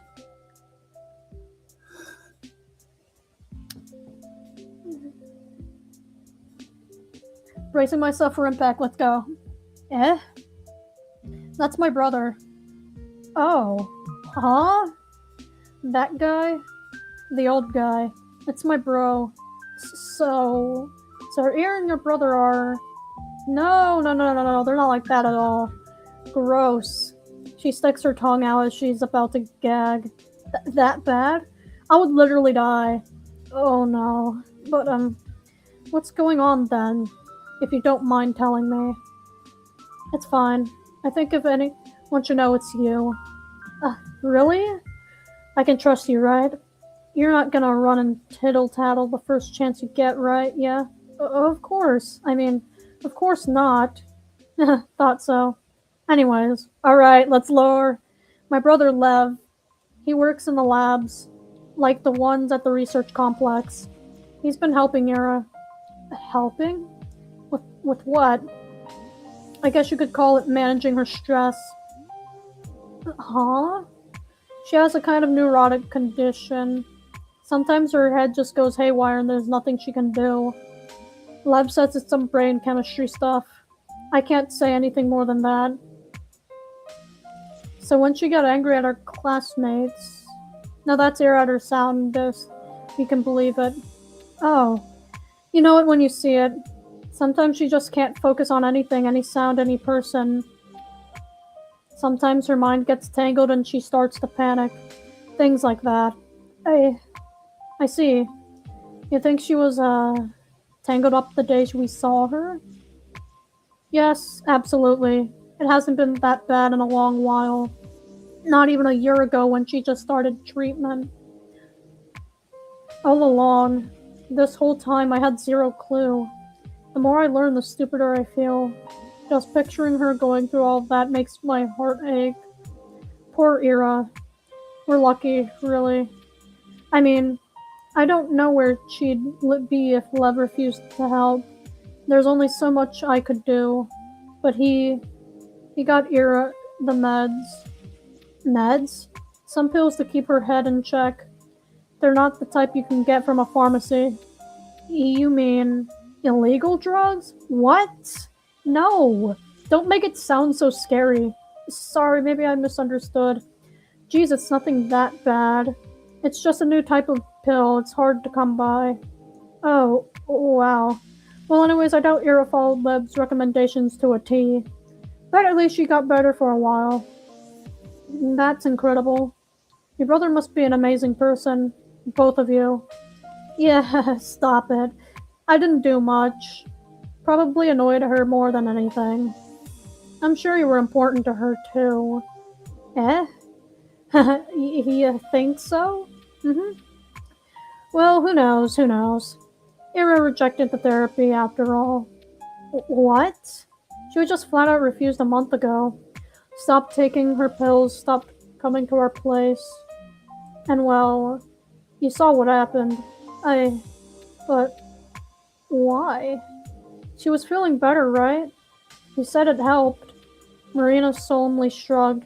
She just decided that she didn't want it anymore. Meds can have some awful side effects, so I can't really blame her.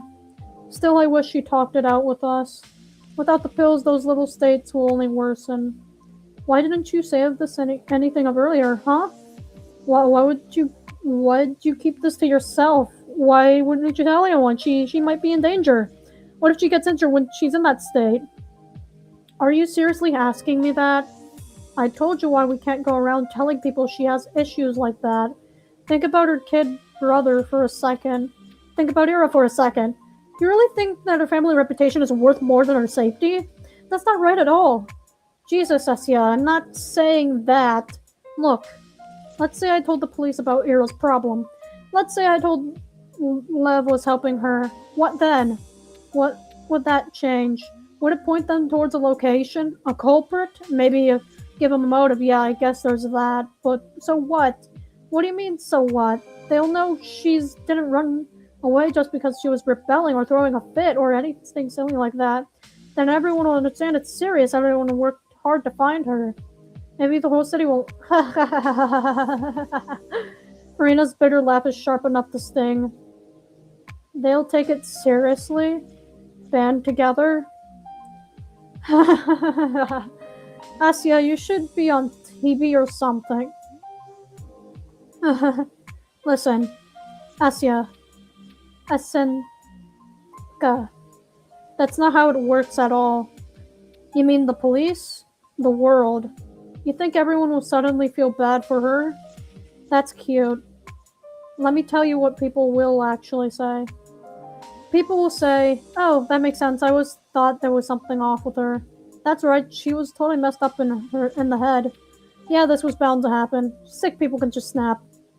It's sad, wouldn't you? No point in looking now.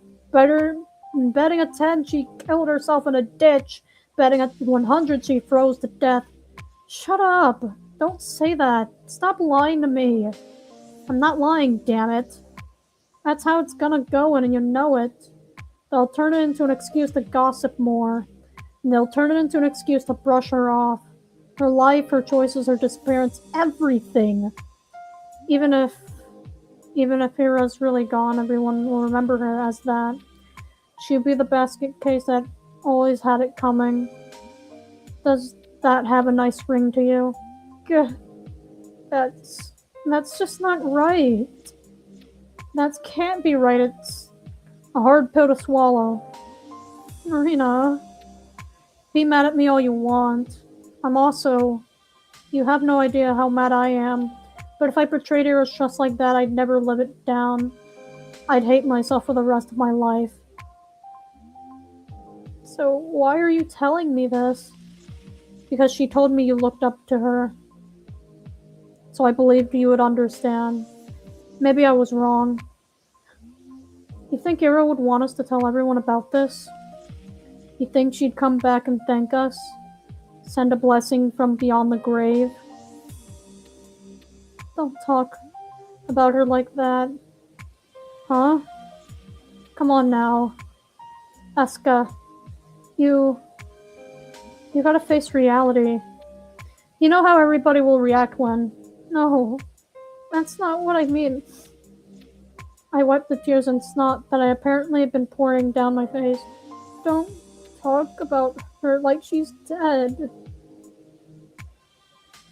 Marina's lips tremble. She quickly snips her nose and fixes her collar. I don't really believe she's dead, you know. I want you to understand, alright? Ira kept silent for a reason. I don't know if she's right or wrong for that, but I get it. When people learn about those things, it never turns out good. It's just degrading. I understand. Do you? Yes. You're probably right. Not about everything, but about Ira. I can understand that. But Marina, you're also afraid, aren't you? Huh? If everyone learns about your family helping Ira with her condition, they'll suspect Lev, right? Well, you said he got her this rare medication. Did Ira's parents know about that?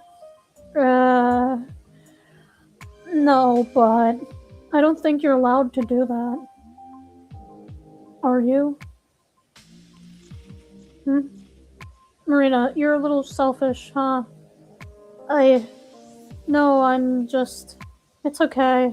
I know you're worried about Ira. Really. You helped her because you cared about her, right? Your brother, too. Of course we did. Yeah. So please don't pretend.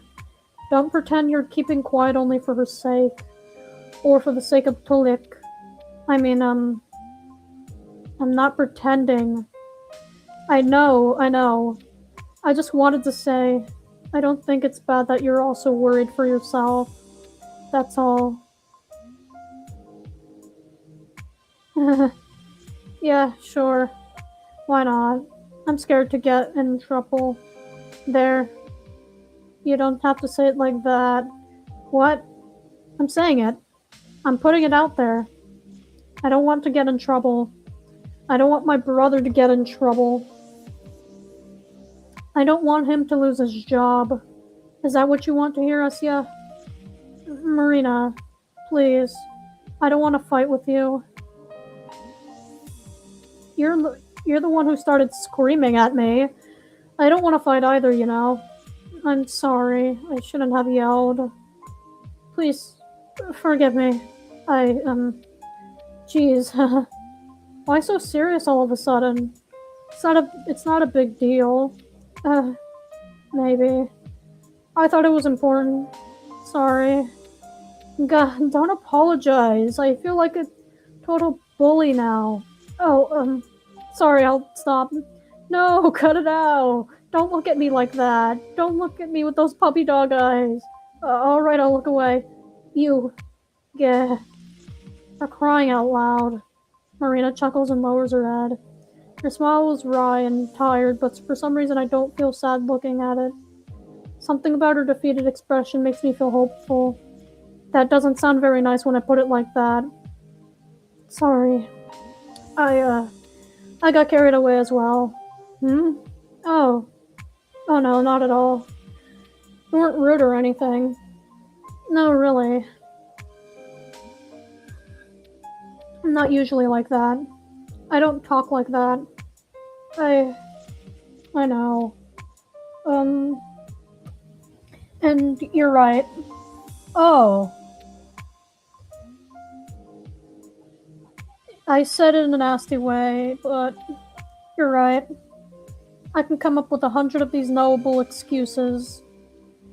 But they're just that, excuses. I'm just trying to keep my nose clean in the end. It's really lame. That's not true. You need to look out for your own family too. All the good you did for Ira's sake will still matter. Please don't belittle it like that. Maybe it does. Blah, I don't know anymore. Everyone's just looking to save their own skin at the end of the day. Every man's an animal, yeah. That's what I meant at all. No. I think you're still a very good person, Marina.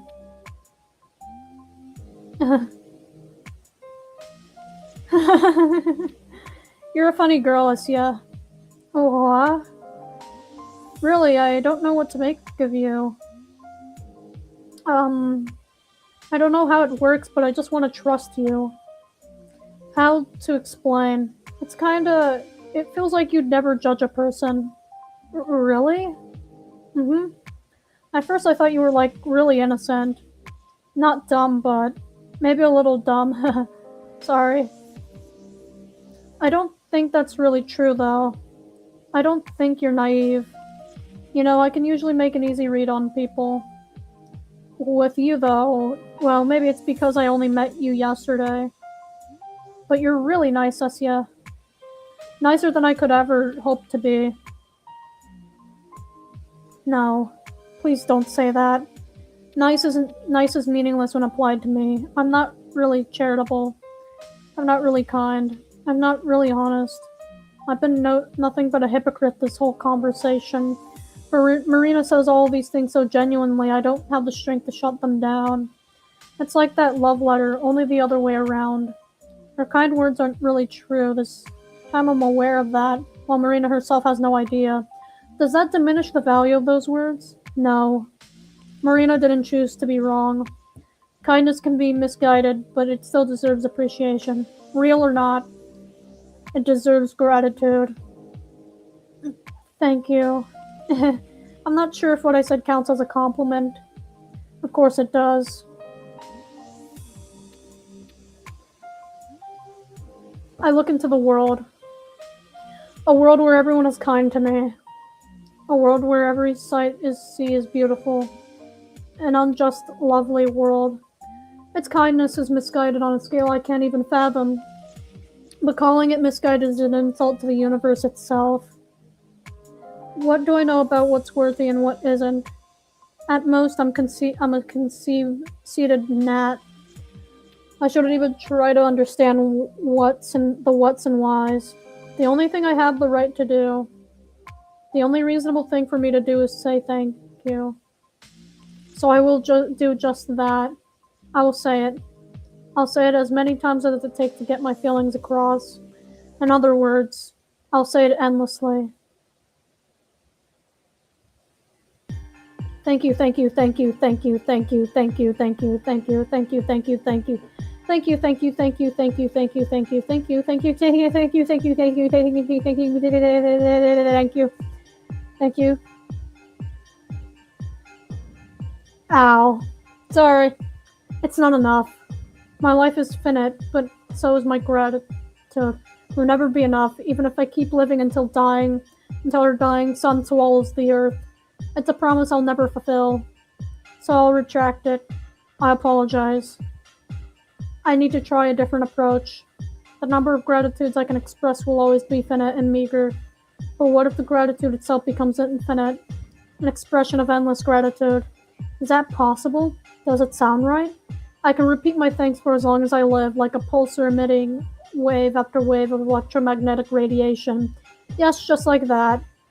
A pulsar radiation travels endlessly inside a vacuum. Mine should be able to do the same. But right now my signals keep getting buried under the 1,000 kilometers of our planet's atmosphere. They're too weak. They dissipate under the weight of over 5 quadrillion tons of air. Well, not as much as that they travel straight up. But I'm not good enough at math to do the numbers. All I know is that my signal isn't strong enough. So then what can I do? I can become an astronaut and fire my messages from orbit. That has to work. Except I don't have anything that takes me to be an astronaut. The next best thing would be to send a strong radio signal from the surface. But sending a transmission powerful enough to break through the Earth's atmosphere requires equipment that's way out of my reach. It is in the same realm of possibility as me actually traveling to space. But then what other options are there? How can my broadcast persevere? Ah, right. Isn't it obvious? Of course, it's so much like me to rely on others. It's so much like me to look for external meanings of getting what I want. The answer is right there, right in front of my nose. The answer is in my reflection. It's staring at me from the bathroom mirror. Oh. Me. It's all about me. I am my own parabolic antenna. The strength of my signal is decided my own level of gratitude. It's all a matter of my resolve. It's a matter of admiration. It's a matter of wait, hold on. My resolve. It's a matter of my admiration. It's a matter of dedication. If my signal is unable to pierce through the sky, that's a personal failing of mine.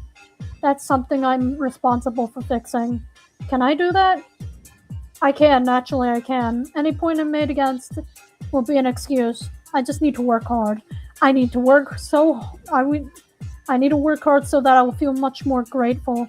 I need to overflow with adoration. I need to overflow with reverence. I need to overflow with love. If I fail to do that, my voice will never make it to the cosmos. And then when I'm so overwhelmed with grace that I could die, I'll get up to the highest point atop the sea level that I'm able to reach. I'll climb up high and I will look into the sky and I will angle myself so that the trajectory is just right. Then I'll start They'll start my most powerful transmission to date. I will scream thank you and I love you so loud that all the people in the radius of 3,000 kilometers will feel that in their hearts and bones and muscles. And their TV signals and radios will break. And that the next day, the whole world will report a radio signal unprecedented, shrink blasting from the communist peak. Although maybe Mount Elbrus is more realistic. If I remember right, Dad climbed it when he was in university. At least he has a pin from there tucked away from one of the drawers. Maybe I should ask him about it. No, better not. He's tired after work. I should go to my room. Tomorrow's the weekend, so I can stay up late. I don't need to do any homework today either. I have the whole evening to myself. I will rest. And starting tomorrow, I'll work harder than ever before. I'll love this world with everything I've got. My voice cracked. But anyways.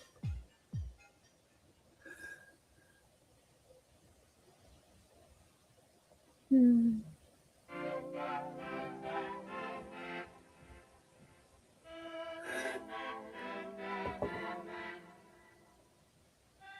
The world is as bright as a sunless day allows. The air is clear and soft despite the cold. The statue on the main square shines in silver. I have already made my rounds around the city. It's been a wonderful time, as usual. Give me just a few seconds, people. I'm gonna like. Okay, I'm back. I've seen it all there that is to see. I've admired all there is to admire, is what I would say if I were a liar. I traveled south towards a single place I've been neglecting. It's easy to avoid since it's right on the edge of the long residential street. The car repair shop. There's nothing special about it at all, aside from the fact that that the owner's son is a classmate of mine. So what's my problem with it? I suppose you can call it pettiness. Ever since that one incident, I've been avoiding the spot like the plague. But it was never the shop's fault. It was the poor luck and then my own overreaction. If I wanted to achieve my goal, I need to get over there myself and face it. That's right, I'm sticking to it. I'm sending my message to the universe. Of course, there are requirements I have to meet. I need to take in and process the beauty of the whole entire world to achieve the right signal strength. If I can't find the beauty in everything in this town has to offer, how can I ever grasp the grandeur of the planet, let alone the universe? I'm well familiar with every other part of Vorkuta 5-5, so excluding one area because of an old joke gone wrong is just unfair. I'm sorry, car repair shop. I'll fix my mistake. Ah, I momentarily freeze up, then scoop behind a quarter. Just now. Was it Garen walking down that side of the road? I peek out just to check. That's right. He's marching quickly, hands in pockets. A couple of times he turns around and makes sure he's not being followed. Huh? I wait until he's a good distance away before I come out of my hiding. I'd rather not encounter him after what happened yesterday.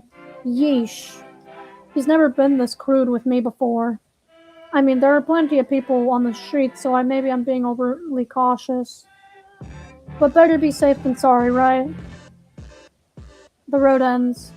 There's the workshop. It's it's bathed in pure white light, almost as if it's glowing, inviting me in. I take a look around and don't see anyone, just cold and empty cars, some crates stacked by the building concrete slabs. The snow keeps softly flowing from the hills. Give me just a few seconds, people. Hold on. Hey guys, I'll be right back. So, go take a restroom break or something.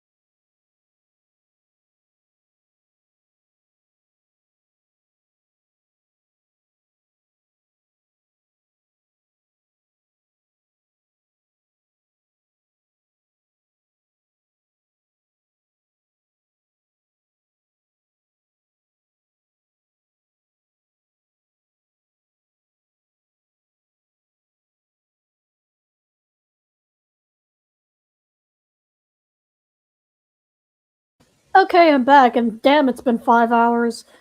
Okay.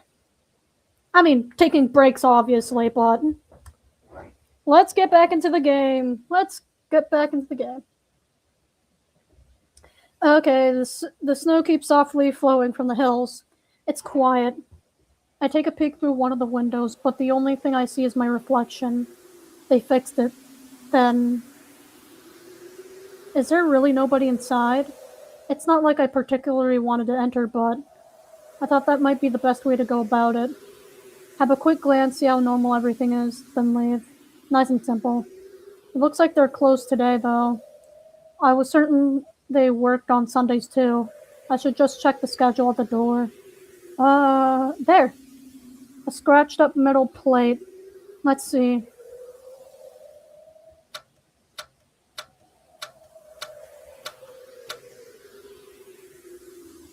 Monday at 9 through, damn it, 9 through 10, I think. 9 through, no, 9 through 8. 9 a.m. to 8 p.m. 9 to 8 p.m.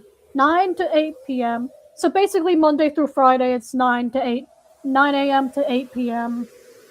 Then Saturday is from 10 a.m. to 10 a.m. to, hold on, 6 p.m.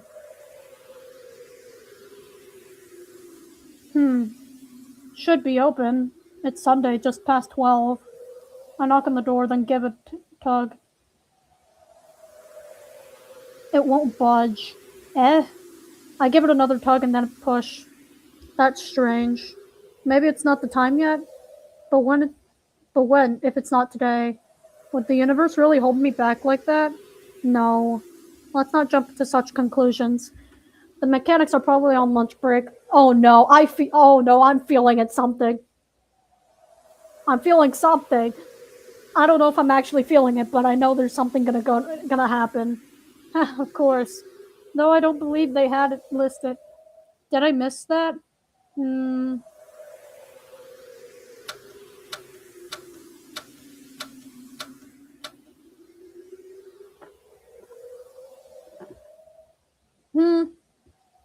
Monday, Tuesday, Saturday, Thursday, Friday, Saturday, Saturday.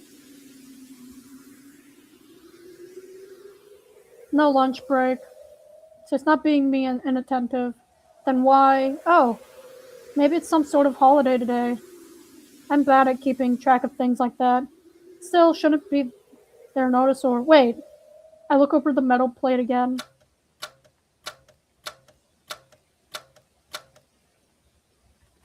Monday, Tuesday, Saturday, Thursday, Friday, Saturday, Saturday.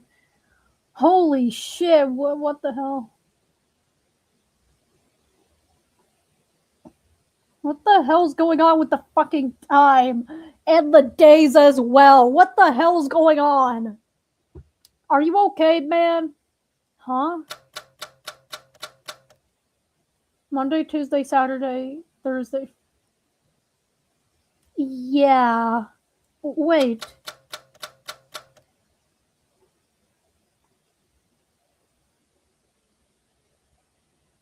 So it might have. What?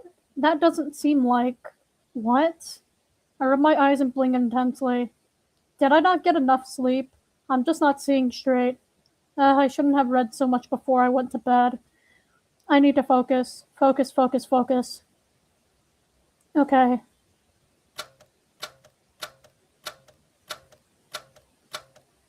Excuse me, what the fuck?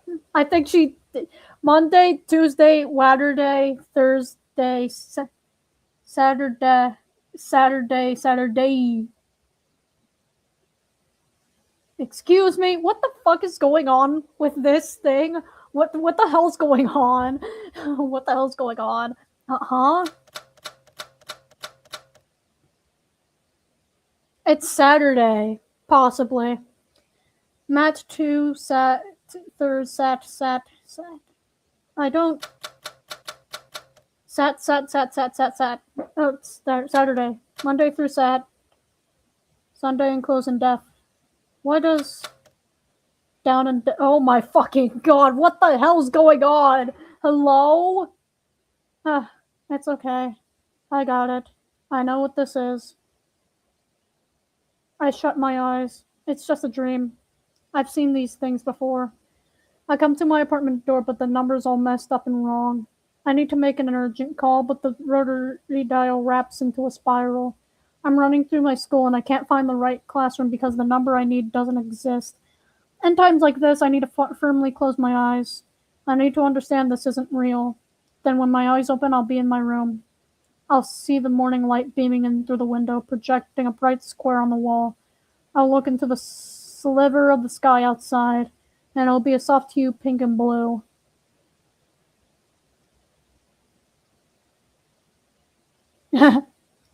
I open.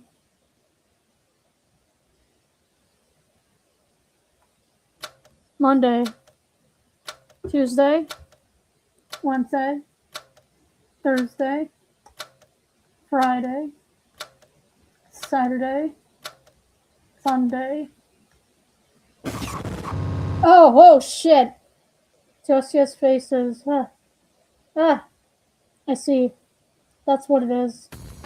Oh no. Holy shit, what the fuck's going on here? Josia's face is something.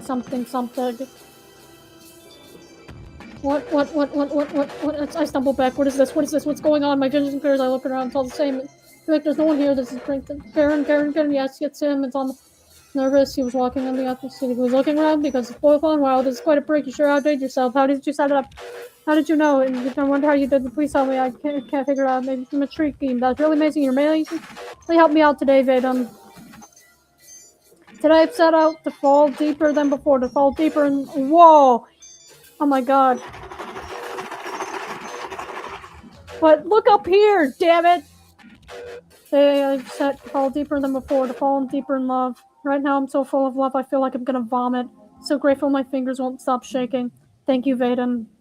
I won't forget this till the day I die. What the hell's go? Oh no, nope. The window still won't let me peer inside. It's way too bright, so all I see is my own silhouette. The snowfall is neither harsh nor light because there is no. When I looked in the mirror, I saw. Oh my god! Because there is no snowfall, only snow. No, I misunderstood. Who said that I can't peer inside? That's me. That's me behind the glass.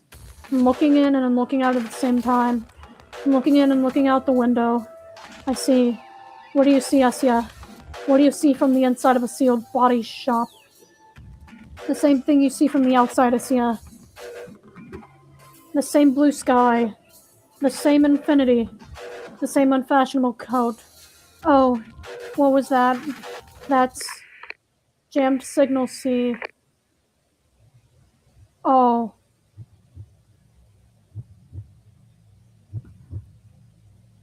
Holy shit. It smells of oil. The air is so thick I can feel like I'm choking. It feels like I have grit under my nails. My hands are cold. It's dark. Am I covered in dirt? Everything's lined up with sour dust.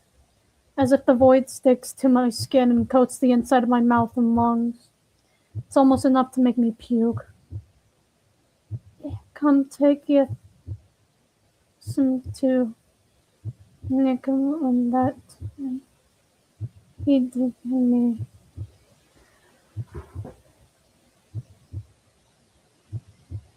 Come take us here. Oh my god. Something. What are they saying? Are they addressing me? Do they know that I'm here? Are they laughing? The voices have become completely unintelligible. The walls between us is becoming thicker by the second. I have to cry out to them. Maybe this time. Nothing comes out. Or does it? It's like my words collapse against the wall before they reach them. A wall. That's right, it's a dark metal wall. A closed door. A lock firmly shut. I've been banging against it, yelling all to no avail. My body is too soft. My words are too weak. My outline is too blurry. Of course, I can't break through. I'm no more than a shadow. A dirty, dusty, grimy shadow that reeks of petroleum and sweat. Why is a shadow afraid of the dark? A raindrop shouldn't fear the ocean. A fragment shouldn't fear the whole. Perhaps it didn't know it was a shadow. I lived too long thinking it was something so more solid, so much more solid.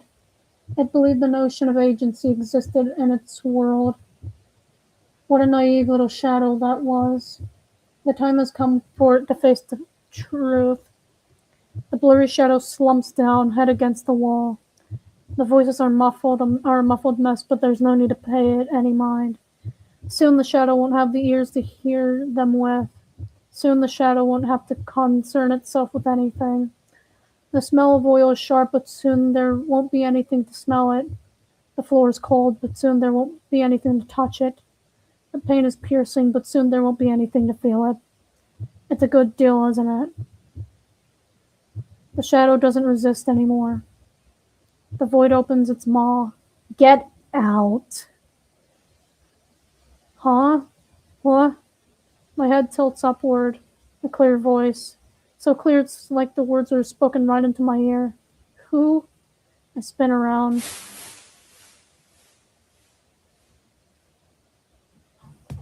A window. Was it always there? Pale light seeps through the frost. A thin glass barrier is impossibly far, but maybe I can... No, I have to. I stumble and grope my way to the darkness. Ah, my hands strike against something cold and heavy. What's that? Metal? A tool? Doesn't matter. Something to grab onto. Gah. The weight steadies me. Well, this thing sure is hefty. Or maybe I'm just out of shape. No, that's not true. I do have a shape. My body has a steady form. Of course it does, because my hand is firmly clasped around the wrench. I feel its temperature, weight, and texture. It's there. I'm there. My arm rises. If this doesn't work, it's gonna be really embarrassing. Embarrassing? Who cares? You either do or don't. It's as simple as that. That's right. It is that simple. My arm swings down.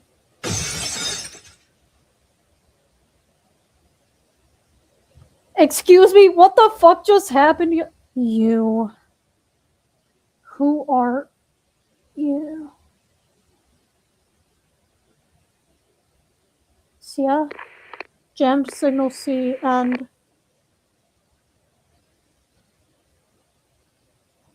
I think she has a neurological condition.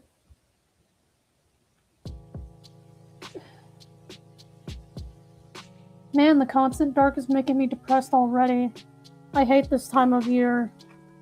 Is it that bad? It's not like that there's no light at all. You call that light? It's stinging mist all afternoon. I feel like I got shoved into a smokestack. Can you go crazy from vitamin D deficiency? Do people die from that? I don't think so, and personally I find it rather nice. Everything looks so gentle. Blah, it makes me all moody. The guys make fun of me for that, can you imagine? Ain't it normal to feel down when you're not getting any sun? I've heard it's pretty common, yes. You wilt like a sad little flower. Exactly, you're so right. I am a gentle rose freezing to death. I waste away, no photosynthesis, no water, no nothing. There. You'll get yourself your sunlight soon. Are we not gonna talk about what the fuck just happened to her? Are we not just gonna talk about that? Not until the end of the winter, I won't. Anyways, I wonder how we haven't run into you yesterday. I thought we'd see you by the library or something. Oh, I just went to the outskirts. It's really, serene out there. Serene, you say? Yes. It is a little dim right now, but it's very beautiful too. Whew. I never thought of going there this time of year. A bit too cold for walks, you know. Yeah, I understand. But hey, maybe I'm missing something. Like the season's charm and all. Ah? Hey, maybe I'll tag along sometime. I could use a change of scenery. Huh? That would be great. Please do whenever. Yay! Then count me in. You know, our recent hangouts have been kind of sucky. Oh. Ugh. Not with you, with my friends. Some of them have stupid curfews. Some of them have stupid curfews now. Half of us had to be home by 7. 7? Can you believe that? Oh. Wow. Why now? Parents are worried because of Era being gone. I mean, I get it, but it's been 4 days. Yeah, no news on your end, I figure? Nothing.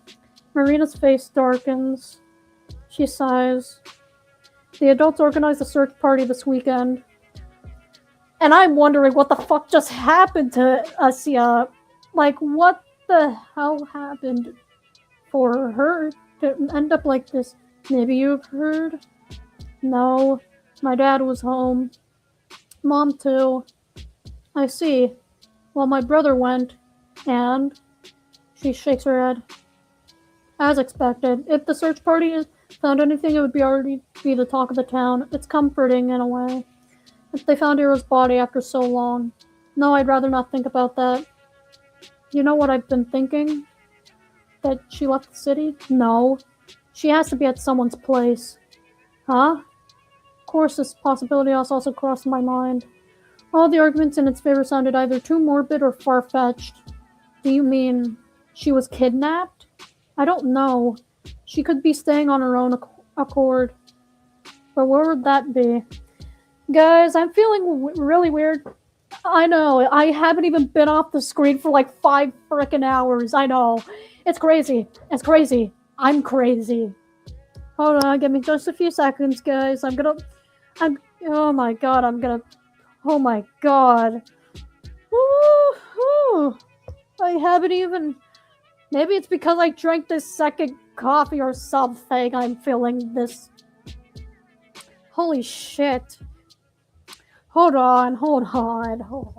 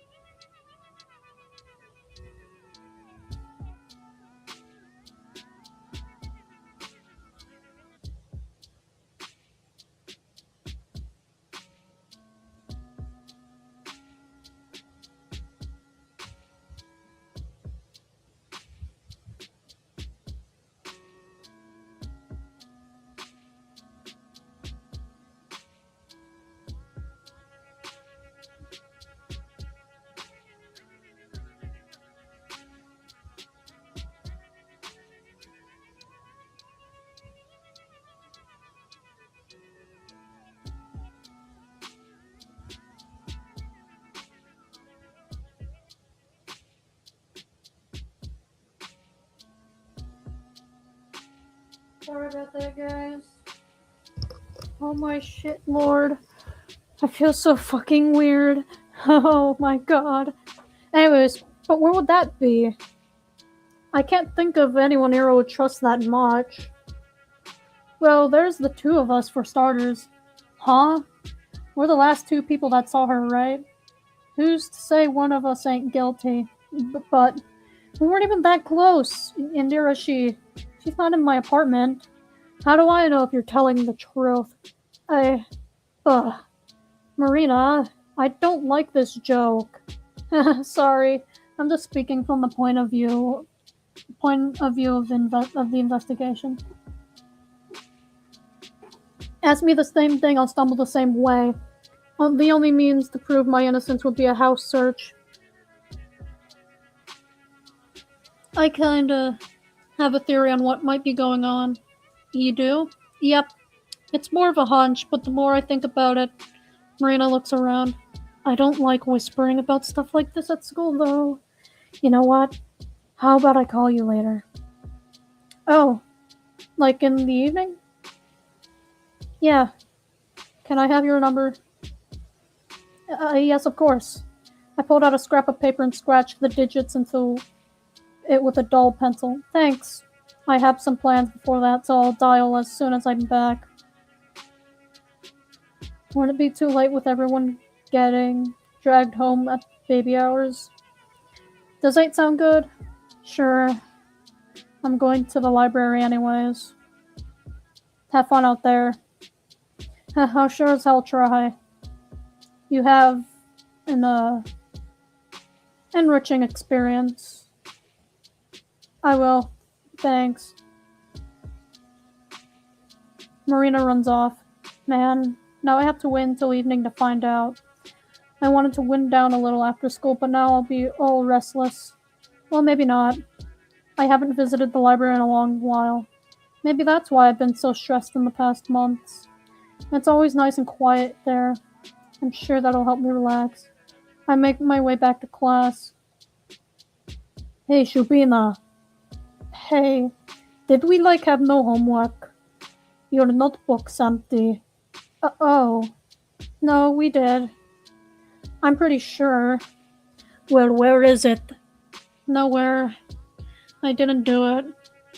A surprised hum rolls through their whole group. That's okay, I'm also a little shocked. Duh. Is someone getting rebellious? No, it's just it slipped my mind.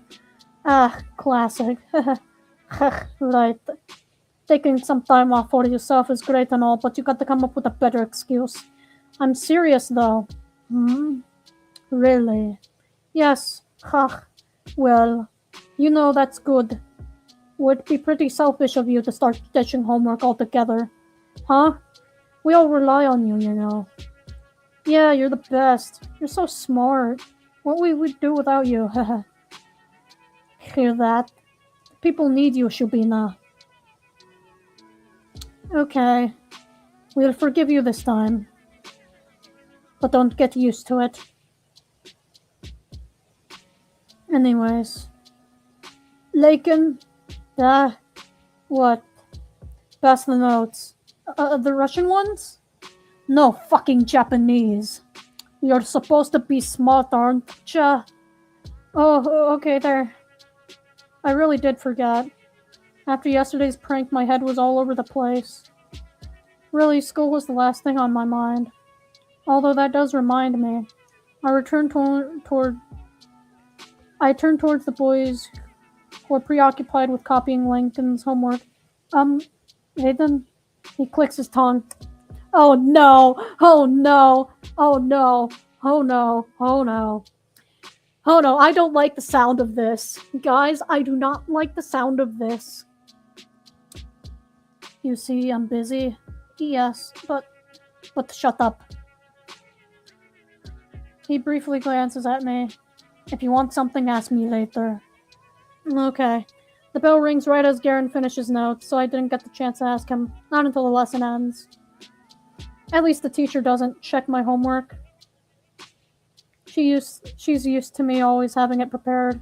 I feel like I've just abused someone's trust a little.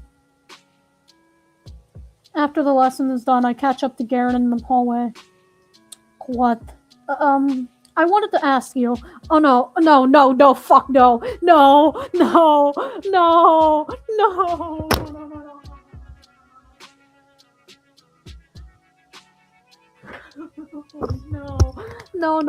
Shubira, why are you doing this right now? Why are you doing this right now? I'm hugging my pillow. Why are you doing this right now? No. I know I might be hyper right now, but why are you doing this right now? Why are you doing this right now? Why? Anyways, hold on.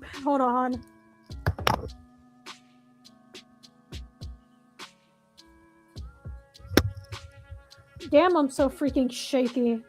But before I continue, guys, because I know y'all are idiotic, I'll be right back, okay? I'll be right back again.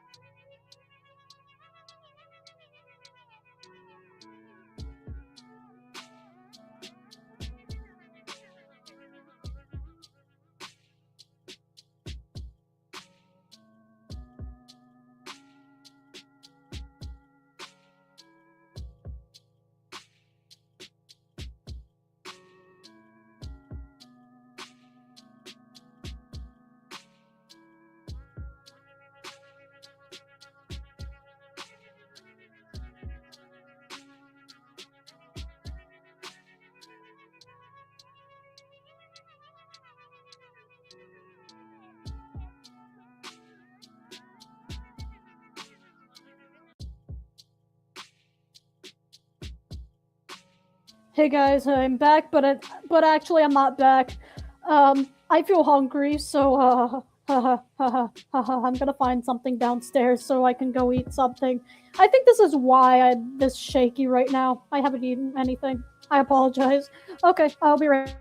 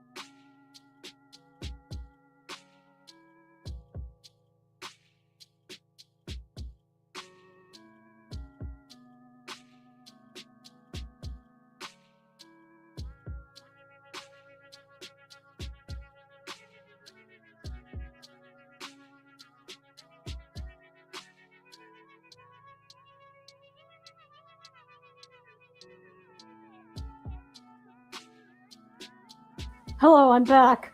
But I'm making myself pizza, so yeah. That should help me. Yes, a full 8 slices of pizza. That is what I'm gonna eat. Okay. Well, anyways, let's get back into the story. Hopefully, I'm not gonna go crazy and saying cookie and saying ha ha ha. Yesterday, his face twitches. He looks back at his friends. The hell are you talking about? I saw you on the street, so. Huh? What's this about? Oh, fuck no.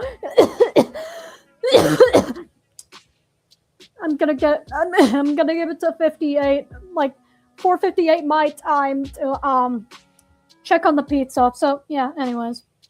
Even though I put it at 20 minutes, I'm still gonna check on the pizza because pizza. What's this about?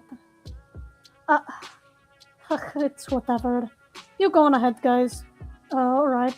See ya. Alright, Garen turns towards me, and before I can understand what's going on, I feel my side hitting the wall. Ah! Ooh. What the fuck did you see? He dragged me. No, more like he threw me behind that nearest. What the fuck did you see, Shupina? What do you want? I'm speaking in the voice of, like, one of my characters that I'm playing as a D&D character because it feels important that it sounds like this. I saw you walking from there, so I know. I know you did that. The prank. The what? The prank at the car repair. I just wanted to know how you managed to do that. And also how you knew. What? What prank? What are you on about? I know you did that. Don't pretend. I saw you walking looking guilty. It's okay. I think that's a pretty funny prank. I mean, I don't. I rather didn't prank me out like that anymore, but I'd never seen anything like it. How did you do that? It was like a magic trick. Magic? The hell? Shupina, are you high? The hell do you think I did? Change the schedule. The one on the door of the car repair shop, I saw it. Why would I do that? Come on, Vadim. I know it's just one of your jokes. If you don't want me to, I won't tell anyone. It's just that it's pretty obvious. I just wanted to understand how you knew about that. Garen takes a step back, looking at me up and down. Did you have a weird dream or something? No. Why can't you just answer me? His eyes then runs a hand through his hair. I know you don't get out much, but stores change their working hours all the time. It's freaking normal. No, not like that. It's not about the hours. I want to know. How did you know that I'd be going there? How did you know about Tosia? He stares at me as if he's so confused, as if he doesn't get it. But I know he does. He's just pretending not to for some reason. Garen's afraid he'll get in trouble for messing up the metal plate. Duh, of course. That has to be it. He really didn't think this one through, did he? Okay, I don't know what happened, but you're talking nonsense. He turns away. Thanks for wasting my time, I guess. He's leaving.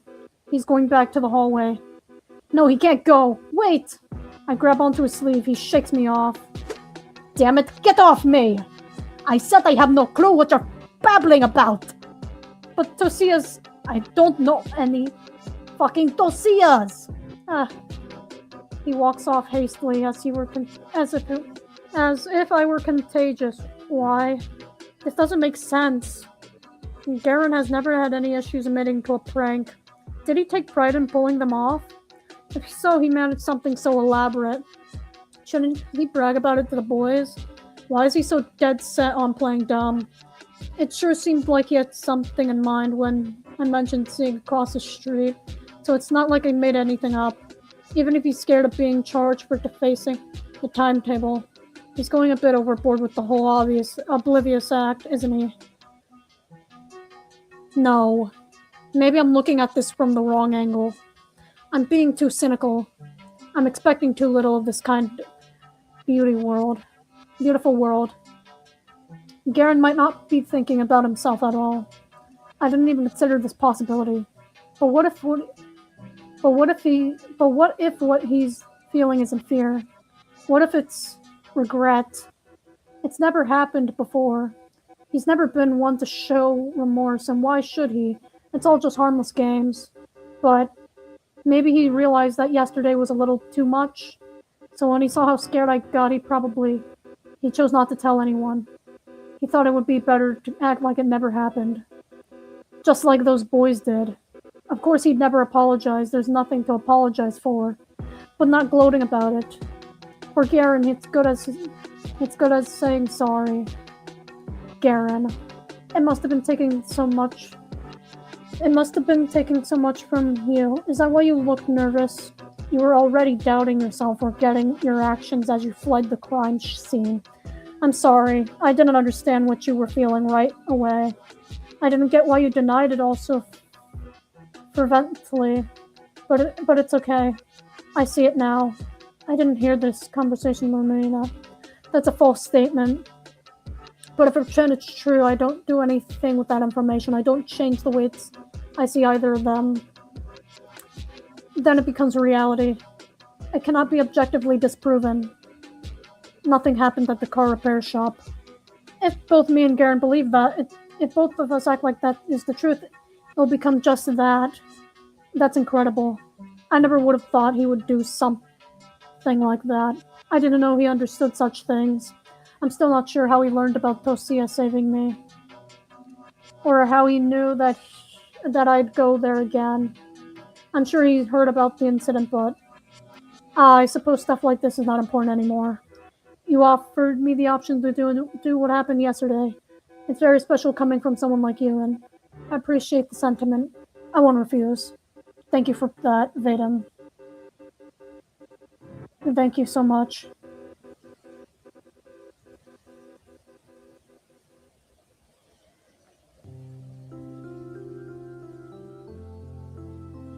The town library. Hold on, I'll be stopping here. I'll quickly be right back, guys. Hold on, I'm gonna see if the pizzas. I know it's not 4. It'll probably be 4:58 when I get down there. I don't know. It's 4:56, but hold on, let me check the pizza really quickly.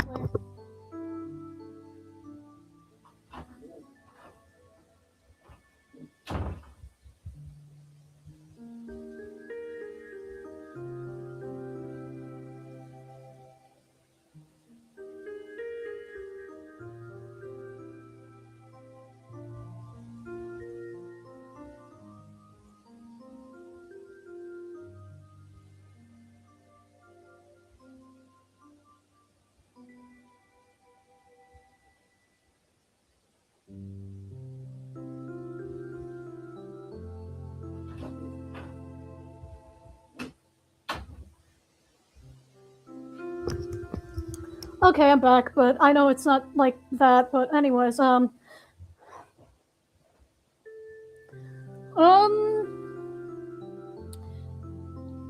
think it would be like 608. I'm gonna give it. Wait, no, not 608. 508. 508. Damn, my numbers are off. Maybe I really am that hungry. Holy shit. Anyways, the town library. Okay. It feels like it's been ages since I've last visited here. Objectively, it's very small. My mind involuntarily compares it to the Lenin Library in Moscow. I was sort of blown away by its sheer size during our 6th grade field trip. In contrast, this tiny reading hall borders on being claustrophobic. Its walls are the same shade of green as the school's cafeteria, the corridors of a children's clinic. And yet, I still feel right at home. The book selection isn't huge, and I've read through pretty much everything I was interested in multiple times. But it's a quality over quantity kind of thing. We have some wonderful editions of the classics. I've heard most small town libraries get low quality prints, so I suppose that's where our closed town privilege comes in. I wonder if the same applies to cinema. I'm too shy to watch movies all alone, so I don't know a lot about the local lineup. I should ask Marina about that. Asienka, long time no see. Where have you been, sweetheart? Hello, Lilia. I'm sorry, I've been going out more. Oh, that's lovely. Don't apologize. I always said a young girl like you shouldn't spend all her days cramped up in here. But I like being cramped up in here. I missed it. The Lilia smiles. She's the librarian. It's not that we're particularly close, we just exchange some pleasantries whenever I come by. So I didn't expect her to be happy to see me again. I suppose she doesn't get too many visitors. I feel a pang of guilt deep in my chest. Actually, do you have, Angelic by Anna Golan? Oh dear, I'm afraid we don't. But my daughter used to love those books a lot. I'll ask if I could lend her a few volumes. Oh, you don't have to. Please, it's no trouble at all. You're a sweet girl, I'm sure she won't mind. Thank you so much. Of course. Oh, gee, now I feel even worse for not stopping by. Next time I'll bring Lilia in a box of chocolates. Lilia, a box of chocolate. I browse the shelves. It's a bit of a shame I can't see what Angelic's all about. But I'm not really in the mood for something like that, if I'm being honest. I want to read something familiar. Something easy. Something like 100 Years Ahead by Kurbulichev. I wonder if these are actual books, actually, or authors. I'll check the authors. Hold on. I got a phone for a reason, Peps. I have a.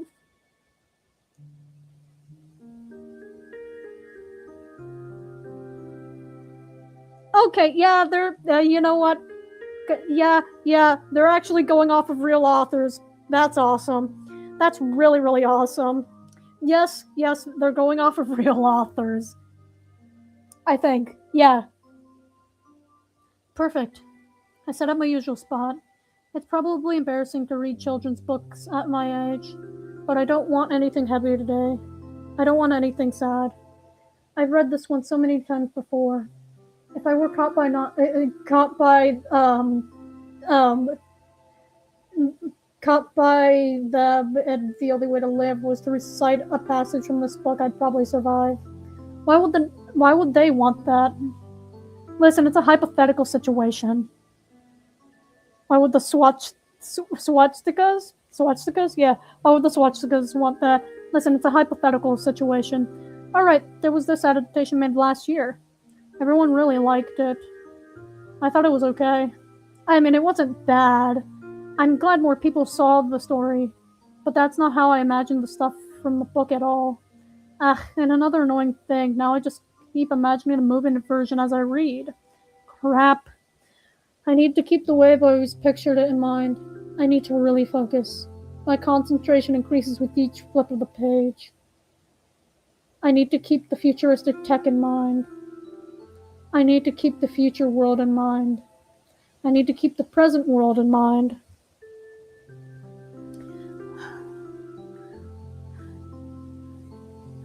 Sorry, I am very, very hungry right now. I need to keep the aliens in mind. I need to keep my mellophone in mind. I need to keep everyone's face in mind. I need to keep Verter's face in mind. I need to keep Kolia's face in mind. I need to keep Alice's face in mind. I need to keep Tosia's face in mind. I need to keep her face in mind. Keep it in mind. Keep it in mind. Keep it in mind. Gah! This isn't helping me relax at all. I shut the book and slumped down in the chair. Maybe it wasn't a good idea to read this. I wanted something I wouldn't need to think too hard about. Well, it's no biggie. Kids section has plenty of other stuff. I get up and go to grab something else. A fairy tale will do. Morozko. This is a really good edition. Something about it always fascinated me in a way I found hard to place. Perhaps it was the tone. The folk version had a more morbid ending compared to the published story. That's how it often is with fairy tales. But this retelling, something about it has always felt off to me, even when I read through it as a little kid. It felt like the text was covering up something I shouldn't see. Are you warm, my lass? I am, Moroxico. Mashinka responded, shivering. Morozko leaned in lower, cracking and clicking. I really think children like being scared. Even when there's no reason to, they'll try their hardest to come up with one. You can stare at a beautiful book illustration and refuse to trust it. You can read in short, a sweet cautionary tale and imagine something horrific. Are you warm, my lass? Are you warm, my beauty? I am Morosco, she responded, teeth chattering from the cold. The frost grew stronger. The girl's cheeks burned bright red. She breathed white mist. Her fingers barely moved. Are we all thrill seekers as children? Probably. Maybe it's a simple survival instinct. Always prepare yourself for the worst. Always imagine a scary face staring from the dark. Always think twice about what hides behind a smile. Are you warm, my lass? Are you warm, my beauty? Are you warm, my dear? Oh, so warm, Morska, the girl responded, her voice growing silent. No, that doesn't sound right. What a depressing life it would be if we always had to scare ourselves into experiencing its best moments. Yeah, guys, I don't know why it turned that color, but I do know that I'm gonna quickly check on the pizza. Yeah, I'll be right back again. I forgot that was on here.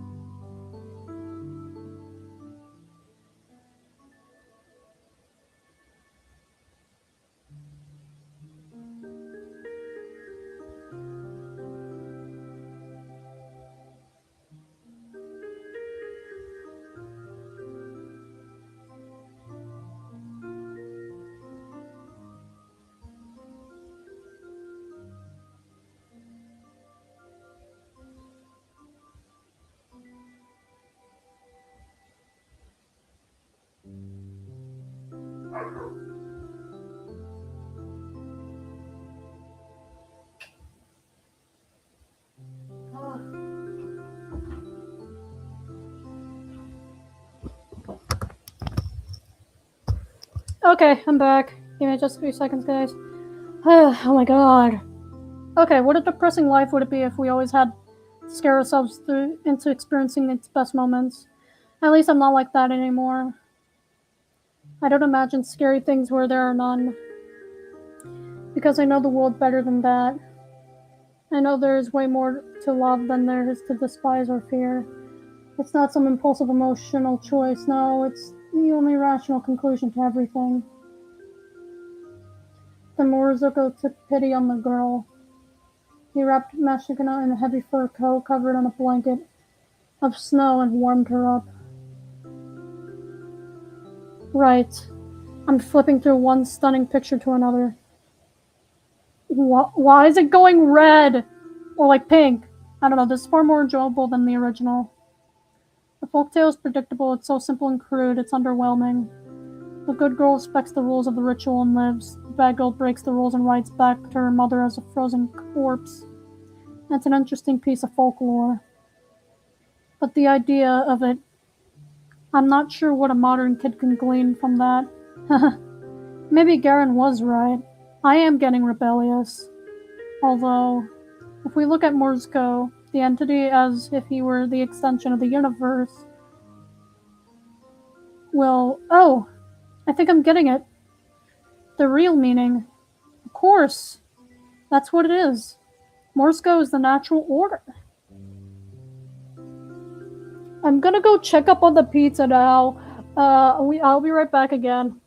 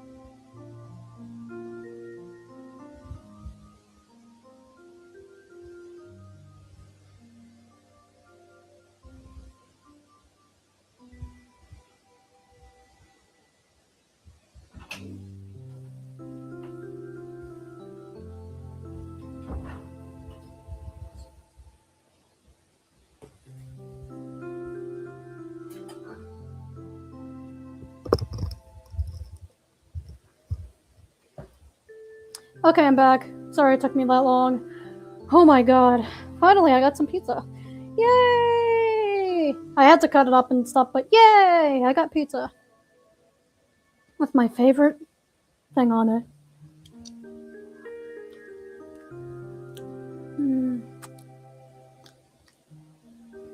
It's so awesome.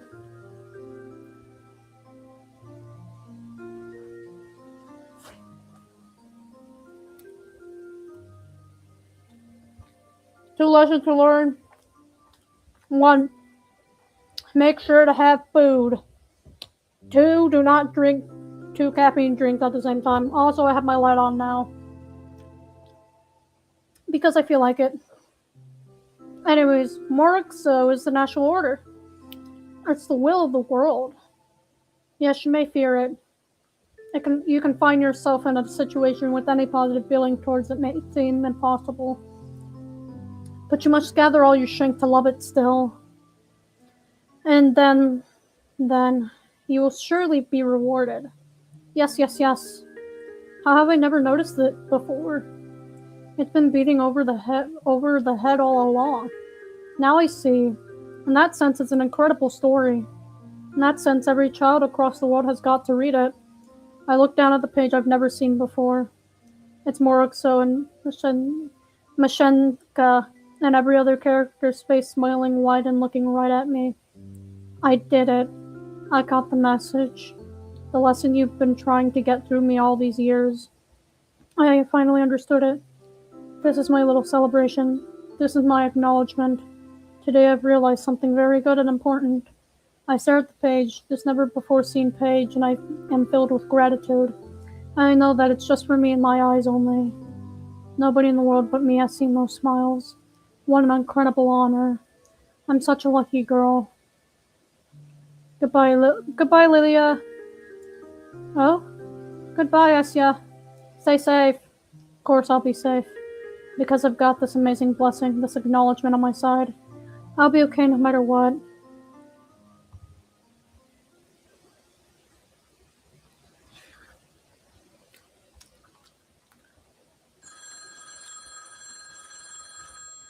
Hello? Oh, right.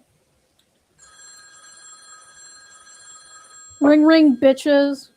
It's them. Hello? Evening! I hear Marina's cheery voice on the other end of the phone. Good evening, Marina. You're late. Huh? What do you mean? It's basically 8. It's a quarter past. Maybe I should have been the one to call. Sorry, I wasn't aware we're on a timer. Being a little late is fashionable, you know. I'm not very fashionable. Well, you can always change that and be late. For starters, you can also make your hair all wild. Ever seen Nastia from my class? She has this crazy perm. I don't know how to do that. Also, I think my dad would kill me. You go to a salon for it. It's kind of. I kind of want to get. I kind of want to get one. Lev says I look stupid, but what does he know? That guy dresses like a total schlub. Isn't she worried he could hear her? Oh, right. How was your library trip? Ah, well, it's a library trip. It was good. Come on, at least try to make it sound interesting. Well, I'm kidding. You don't have to. It was enlightening. Perhaps everything I believed until today was wrong. But the me you're speaking to right now is a much wiser and braver person than before. That trip was pivotal. It was monumental. Whoa. Alright, that's what I'm talking about. Never underestimate the quiet types, they say. How was your hangout? Neither pivotal nor monumental, I'm afraid. Sat at the cafe, looked at some magazines, got the new Rovesnik. You read that one? Oh, no. I read, The Young Naturalist and Coster. Pugh, that does sound like you. What's that supposed to mean? Sorry. Didn't mean in a bad way. But I mean, aren't you curious about something more, grown up? I read grown-up stuff all the time. Oh yeah? Like what? Books, dad's newspapers, um, mom's magazines. Ooh, so mature. Bah. Well, what mature stuff do you read, Marina? The good stuff. Robenchik, Work Shift, Rabotnik, Fashion of the Socialist Republics. How's the last one mature? You know what, Iska? I gotta lend you some of those. You'll love them. Eh? I don't know, I'm not really into. No, I'm serious. You're gonna love Work Shift. They had this crazy story about a drug dealer last month and you had to check it out. There was one about a foreign prostitute or something on a couple issues ago too. I'll look forward to it. Those do sound really interesting. Alright, I'm not sure my dad will like me reading that though. That's so. Well then, we can read it together. Really? Yeah. I'll bring some this week. Okay. To be quite honest, I've been curious about those publications for a while. Last year, I even bought myself an issue of Robesnik. I read all of it in one sitting. But then Dad found out and, well, it wasn't worth it. I guess I could just buy the issues and read through them right away. Then, I could throw them away, but that sounds really wasteful. Oh, maybe I could donate them to the library? That's not a bad idea. That's not a bad idea at all. Although if Marina will share her magazines with me, I might as well save my allowance. Right, so let's get back on topic. The reason I called you. Yes. There's a long pause on the other end of the phone, almost as if Marisa was bracing herself. Remember our talk about Ira's condition? Oh, of course. Of course. Well, here's the thing. I told you how Ira can get into these states when she isn't quite there. Usually she could snap out of those. It took some time, maybe a couple of minutes, maybe even hours. But she got over it. And as time went on, it grew more and more difficult. The treatment helped. The pills acted as stabilizers. So it was like the pits in her mind became more shallow. They still formed, but they became easier to manage, easier to climb from. And when Ira stopped taking them, it was like being dropped right in the middle of a canyon. Marina paused. The way she spoke sounded as if she had forced every word, made worse by the muffled receiver. And that's just half the problem. There's more? When you stay in that state for too long, you begin to deteriorate. Huh? The human brain isn't made to handle that sort of stress.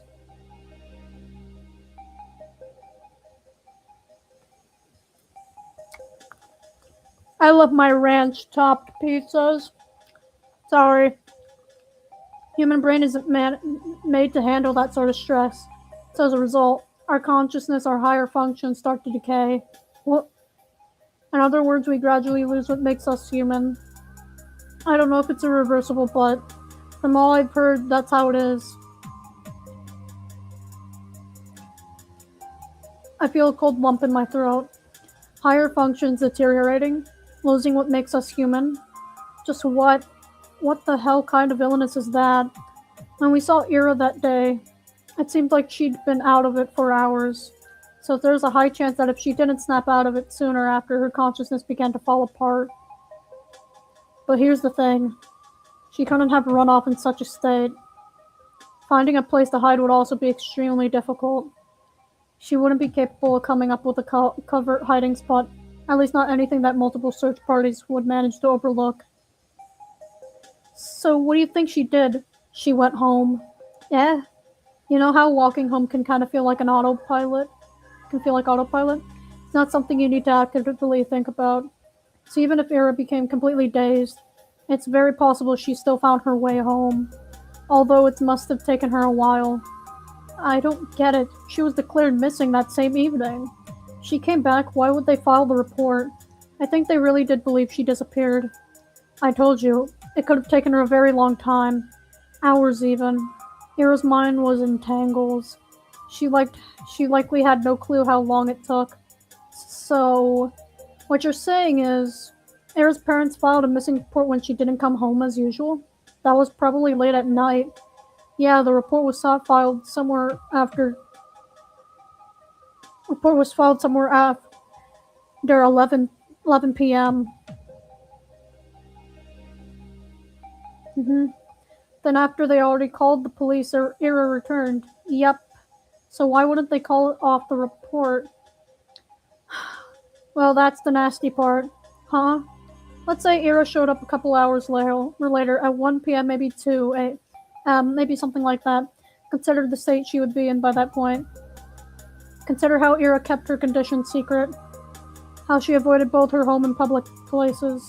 For all we know, it was her parents' first time seeing her like that.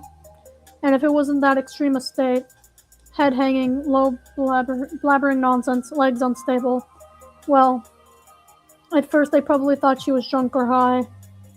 They scream at her, they demand to know what she'd doing, whether with whom, but then they'd stop. They realize something was wrong. Maybe they'd feel it in their gut. Something about the way she slumped against the chair, or the way that she kept muttering nonsense, or the way that her eyes seemed to both glaze over and alert at the same time. It had to be unsettling. No more like reality freaking scary. No, more like reality freaking scary. Sorry, I have to repeat. So, they might have panicked. Panicked? Well, maybe that's the wrong word. They tried to be rational. A panicked kind of rational.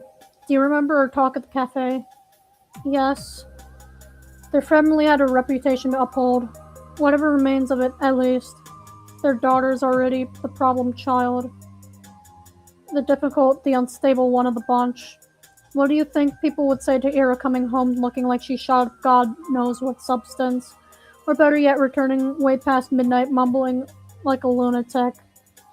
You're not saying that. I'm saying that it would be inconvenient. It would be exaggerate every problem the family already had. So in their mind, the best short-term solution would be to wait it out. Wait for her to come down from whatever drug she was on. They would announce that she returned only when she was presentable. But if she never came down, they probably thought she'd be okay by morning. But if not, well, then wouldn't they take Ira to the hospital? I doubt they would. They wouldn't want the public to see her in such a state. And Ira's mother is a nurse. She'd probably try to handle it by herself. But wouldn't they say that she was sick or something? Why keep the report? She still came home under suspicious circumstances. Perhaps they thought it would be better to come up with something first. They thought it'd let her recover and then declare she's back. But before they knew it, a couple of days had already passed. Calling off a report like that so quick would also be pretty embarrassing, you know. This all sounded like a little far-fetched. But also, I can't deny the possibility. I don't know if Ira's parents personally, but even if I'm aware of how dire their reputation is, would they really go this far to protect it? Are people really capable of things like that? Crap.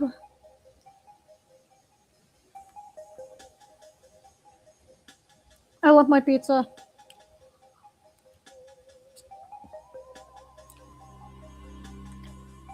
Anyways, crap. Huh. Crap indeed. But if everything is as you said it is, then Ira still hasn't come down. That means, yes, her condition is only getting worse. We have to do something. I look around. The TV is still playing in the living room. For a couple of seconds, I stare at the door, holding my breath. Asia, you good there? Yes, sorry. It's okay. I just need to be quieter. Oh, I see. But yeah, I agree. I tried calling their place before, but it's either no response or one of her parents. So that's useless. I also thought we could ask Tolik, but we gotta skip school for that. Why? He goes to kindergarten. The only time that we could talk him alone would be when the kids are let out to play. That would overlap with our lessons. I can't really skip. That's fine. I can. Really? Sure. Lev will get a call, but it's no biggie. If you say so. Yeah, I'll go there. Still, there is no guarantee that asking him will work. So I'd like to go to Ira's place, see how things are with my own eyes. Yes, that would be smart. hmm But I think it might work better if I'm not alone. You want me to tag along? If you don't mind, we can meet up after your classes end. You have how many lessons? 5. Okay, great. 12:30 at the gate, then. You in? Of course I'm in. Awesome. Then I'll see you there. Yes, see you. Ah, wait. Can I write can I write your number down as well? Yeah, of course. I mark it down on the notepad I've been doodling in. Okay, got it. Now you can annoy my brother all you want. I'd never. I'm just joshing. Good night, Asya. Good night. Beep. Holy shit. Okay. So, I think Ira's dead. The handset gently clicks against the cradle. I'm home again. The clock is softly ticking from the hallway. The TV continues to mutter from the living room. I look down at the shapes I've scribbled absent-mindedly during our conversation. The cross-hatching got really dense in parts. I don't remember focusing that much. I don't think it was meaning to draw anything. I don't think I was yet. When I looked at the shape more closely, when I scanned its dark, blurry outline, my eyes glide over its hunched back, then down the wave of hair, then deeper, closer towards where its face is meant to be. The shadows shrouding it are much too heavy. There is just one thing my mind can parse. 2 things. I smile at Ira's frightened eyes are locked. I smile as Ira's frightened eyes are locked with mine. I miss you. I really, really miss you.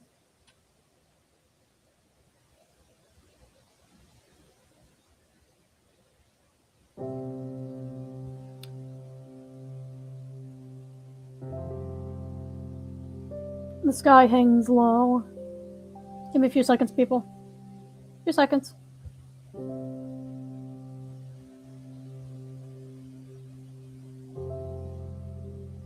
Few seconds. Few seconds. Give me just a few seconds. It's been 6 fucking hours. The sky hangs low. The teacher's droning on about some historical battle by the blackboard. I can't force myself to listen. The only thing that matters right now is what Marina and I have set out to do. As soon as the last bell rings, I rush out the classroom, down the corridor, down the stairs, down another corridor, then to the cloakroom, then outside.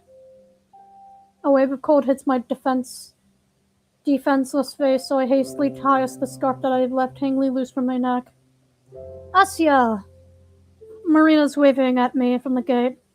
I start running towards her, but Bep. Ow. Wah! Die, German spy! Some kid manages to snipe me with a snowball. I wobble, feeling chunks of it falling and melting in my hair. Whoa. That was one heck of a shot.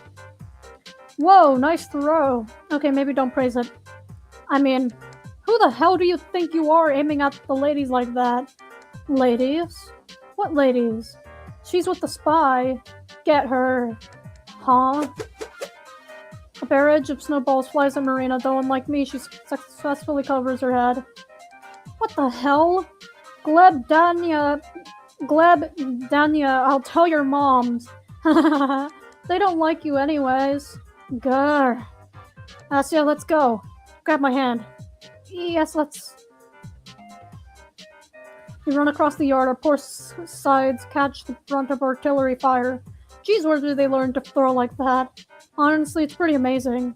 They must be great at lapta. Do children play lapta anymore? I don't know what that is, but okay. I'm spreading around my pizza, okay?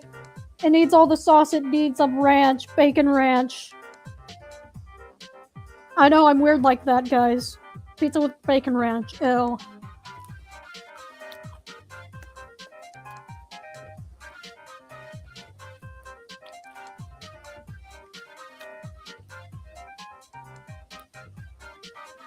God, what the hell is that about?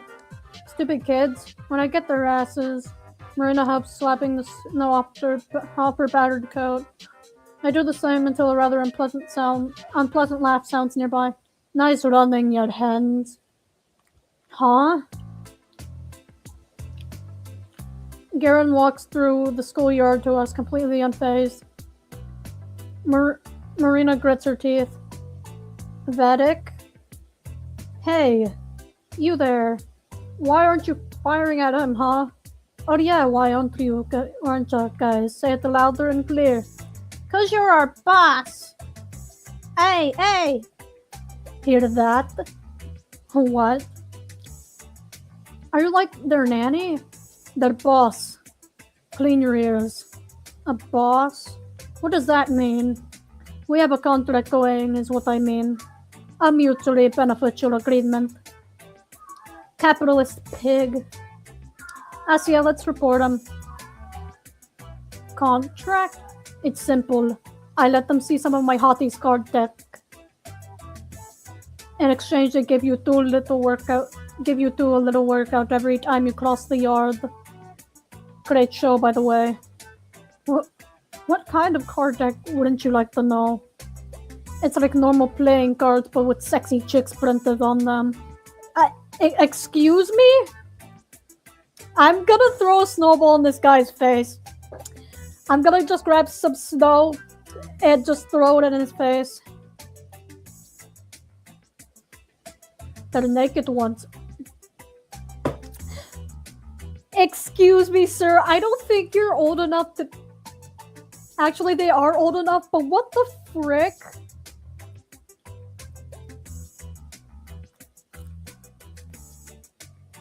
Someone get this guy out of here.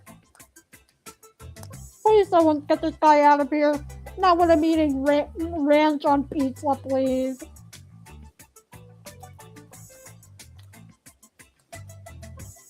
Whoa. Eh? Huh? Where did you even get that? Found it in my brother's room. He had it stashed in the back of a drawer. How classy. Show. Yeah. Fat chance. Do I look like I'm giving out freebies? Huh. Bet that stuff's all crusty anyways. Crusty? Nah. They're in pristine condition. Meant only for the initiated, which are not. Wow, we've got a secret society over here. What's the name? Corn Poker League. Gah. That's a catchy, I'll give you that. I don't think we should be talking about this. Right on, Shabina. It's unbecoming for a woman of Komsomol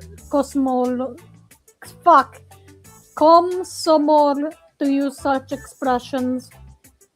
Is it becoming for a man of Komsomol to carry stuff like that? Look who's speaking. And anyways, you made a dumbass deal like that just to have us bombarded with snowballs? Pretty much. Are you 5? Wait, fuck, sorry, wrong voice. Are you 5? Why? It's payback for having me run your stupid errands. I think it's pretty fair, no? Errands? Ah, right. Forgot to tell you yesterday. I called him right after we talked. Yeah, he's coming with us to Hero's apartment. Oh. What? Yeah. My R's dart from Garen to Marina. Hoping that it's all a joke. I know we weren't exactly going to have fun, but I'd really rather not talk to him longer than I have to. But why? I have a hunch that I simply asking him to come inside won't work. That's when we'll have to use Vedic's brainless brawn. Brainless? Me? Aren't your own grades in the shitter? Huh? They're not, but thanks for your concern. And even if there were, since when our grades are marked our intellect, that's such an outdated idea. You know, Albert Einstein got the really crappy grades and he likes the father of modern physics. I'll tell you more, the whole idea of graded academic performance reeks of classism. It goes against everything the Great Revolution stood for. If it were up to me, this whole rotten system would be abolished. Real. I want it abolished now. Thank you very much. Marina? Are your grades really okay?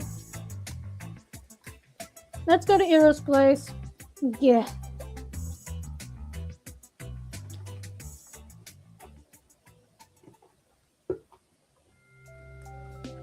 So, you know everything. Depends on what you mean by that. More or less, yes. He knows my theory. I know it's dumb. Didn't ask for opinion. I'll just go and see if it has any ground. Wait, so you told Batum about Ira's what? What? Her illness? Don't worry. He won't tell anyone. How are you so sure? I won't. Huh? We have a promise. I'm not snitching. He owes me big time. That's kind of the reason he's here at all. Don't try and treat me like your lapdog now. I'm not doing shit for you after today. Yeah, whatever. I look at Garen. Him knowing those things about Ira, those really compromising, shameful things, it just doesn't sit right with me. I can't imagine the Garen I know keeping something so juicy to himself. Though then again, I couldn't have imagined Garen feeling self-conscious about a prank that might have gone too far. Right? It's not that Garen is incapable of being honorable. It's that I'm entirely too prejudiced.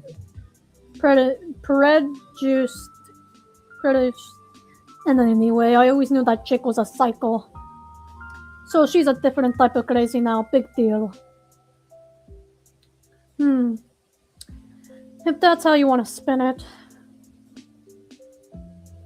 So, by the way, what's with the kid? The kid? Her brother? You said you were gonna ask him if she's home. Oh, right. How did it go? That about as well as you'd imagine. Figures. I mean, I saw Tolik when everyone came outside. Called him to the fence, tried asking about his sister in like a gentle manner. You know, not too directly. But he got all clammed up and ran away. Well, duh, what did you expect? This sounds nutty as shit. Huh? It's not nutty. Or yeah. Sneaking to a kindergarten to ask a preschooler if his parents are holding his big sister hostage is now normal? In what world? Hey, you're making it sound so much worse than it was. I didn't say it like that at all. Who cares how you said it? It's the same thing. It's not. It is. It's obviously not. Totally is. It's not. It is. It's not. It's not. Please stop. It is. Right, what the hell? You're acting like a freaking toddler. I'm acting like a toddler? What about you? I'm not the one who started it. Hey, maybe you should have stayed back at that kindergarten. Would be more your speed. Asya shoved some snow into his collar. Oh yeah. You wanna try that, Shubina? I wasn't going to. Why not? Because she has a speck of common sense, unlike some people. Why do I have to do everything around here myself? Marina leans down to grab a chunk of snow, then turns Garen with a determined expression. Hey, cut it out! He stares to back off, also scooping up a handful of snow. What's that? You scared? Scared? No, but I ain't going down with a fight. Oh, you want a fight? I'll give you a fight, alright? Good guys. Take that. Gugh. Nice try. Oi, get back here. Marina and Garen get into an awkward game of tag, trying to stuff snow into each other's jackets. I try to call him to him again, but it's like I'm not even there. Bah. This is already a mess. Despite that little scuffle, we reach our destination pretty quickly. Turns out Ira's apartment block isn't far from mine. That's wonderful. It's almost like we're neighbors. I wonder. Marina? Yeah. Her voice is slightly shaky as she wipes off the remaining snow from her wet collar. Have you ever been to Ira's apartment? What's it like? Nope, never been there. Aw, I told you we weren't that close. She's been at mine for a couple of times, though. It's unfair, right? It sure is. Maybe you'll see her when she's back. Maybe. If she's not already home, she wants to head. I see it in Marina's eyes. She got her mindset finding out the truth today. She'll peek into that flat no matter what. How do you know if anyone's home? We turn to Gavin, who's finishing his cigarette a couple meters away. He still has some snow chunks stuck to his hood. I'm glad you asked. I have plenty of time to spare before going to kindergarten.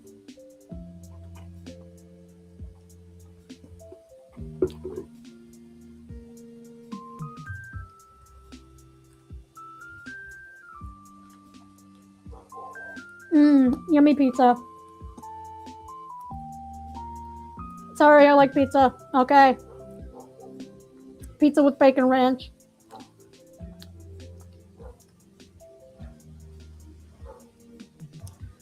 So I stopped by the hospital and asked them about Nurse Greshkin.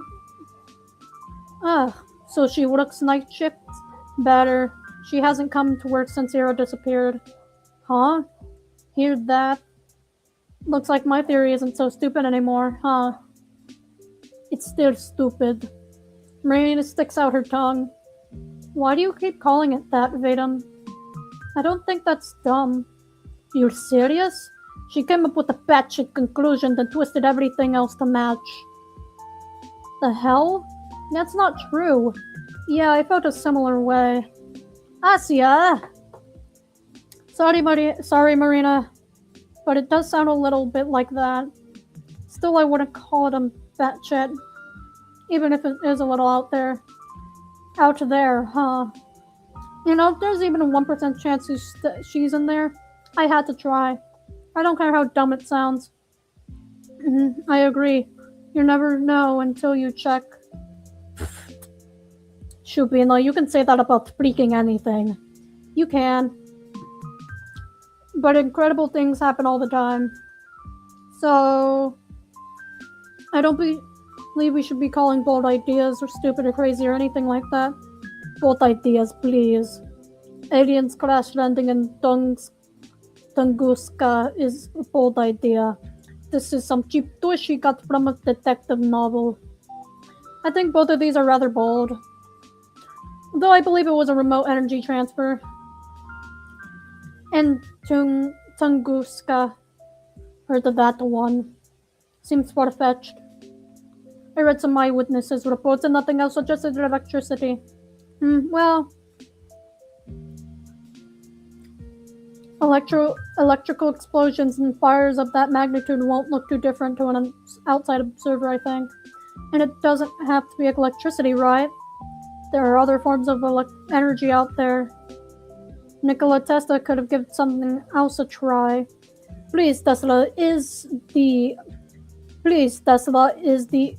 electricity guy. You think he'd randomly start playing with, I don't know, plasma? Actually, I was thinking of something like lasers. Guys, what the heck are you on about? Right. That's not what we should be concerned with right now. It's been proven to be a meteor. The thing exploded in the lower atmosphere, and that was that. They even ran like simulations of that stuff. Everything lined up perfectly. Jeez, and I'm supposed to be the crazy one. Well, guys, can we get back on the topic with them and all? Well, that's a lot of crap. Think everything's that simple? Occam's razor, my friend, Occam's razor. And all the evidence points to a meteor anyways. You've got no case. Well, there are some inconsistencies, such as, I'm like, this had to be either a meteor or a comet, right? I think the comet theory is the most popular, but comets have a relatively smooth curve to their trajectories. If this was really a comet, it would burn up in the atmosphere as much of a higher altitude.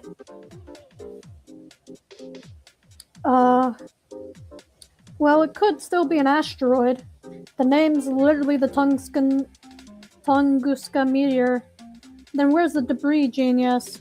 Then where's the debris, genius? Where's the crater? That I said exploded in the air. There wouldn't be a crater. Then there would still be chunks of it scattered around. They scoured the area and nada. The chunks. The debris could have disintegrated from the heat. The blast was huge, right?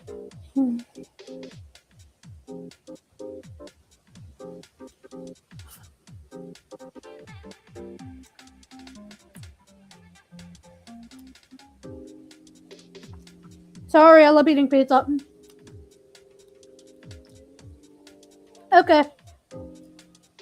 The people in the villages nearby felt this intense heat wave. It could have totally melted the thing. Melting? Ha! I know you sucked at physics, but that's bad. Oh yeah, because your alien spaceship version is so realistic. Actually, there's also the extinct comet theory. Our conversation continued like that for the next couple of minutes. Wow. I'd never had guessed I could discuss a topic like that with my schoolmates. Especially Garen. Even though everyone's opinion is so different, then the exchange borders on being a full-blown argument. I think I'm having fun. It's strange. It wouldn't be much of a dialogue if everyone sat nodding their heads in agreement, I suppose. That much is obvious, even to me. I just forgot how things are like this meant to feel. When was the last time I've done this? Have I done this? Maybe I never have. Maybe I was never supposed to? Now I'm not sure myself. If I were never meant to find myself in a situation like this, then the only way this could have been made possible is through a blessing. That's the only sensible answer. The only reason why I can enjoy things like this is despite my inadequacy. Of course, naturally it's a gift. I cannot waste it. Perhaps that tiny part of my humanity knows how conversations can be restored. That's why something so improbable has been allowed to happen. Maybe I'm being too hopeful. In any case, it's yet another thing I can be wholeheartedly grateful for. Alright, enough space talk. Let's do what we came here for, shall we? Yeah, let's. Thought you'd never ask. Marina gives her a reassuring smile. We all head to the entrance. It's the same as all the other residential buildings in the Vorkuta-5, a long 5-story block with evenly spaced out canopies at its base, each hiding a metal door with a code lock and bulletin board on the side. If someone took a photo of it and then told me it was my house, then in the picture I believed them without a second thought.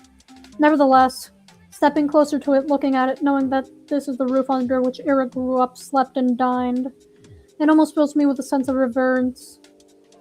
You know the code? Yeah, my classmate lives in the same building. And what if we run into her? Calm down, we won't. Marina types in the code. The lock clicks. I'm having a really bad feeling right now. We're in. It's slightly dark and warm. Now, past familiar-looking mailboxes, up a familiar-looking staircase, one familiar-looking floor after another, we make our way to Ira's apartment. Oh, it's on the same floor and in that same spot as mine. That's so cute. Whew. Marina takes a deep breath. Okay, I'll do the talking. You guys' job is to stand next to me and look polite. Understood? Yes, sir. I nod. Satisfied with the responses, our negotiator fixes her hair and rings the doorbell. Okay. A couple of seconds pass in silence. Marina's about to reach for the button for a second time, but that's when we hear the steps approaching from the inside flat. Then pause. We stand still. I can almost feel it on my skin. The person's gaze on the other side of the door, scanning us through the peephole. Oh no, I feel it. Oh no, something's happening. I know something's gonna happen. Holy shit. Finally, there's a snap and the door opens in a narrow light strip. A woman's face peers out, looking disheveled. Her tangled hair is the same shade as Ira's. Yes. Good afternoon. We're Ira's friends from class. We nod politely. Friends? Yes. Yes, we've been really worried about her. I can't imagine what it's been like for you. I didn't know she had friends at school. Why wouldn't she? Ira's the coolest girl I know. Right, guys? Yeah. Yes. The coolest. And very kind.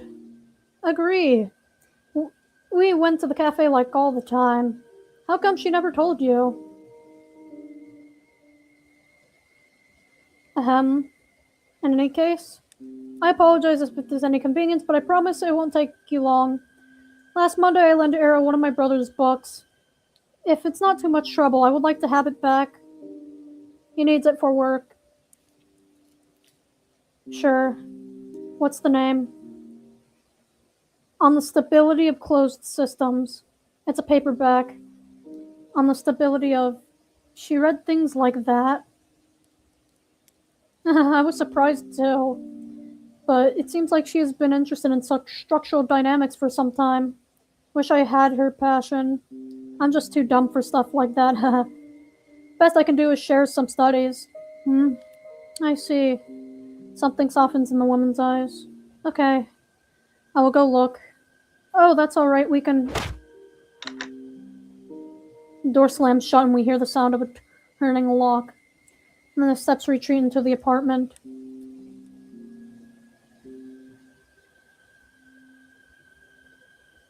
Great job. Shut up. Marina hisses quietly. Don't move yet. It's going as planned. Is it?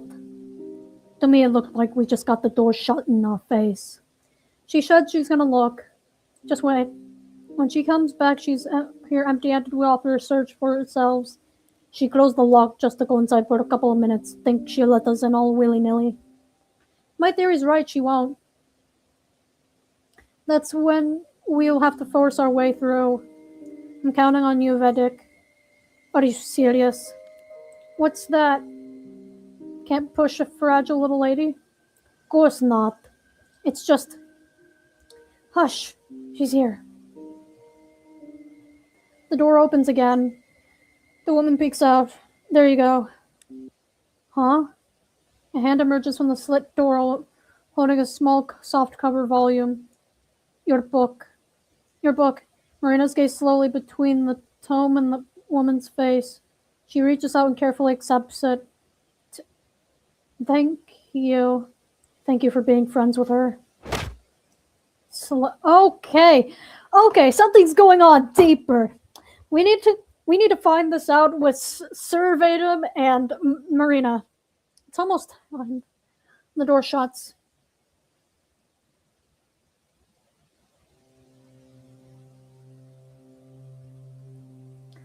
Marina flips through the book's pages absent-mindedly.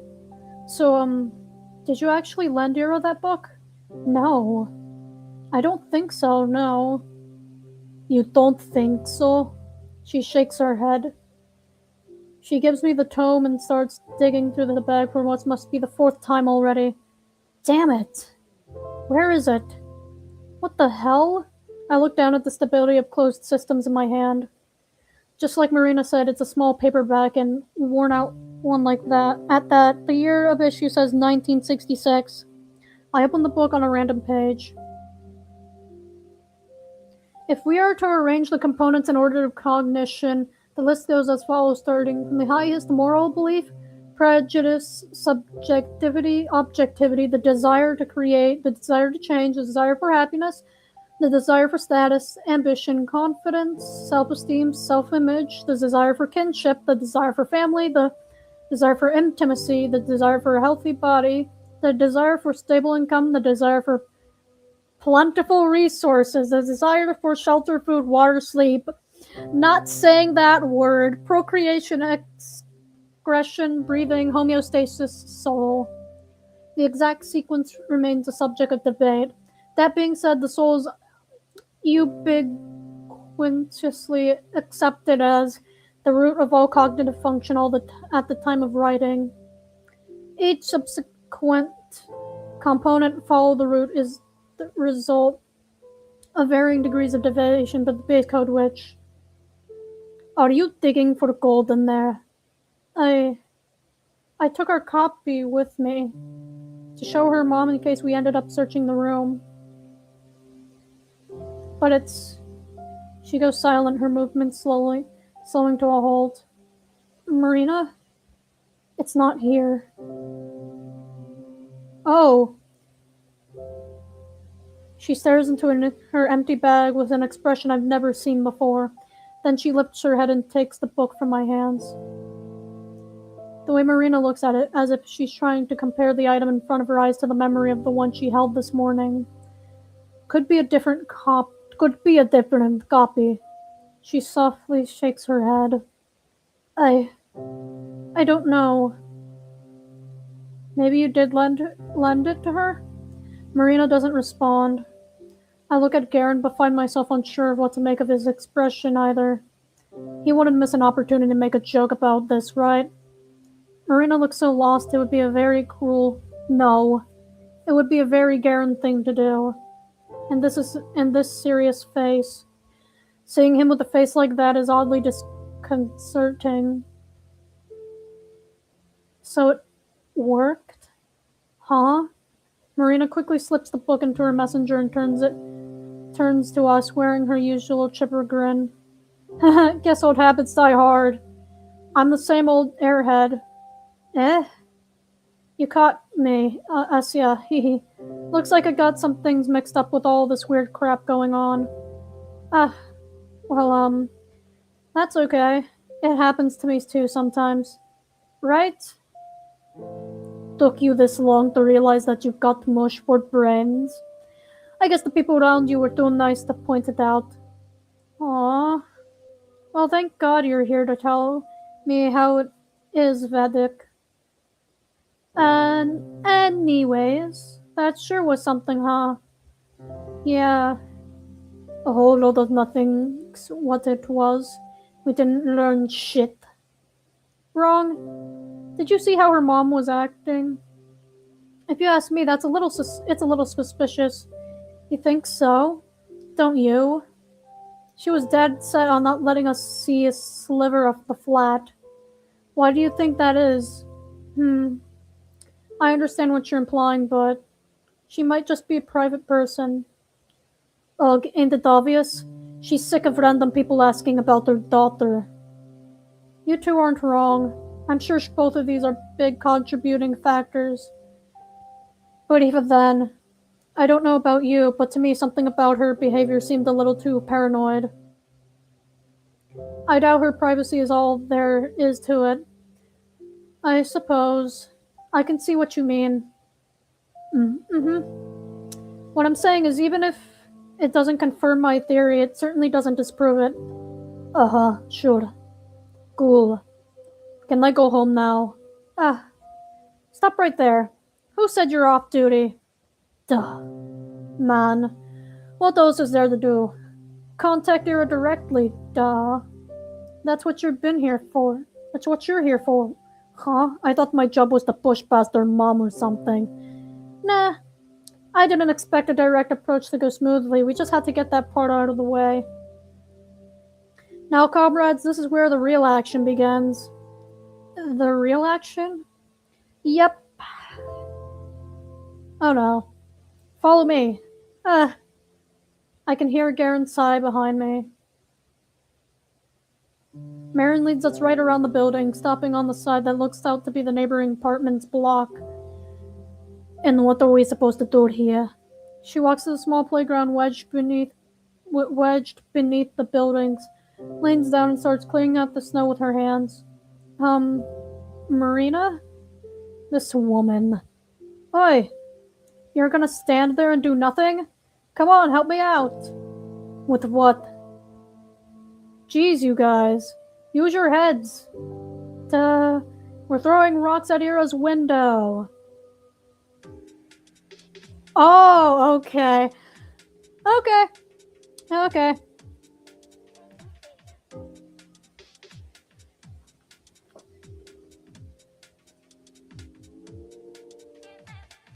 You? Garen shakes his head in disbelief. Well, it's a pretty normal suggestion, all things considered, is what I'd like to say, but then I look up to the 5th floor where Ira's room is supposed to be. But, is it a little too high?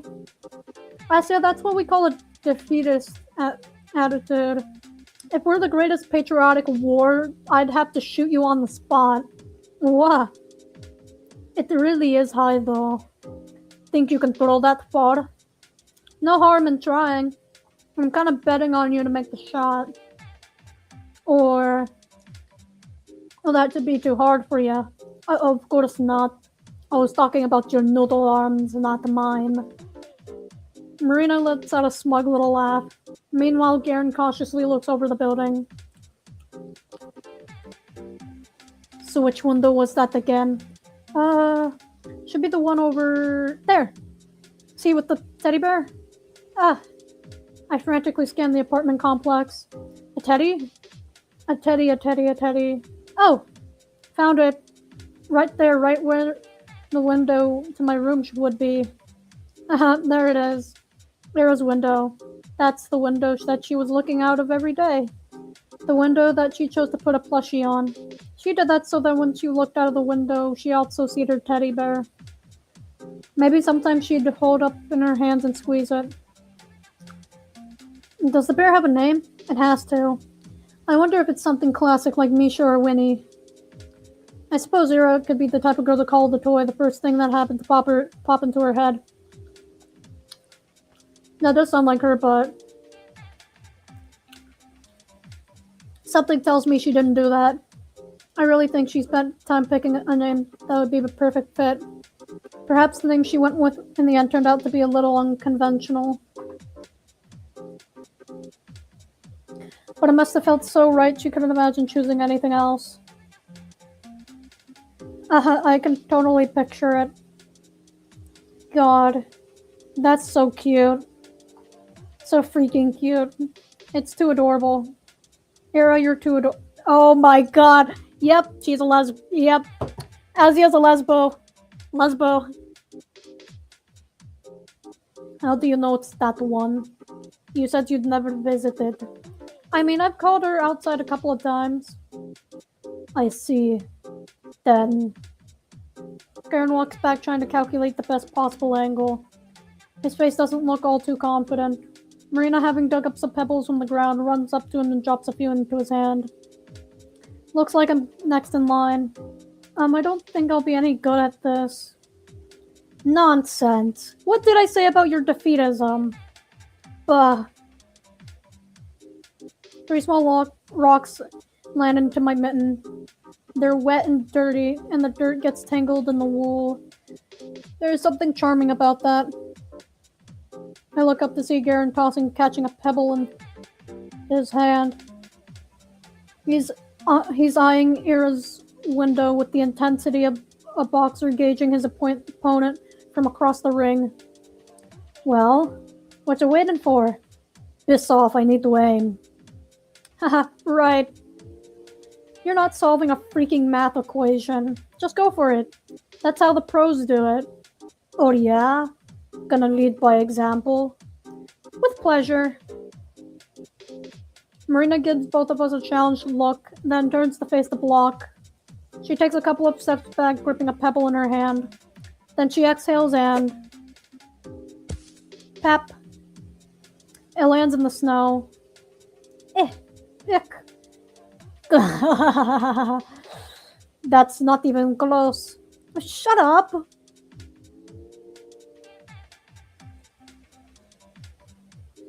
Sorry, I thought she was transparent for a few seconds. It didn't even reach the wall. Hey, listen, it's the spirit that matters. You think the pros get to national levels without a couple of fumbles? No. It's a rocky road. Victory starts with a mindset, a goal-oriented mind. That's true. Oh yeah, sure, you're gonna go far. With a throw like that, maybe one day you'll make it to the Paralympics. Okay, Paralympics. Gah. Big talk from a guy who's yet to make one shot. Why are you still standing there anyways, huh? Scared yours won't even fly that far? You suck at bluffing. With a big, almost theatrical swing, Garen shoots his pebble across the yard. It draws a rather scenic arc. Oh no. And bounces off the wall just below the second floor.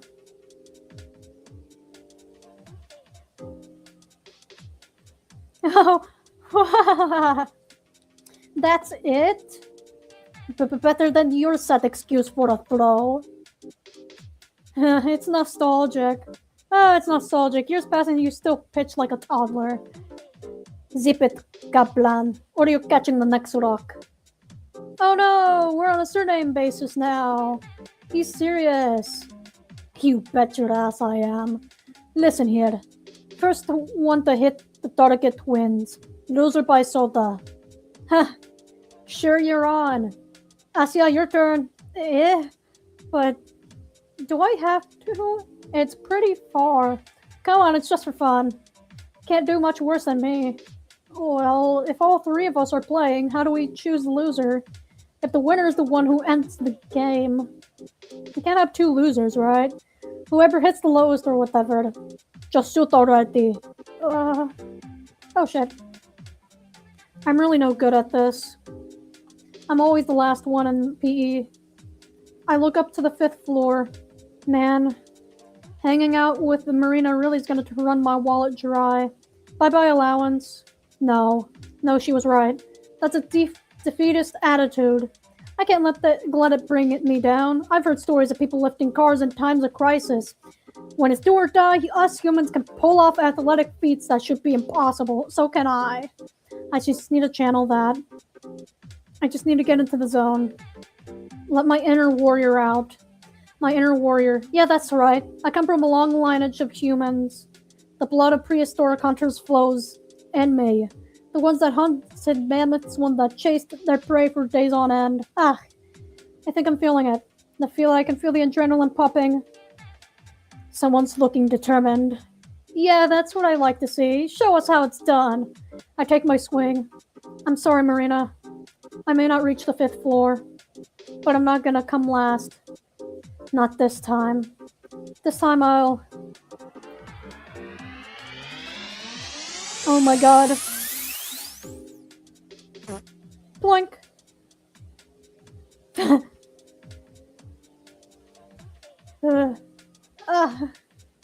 The pebble bounced off the asphalt not even 2 meters away from me.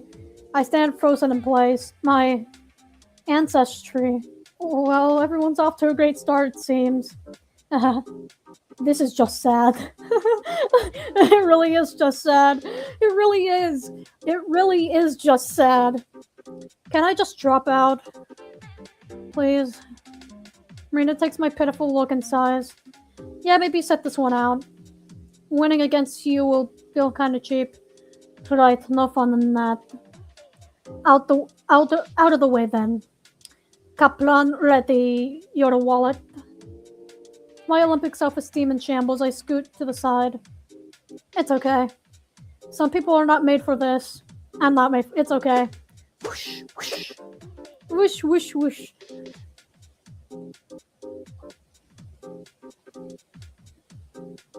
It's okay, guys. Oh my fucking god, it's been 7 hours in. What the hell? Excuse me? What do you mean it's been 7 hours? What do you mean it's been 7 hours? What the hell? One after another, Garen fires off the rest of his ammo. Plink, plink, plink, clink. Each hits a little higher than the one before, and the last one strikes the 3rd floor window pane. Shit. We all freeze up. Crap. If somebody peeks out and scolds us, we'll draw the eyes of the whole neighborhood. Not that we're being all that inconspicuous to start off with. Seconds pass, nobody shows up. We let out a collective exhale. Phew. Vedic, would it kill you to be a smidge more careful? You told me to just go for it. Did I say that? You did. Well. You know, thoughtlessly following orders won't get you anywhere. Some critical thinking goes a long way. So do we listen to you, or should we not pass the rocks? Marina started running. Wah! Scary, scary! Also, it's my turn. She pushes Garen away with her shoulder. I shouldn't be expecting much considering her first shot. But even though the angles were all wrong, it was quite forceful. If she aimed it just a little better... Marina's pebble shoots up fast and high. Bam. Sorry, that scared me. That fucking scared me. Whoa. It slams dangerously close to the 4th story window, just above Garen's strongest throw. Wha- For a moment, Marina looked surprised at how high she actually managed to hit. Then arrogant smirk spreads across her face. Yeah, Vedic, I wonder why I called you here at all. But thanks for the help, I guess. You're free to go. Hey, sorry to have dragged you out here. Oh, it's all on me. Sorry for that. It looks like we can handle this by ourselves after all. See you around. What the hell do you mean, see you around? I'm just getting started over here. Smack, a rock collides with the wall just above the spot Marina's pebble hit. Wow. See that? I'm only revving up.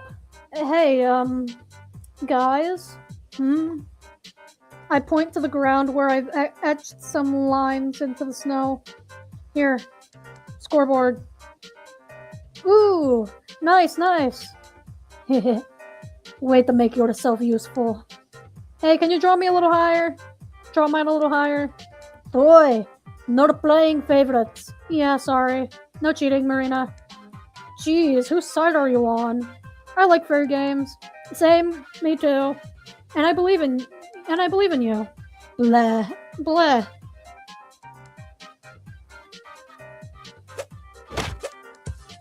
Blam, third floor, blam, third and a half, bam, second, half, third, second, oh my god. This looks awesome. I love the art here. This looks awesome. The two keep pelting the poor building while I keep drawing notches on the scoreboard. Sometimes I run out to collect rocks after they fall into the bottom. If you think about it, isn't this game sort of like a reverse meteor shower? Rocks flying up into the heavens, never quite reaching their destination. If we captured them with a long exposure camera, they'd leave similar traces in the sky. A sea of dark parabolas. Most are uneven, interrupted halfway through broken. Gah! Ouch! I get distracted and a pebble hits my head. Asya, I'm so sorry. Are you okay? Ow. Yes, don't worry. Please keep going.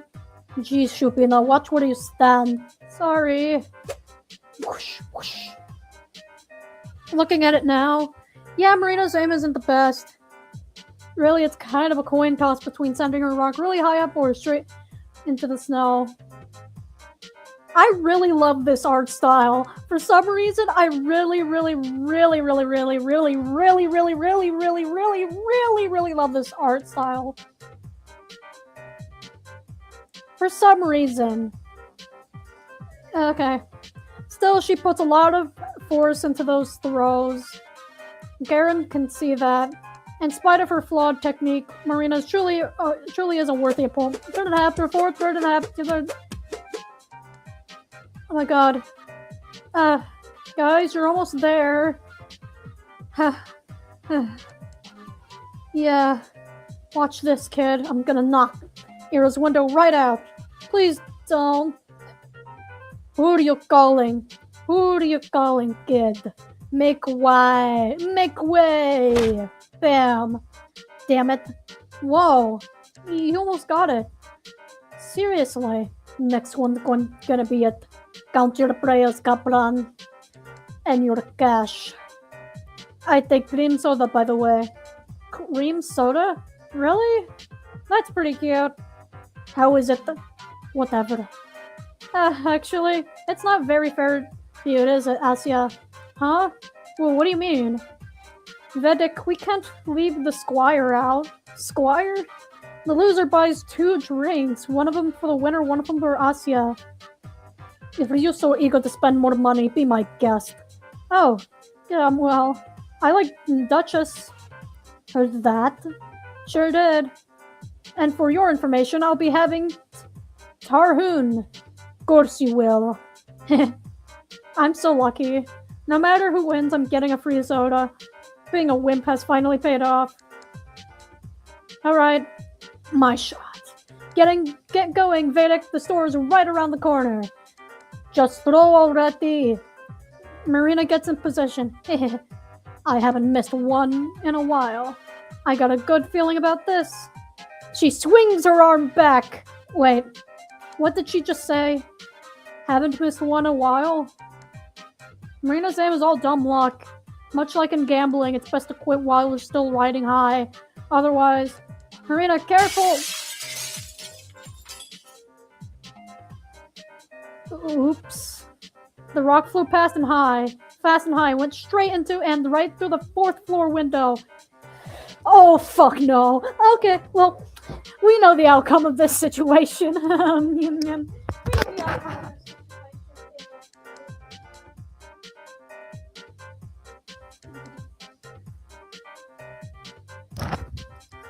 Oh my god, I know the situation of what the fuck's going on. I know what's gonna go on. I'm going crazy. I should stop panicking. It's okay. Bullseye. What the fuck? Everyone run! Wah! Marina grabs my head, and before I can fully process the situation, all of us bolt to hide behind the nearest corner. The man's furious voice echoes between the buildings. You shitty brats! Your parents will pay for this, you know, you hear? Kaplan! Don't think I didn't see you. Shit. Ha ha ha. You idiot. Garen leans against the wall, unable to catch his breath. Shut up, you. This guy recognized me. Hey, maybe it'll make you famous. Freaking marksman of the century. She punches his shoulder, but lets out a giggle nonetheless. Well, hey, at least I hit a target. One you weren't aiming for. Details. I crouched down and let out a sigh. Wow, what a doozy. At least that man didn't seem to know who I was. My dad would kill me if someone complained. Poor Marina. I hope that Lev won't be too mad. Her parents, too. Her parents. I don't think she ever mentioned them to me. Do they work in a different city? Then why does their daughter live in Vorkuta 5-5? Maybe I should ask her sometime. I look up at Marina, who's still exchanging verbal jabs with Garen.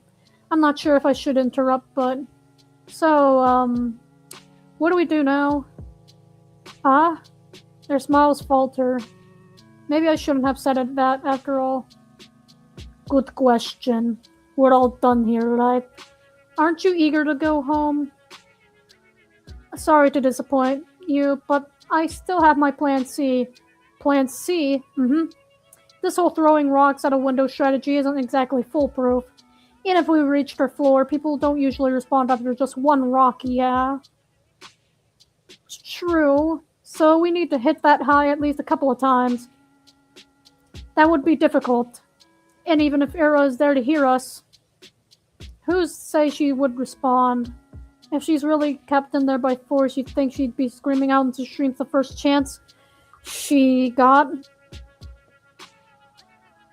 So why the hell did we all do that in the first place? There's still a chance that we'd get some sort of reaction. And if it's just 1 to a million, it's worth a go in my book. Your whole dumb theory hinges on that percentage. Yep. I mean, it's not so bad.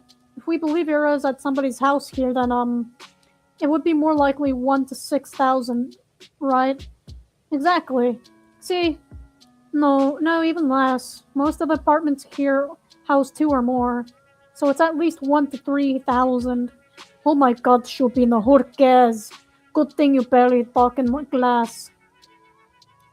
Right. For a minute, I forgot who Garen was. Not that I expected to hear anything nice from him, but... Hey! Don't talk to her like that! You lay off me. Anyways, why do you need me still? Need to break more windows for no reason? No. We need to get up to here. Marina points up towards the top of the apartment block we hid behind. Huh? The roof? Yeah. Do you still know how to climb there? Good grief. Why? You wanna flash a more code into our apartment? Oh, that's not a bad idea, actually. It's a really dumb idea. That probably won't work. Come on, people, there's no harm in trying. Any of you got a flashlight? I don't. Like on hand? No. Seriously? Don't all boys carry stuff like that? What boys have you been talking to? Ah, right, my bad. You're the type that carries corny card decks. Damn straight. What's with the proud face? Whoa, I'm not saying that shit, trust. But whatever, I was planning on that anyways. I wasn't planning on that anyways. Really, I just want to peek inside. Like, into Ira's window? Yeah, not the most ethical option, but we're kind of short on those. Sure. Oh, just like that? No snark? No complaints? Ugh, not like that's ever worked before. Let's just get it over with. You're right about that. Alright, let's get going then. Okay.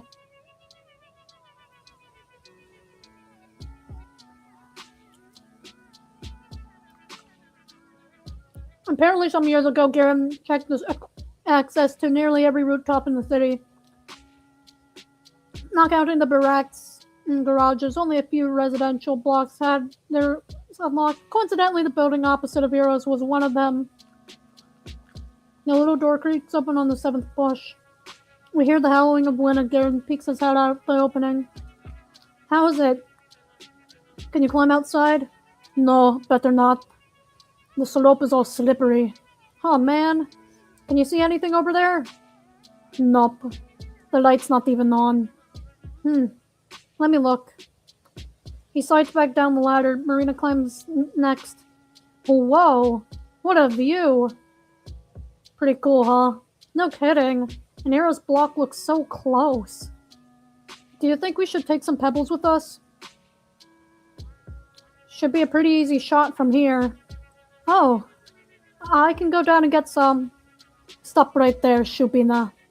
Don't give Palchenko over here any more ammo. Okay, it's just an idea. Marina rummages through her bag and pulls out a pair of binoculars. Well, someone came prepared. I sure did. These look so cool. Right? You can look through them when I get down. She sticks her head out and once again aims her straight at Ira's room. Do you see anything? She hops down with a disappointed face. Nope. Ha, told ya.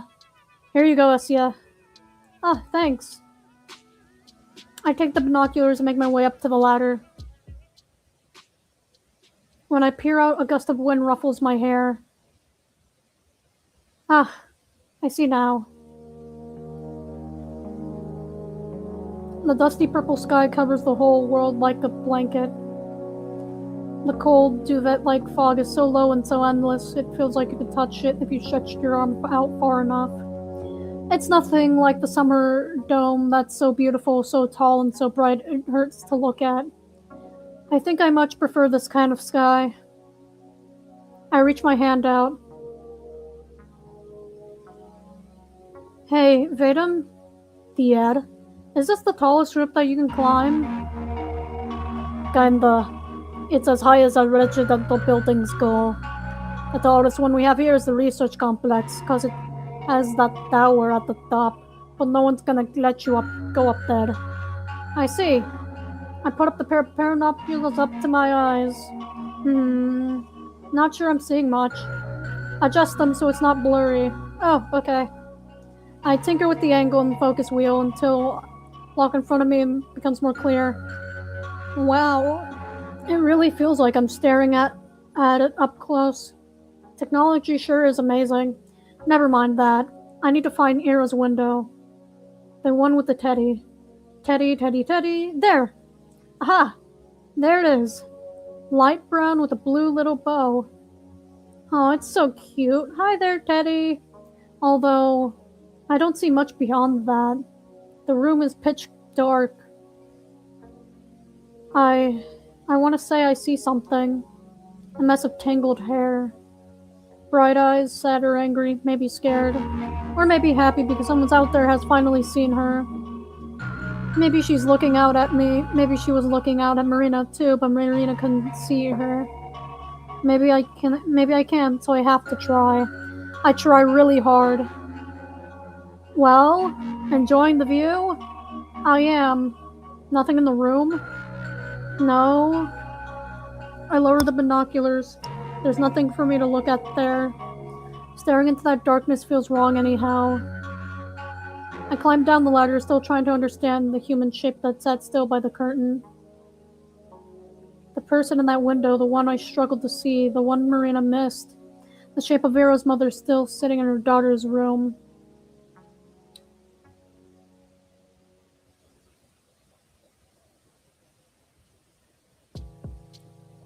Holy shit, when is it gonna end? So this was all a big waste of time. Well, I wouldn't say so. Oh right, your stupid theory got confirmed as stupid. Awesome. Glad I was here for it. Hey, now the evidence is inconclusive at worst. I really don't think it's true, Marina. Sorry. Itu, Asia. Itu, Asia. Why are you so hung up on it anyways? You weren't doing anything for days and now you're suddenly playing detective? Wait, fuck. Sorry, that's the wrong voice. Hey, that's not... It's not like that. I just got an idea in my head, so I thought, hey, maybe I'd check. And then maybe I could help somehow. It's true, being unable to do anything, I can feel really awful. She's been very worried all week, Vedam. Oh yeah, I bet. You know she was out yesterday, hanging with friends, howling like a hyena. Yes, I know that. Why the fuck do you care? Whoa, okay. Calm down, I'm just telling you how it looked. I don't give a damn either way. Whatever. Oh, actually, you lost. Huh? The drinks. You owe us, remember? Oh, how the hell did I lose? Well, the last shot was mine, so... That's the logic you're going with? You were also very rude. Still are. Well, we need reparations. The only ones who deserve reparation here is Shupina for getting hit with your dumb rock. And so do I for being dragged around by you two weirdos. Please, not like you had anything better to do. Isn't the company of two beautiful ladies like a treat in itself? Show me the beautiful ladies and we'll talk. I was planning to go to the cinema with my boys before he called. It was a US movie too. Damn it. Oh, right! They're showing it this week. I wanted to see that one. I remember that. Hey, let's go watch it. Huh? The movie. Like all together? Well, yeah. Then it won't feel like a day is wasted, right? I guess, but with you? Oh, I see. Asia, he's never taken a girl to the cinema before. He's shy. Oh, really?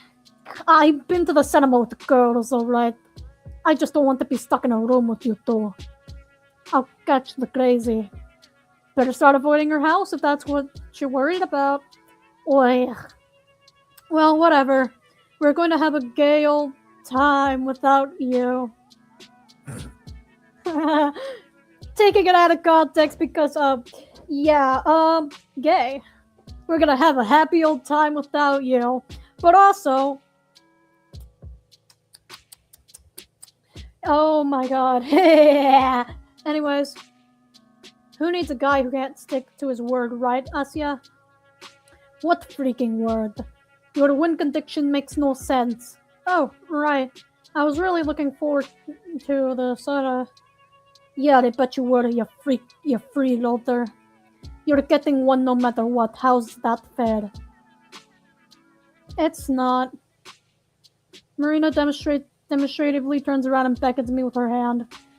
Come on, Asya, let's leave him to his card stash. A guy who's too cheap to buy you a measly Duchess ain't worth your time. Really, we should warn all the other girls about him. Hey, it's not about money and you know it. Ciao, Vedic. We got a date with Hollywood. Okay, bye, Vedam. Hey, Kaplan! That's blatant provocation. Wait. Garen catches up to us. We walk together down the road to the community center. Marina and Garen keep bickering.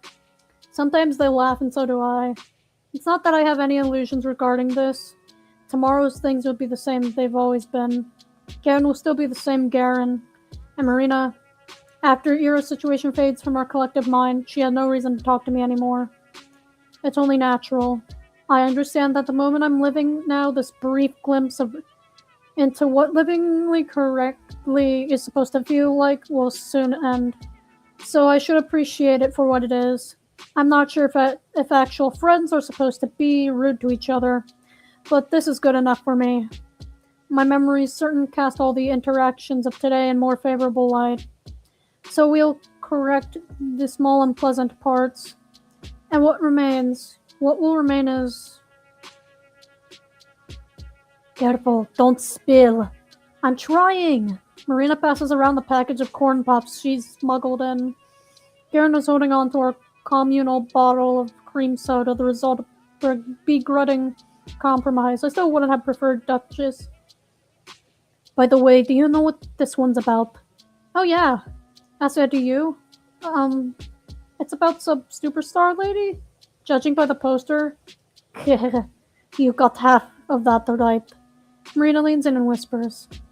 It's about a cross-dresser. Ooh. Wow. Cool, right? Damn it, why are you spoiling it? That's not a spoiler, it's a taste of what's to come. So it's like, hello, I'm your aunt. Oh. I guess we already have a movie about that, huh? There's some like it hot too. They ran it last year. Ah, you're right. Man, I wanted her to be a bit more shocked or something.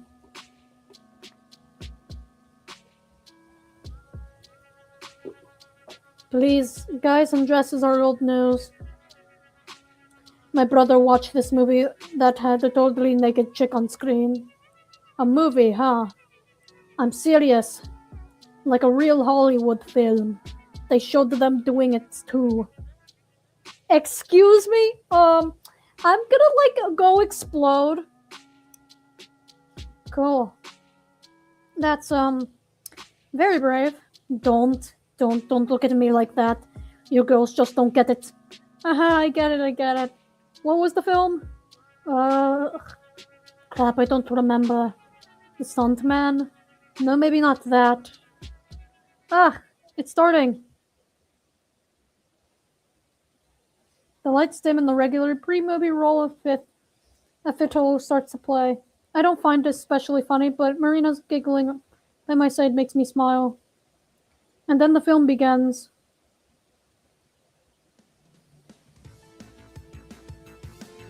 Film. What can I say?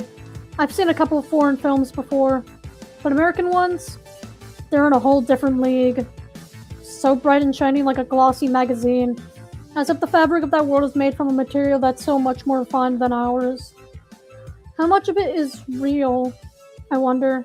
Maybe it's a wishful projection like a really good kind of propaganda film. No, that's not it. It's not even close to something like that. It's not flat at all. It isn't stiff. If a world as lively and colorful is truly, completely artificial, then I'm certainly the people who created it didn't doubt its absolute reality for a second. I realized this a long time ago. A kind of rule, an axiom. It goes like this: a fake is only truly good if its creator cannot tell it from the real thing. This must be an exquisite fake. Marina laughs, and so does Garen, and so do I, and so does every person in the theater. My face hurts from the grin that refuses to go away. I keep laughing along even when I can't see the screen. All of the colors start to blur, even the sounds. What are they saying? I don't understand. I hear everyone laughing, so I laugh along. My cheeks feel hot. There's music blaring. Is there some sort of montage happening? I don't know. Is it all just noise? My cheeks. No matter how much I wipe my face, it's still wet. Even if as I stare down at my knees away from the flashing lights, the fog in front of me won't clear. Uh, uh, hey, Essia, are you okay? Marina, I hear her whispering to me. I feel her gently caressing my shoulder. For some reason, I can't respond. My vocal cords won't work. She keeps asking me quiet questions and receives no answer. She mutters something to Garen. He mumbles something back. I'm not sure if he's saying something to her or to me. Before long... Oh no.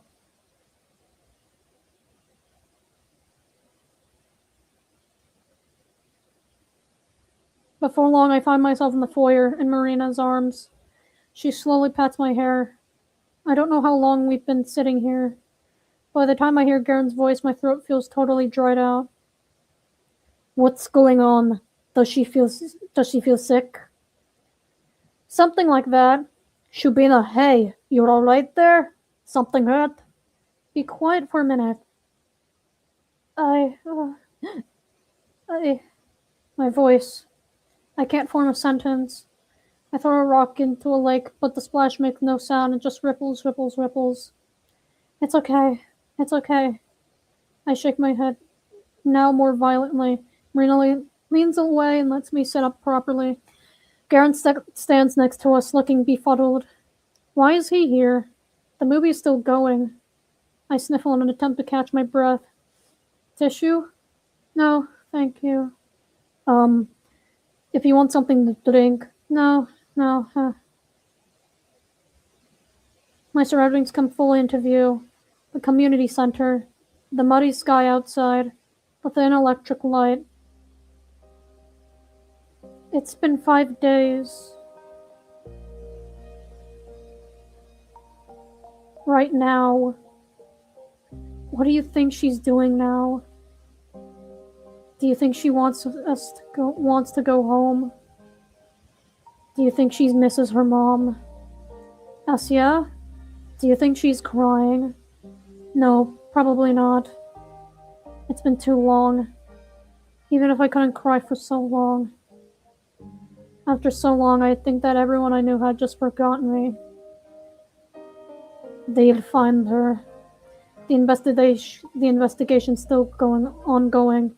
So you know. No, that's not what I mean. Even if they found Ira today. And before I sniff again, and before I can refuse, Marina shoves a paper napkin in my hand. I crumple it thoughtlessly. How can we do this? Do what? Everything. Watching some movie, laughing, making jokes, all the while Ira is. So what do you want? So what, do you want us to sit around and cry until she magically shows up? Vaden! No, I know that's impossible. Then what? What are we supposed to do? I don't know. But it makes me feel all rotten. No, Asya. Marina tries to hug me again, but I push her away. Sorry. Listen, it's not your freaking fault. It's not ours either. If you want to beat yourself up over it, sure, go ahead. But you're acting like she's dead won't help her feel less sad or whatever. Ow! What the? Marina pinches Garen's hand and mouth. Shut up. But the thing is, I know he isn't wrong. That's just how his world operates. The reality that Garen knows and the air that Garen knows. I'd believe the same thing if I were in his shoes. Sadly, that's not the world I live in. There are things I'm allowed and not allowed to do. I'm a swine that wandered out its pigsty to the grassland. It's not a world that I was ever meant to see. I can enjoy the view and thank almighty heavens for the chance to do so, but I can't call it home. This background music's awesome. I have to know my place. When a pig frolics through the field, it looks ridiculous. When a pig frolics through the field and the horse lays in a ravine with broken legs, it looks repugnant. I understand what you're saying, Vaden. but it's impossible for me to think like that. Why? You. I know Ira wasn't very polite to you. Or anyone, really. So I don't expect you to feel bad. I understand. But I don't know how I'm supposed to live anymore. You didn't even know her that well.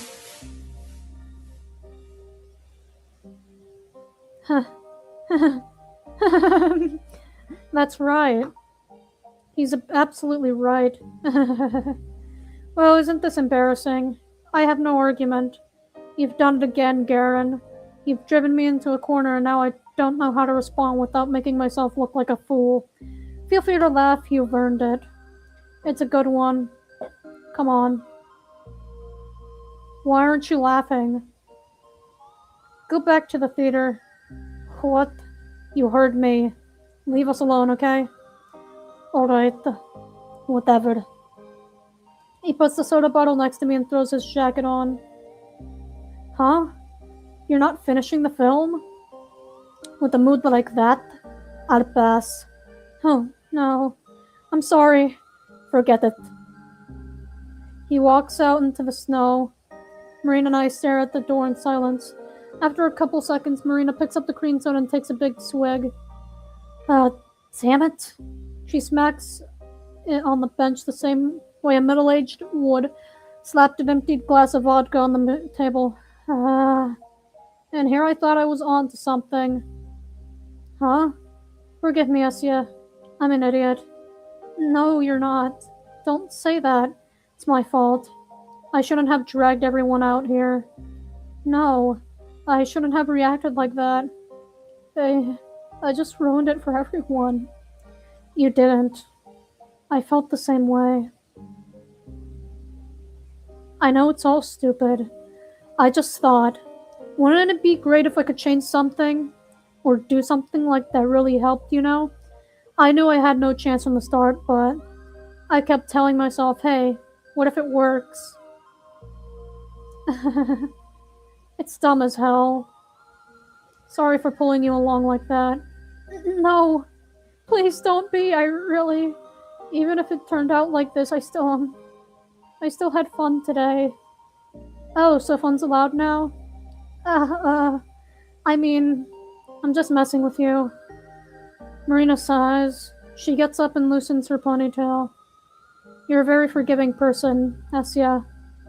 I can't imagine living like that. Please don't get me wrong. It's a wonderful thing. I wish I could forgive myself this easily. But I should have known better. I'm too old to play pretend. She turns to me. You want to go home? Or will you finish the film? I'll go home. Thought so.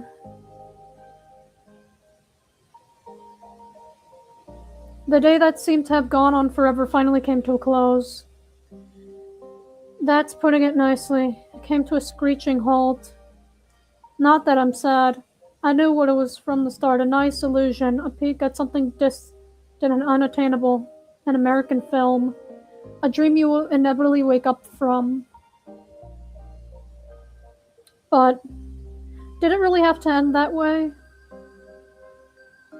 If only I didn't get unreasonable. Maybe then... No. The next scene stays the same, no matter when you cut it, the one that comes before. We could sit through the movie. We could even go to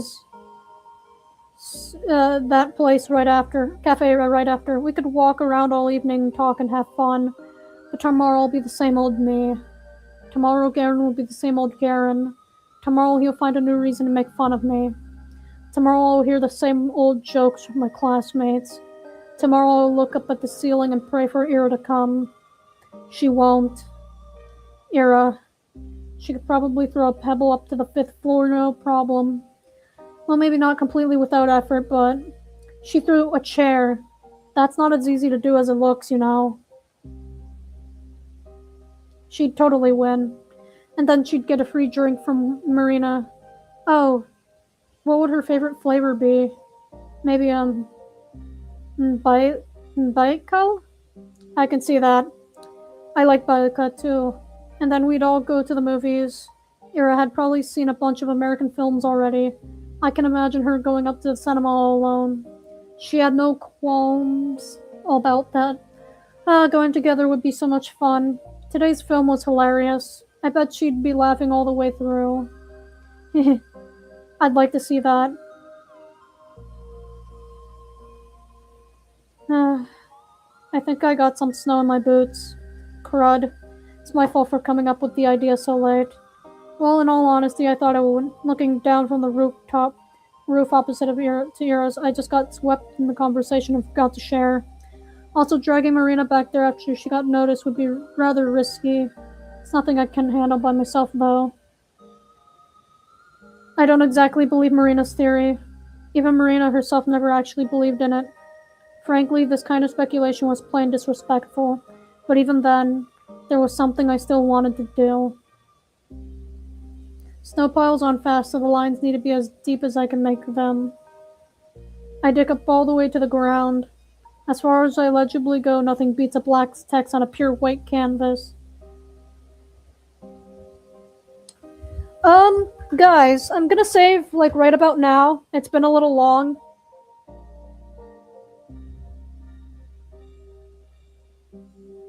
Wait, hold on. Actually, I'll wait. Hold on. As far as legibility goes, nothing beats a black text on a pure white canvas. By the time morning comes, it won't look nearly as striking, but it shall still be readable. I climb the little play ladder to check if everything's okay. Yeah, should be good enough. Good enough for who? Ira's mother? Yeah, I'm just being tasteless. It's an offensive thing to write, acknowledging that it won't make it any better, and I'm not so principled as to erase it. I'm selfish, and I need today to end a certain way. This end makes me content. I climb down from the frozen ladder and head home. The message sprawls across the playground under Ira's window. Switch toy if you're there. Switch toy if you're there.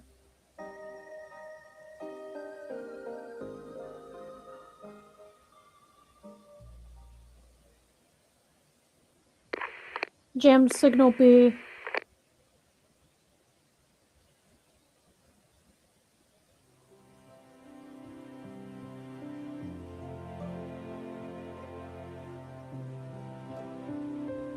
You're late.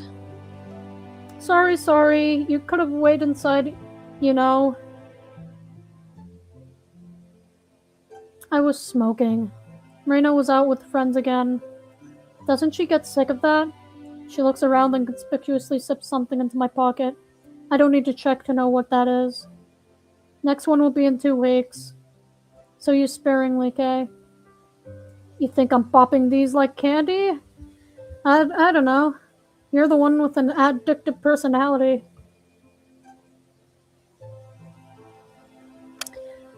So I'm gonna save right here.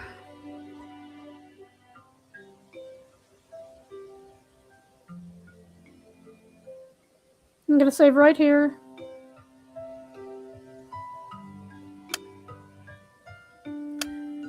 And that'll be it for this one. Oh my god, I played this game for 6 fucking hours. Holy shit. Would you recommend this to other of course I would recommend anyone to play this game. Of course I would. Who wouldn't? Manage uninstall. Yep. Holy shit. Okay. Yeah, if you're still here, how the hell are you even alive? I don't know. Anyways, that's all for today. Today's live stream. I might as well finish up Z.A.T.O, the Z.A.T.O episode, but I know I haven't completed all of that episode, but it's been getting very, very long, and it's been 7 hours. Imagine sitting there for that long, you know. Imagine for sitting for that long, damn. Holy shit. Holy moly, that was that. Anyways, guys, that's all for today. If you guys enjoyed, do the regular YouTube thing. Please like and subscribe, okay? This was a long stream. Okay, that's all. Toodaloo.